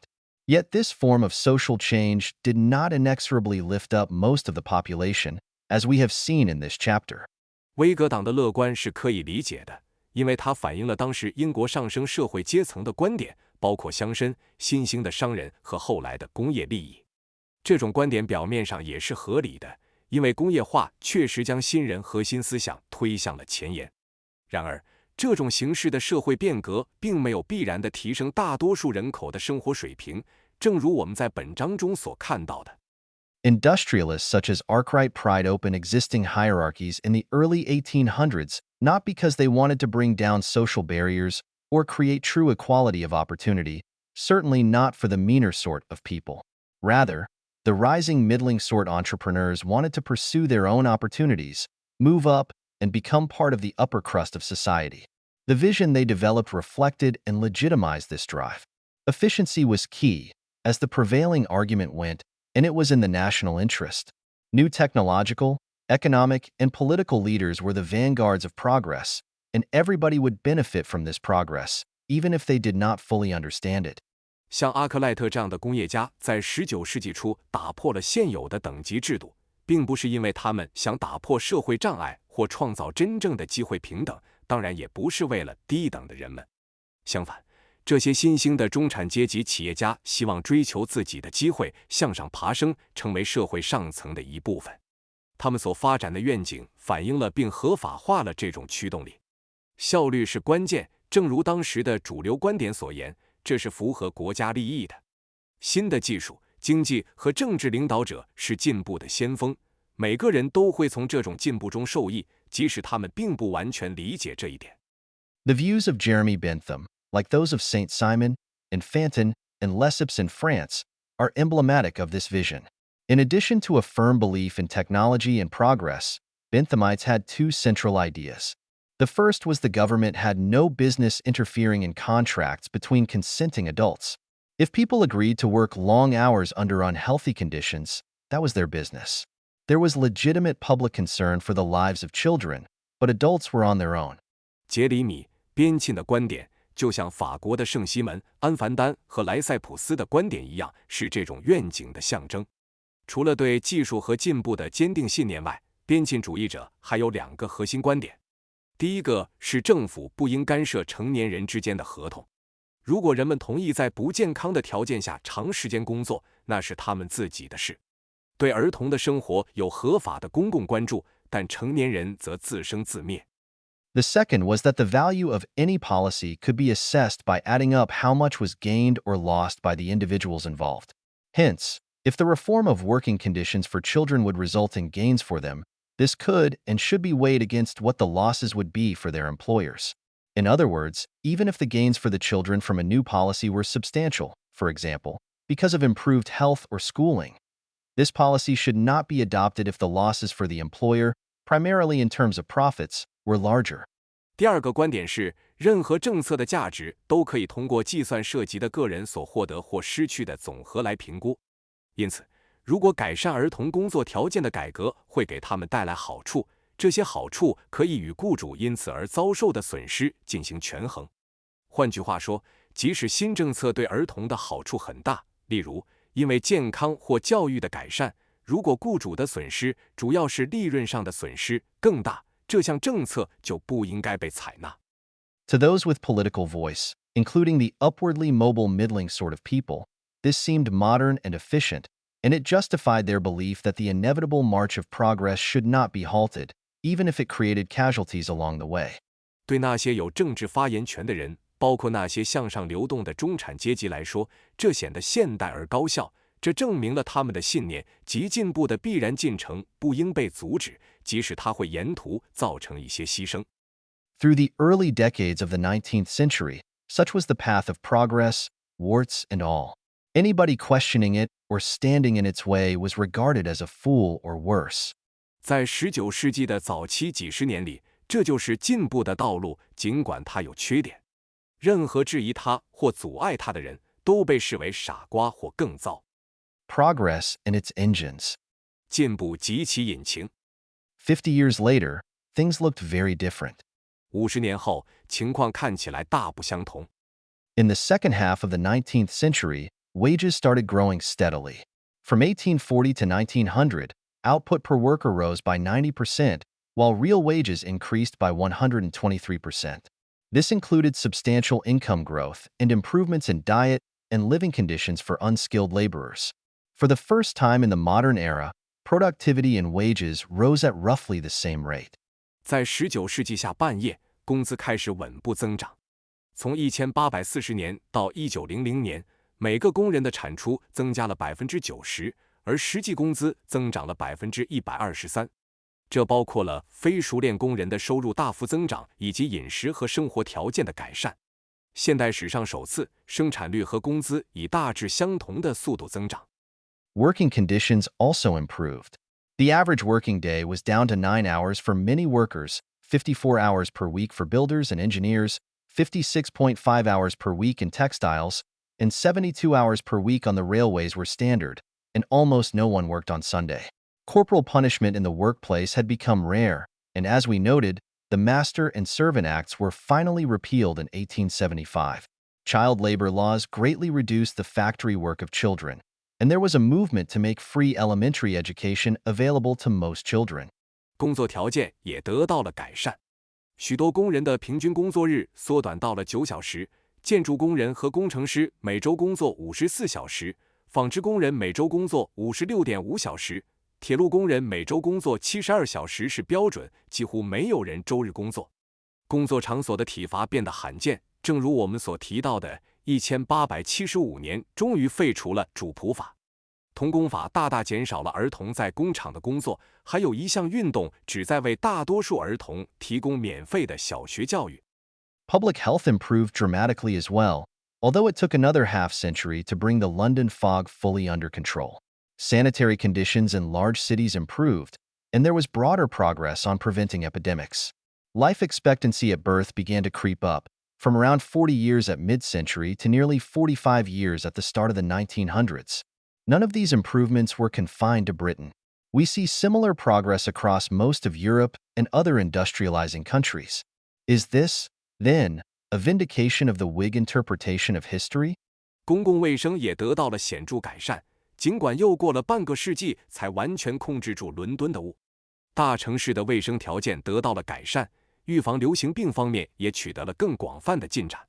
出生时的预期寿命开始逐渐上升，从中世纪的约40岁增加到1900年初的近45岁。这些改进并不局限于英国，我们在欧洲大部分地区和其他工业化国家也看到了类似的进展。那么，这是否是对辉格党历史观的证实呢？ Not at all. There was nothing automatic about any of the improvements that ushered in a broader sharing of productivity gains and the cleanup of cities. They resulted from a contested process of political and economic reforms. 并非如此，生产力提高和城市清洁化带来的更广泛利益分享并不是自动发生的。这些改进是政治和经济改革过程中经过激烈争论的结果。The productivity bandwagon needs two preconditions to operate: improvements in worker marginal productivity and sufficient bargaining power for labor. Both elements were largely absent for the first century of the British Industrial Revolution, but started falling into place after the 1840s. 生产力提升需要两个前提条件：提高工人的边际生产力和劳动者的足够议价能力。这两个要素在英国工业革命的前100年里基本上是缺失的，但在1840年代之后开始逐步到位。The first phase of the Industrial Revolution that so alarmed Lord Byron was one in which the main technological innovations were all about automation, most notably replacing spinners and weavers with new textile machinery. As we explained in Chapter 1, advances in automation do not preclude shared prosperity, but there is a problem if automation predominates. in the sense that workers are displaced from their existing work at the same time as there are insufficient new tasks in other productive positions. 让拜伦勋爵感到震惊的第一次工业革命的第一阶段，主要是关于自动化技术的创新，最显著的是用新的纺织机械取代纺纱工和织布工。正如我们在第一章中解释的那样，自动化技术的进步并不排除共享繁荣的可能性，但如果自动化占据主导地位，即工人从现有工作中被取代，同时在其他生产岗位上又没有足够的新任务，就会出现问题。This is what happened starting toward the end of the 18th century, with textile workers displaced from their jobs and having a hard time finding alternative employment at a wage close to what they earned before. This was a long and painful phase, as Lord Byron recognized and most of the working classes felt. However, by the second half of the 19th century, the direction of technology had shifted. 这种情况从18世纪末开始发生，纺织工人失去了工作，很难找到与之前收入相近的替代工作。这是一个漫长而痛苦的阶段，正如拜伦勋爵所认识到的，也是大多数工人阶级所感受到的。然而，到了19世纪下半叶，技术发展的方向发生了转变。Arguably, the defining technology of the second half of the 19th century was railways. When Stephenson's rocket won the Rainhill trials in 1829, there were about 30,000 people engaged in long-distance stagecoach transportation, with 1,000 turnpike companies maintaining 20,000 miles of road. Within a few decades, several hundred thousand people were working on building and running railways. 可以说，19世纪下半叶的标志性技术是铁路。1829年，斯蒂芬森的火箭号在莱恩希尔试验中获胜时，大约有3万人从事长途马车运输，1000家收费公路公司维护着2万公里的道路。在短短几十年内，有几十万人从事铁路的建设和运营。Steam-powered trains reduced transportation costs and destroyed some jobs, for example, in the horse-drawn coach business. But railways did much more than just automate work. To start with, advances in railways generated many new tasks in the transport industry, and the jobs demanded a range of skills, from construction to ticket sales, maintenance, engineering, and management. We saw in Chapter 5 that many of these jobs offered improved working conditions and premium wages when railway companies shared some of their high profits with their employees. 蒸汽动力火车降低了运输成本，同时也摧毁了一些工作，例如马车业务。但铁路的作用远不止自动化工作。首先，铁路的进步在运输业中产生了许多新的任务，这些工作需要各种技能，从建设到售票、维护、工程和管理。我们在第5章中看到，许多这些工作提供了更好的工作条件和更高的工资。当铁路公司与员工分享其高额利润时， As we discussed in Chapter 1, technological advances can stimulate demand for workers in other sectors, and this effect is more powerful if they significantly increase productivity or create linkages to other sectors. Railways did this as passengers and freight started moving more cheaply and farther. Long-range coach travel declined to nearly nothing, but railways raised the demand for short-distance horse-drawn travel as the people and goods they transported long distances had to be moved back and forth in the cities. 正如我们在第1章中讨论的，技术进步可以刺激其他行业对工人的需求，如果他们显著提高生产率或与其他行业建立联系，这种效应会更加强大。铁路就是这样，随着乘客和货物开始以更低的成本和更远的距离移动，长途马车旅行几乎消失，但铁路提高了短途马车旅行的需求，因为长途运输的人和货物需要在城市中来回移动。More important were linkages from railways to other industries, meaning positive effects on other sectors supplying inputs to the transport industry, or those that heavily use transport services and could expand as a result of improvements caused by railways. The growth of railways increased the demand for a range of inputs, especially higher quality iron products used in stronger metal rails and more powerful locomotives. Lowering the cost of moving coal also made it possible to expand the metal smelting industry, improving the quality of iron. 更重要的是，铁路与其他行业的联系，这意味着对其他行业供应运输业投入或大量使用运输服务的行业产生了积极影响。这些行业因铁路带来的改进而得以扩展。铁路的发展增加了对各种投入的需求，特别是用于更坚固的金属轨道和更强大机车的高质量铁制品。降低煤炭运输成本也使得冶金行业得以扩展，提高了铁的质量。Cheaper transportation for finished products helped the metal smelting industry, which, following the patenting of the Bessemer process in 1856, could manufacture massive amounts of steel. Another round of benefits followed as more steel and cheaper coal helped expand other industries, including textiles and a range of new products, such as processed food, furniture, and early household appliances. Railways gave a boost to wholesale and retail trades as well. 成品运输成本的降低帮助了金属冶炼行业。1856年，贝塞麦工艺获得专利后，该行业能够大量生产钢铁。随着更多钢铁和更便宜的煤炭的供应，其他行业，包括纺织业和一系列新产品，如加工食品、家具和早期家用电器，也得到了扩展。铁路还促进了批发和零售贸易的发展。In some, 19th century British railways represent an archetype of a systemic transformative technology that increased productivity both in transport and across several other sectors, and also generated new opportunities for labor. 总的来说，19世纪的英国铁路代表了一种系统性转型技术的典范。这种技术不仅提高了运输业的生产率，还提高了其他多个行业的生产率，并且创造了新的劳动力机会。It was not just innovations in railways. Other emerging industries also contributed to higher worker marginal productivity.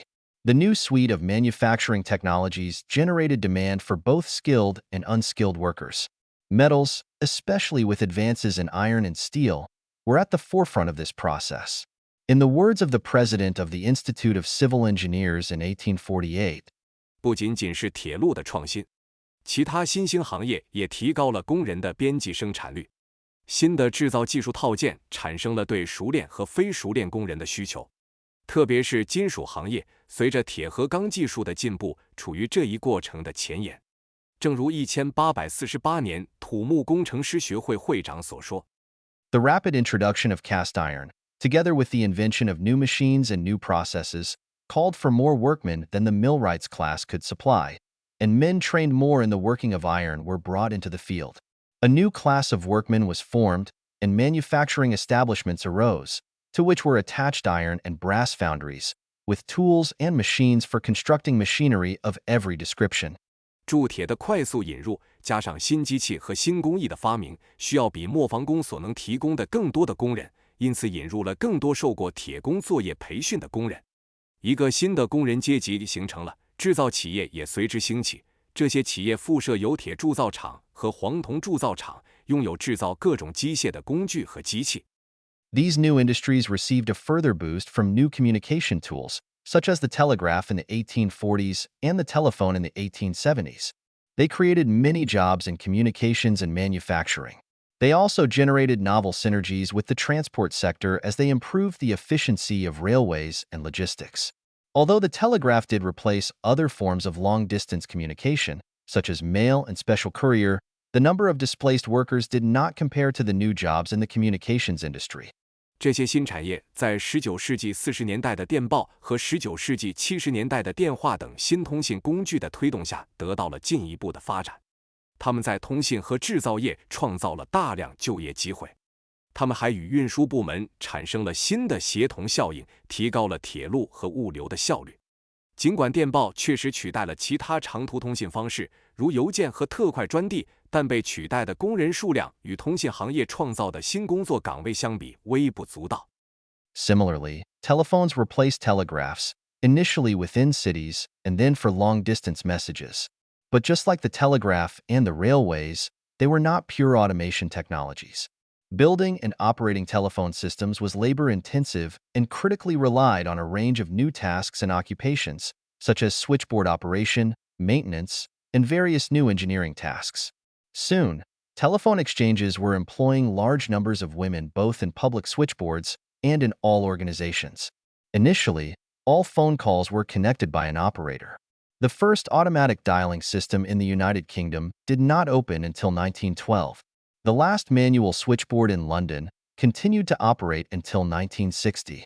同样，电话最初在城市内部，随后在长途通信中取代了电报。但就像电报和铁路一样，电话并不是纯粹的自动化技术。建立和运营电话系统是劳动密集型的，严重依赖于一系列新的任务和职业，如接线员操作、维护和各种新的工程任务。很快，电话交换台开始大量雇佣女性，既在公共接线台，也在所有组织中。最初，所有电话通话都需要接线员连接。英国的第一个自动拨号系统直到1912年才开放。伦敦最后一个手动接线台一直运营到1960年。In fact, the development of the telephone happened alongside an expansion in the business of sending telegrams, in part because competition brought down prices. In 1870, before telephones, there were 7 million telegrams sent in the UK. By 1886, this was up to 50 million per year. The U.S. telegraph network handled more than 9 million messages in 1870 and more than 55 million messages in 1890. 实际上，电话的发展与电报业务的扩展是同步进行的，部分原因是竞争降低了价格。1870年，在电话出现之前，英国发送了700万封电报。到1886年，这一数字增加到了每年5000万封。1870年，美国电报网络处理了超过900万条消息。到1890年，这一数字超过了5000万条。Overall, the implications for labor from these technologies were more favorable than the situation with automation of textiles in the first phase of the Industrial Revolution because they created new tasks and activated productivity improvements across a number of sectors, expanding the demand for labor. However, these outcomes were very much dependent on choices about how these production methods were developed and used, as we will see.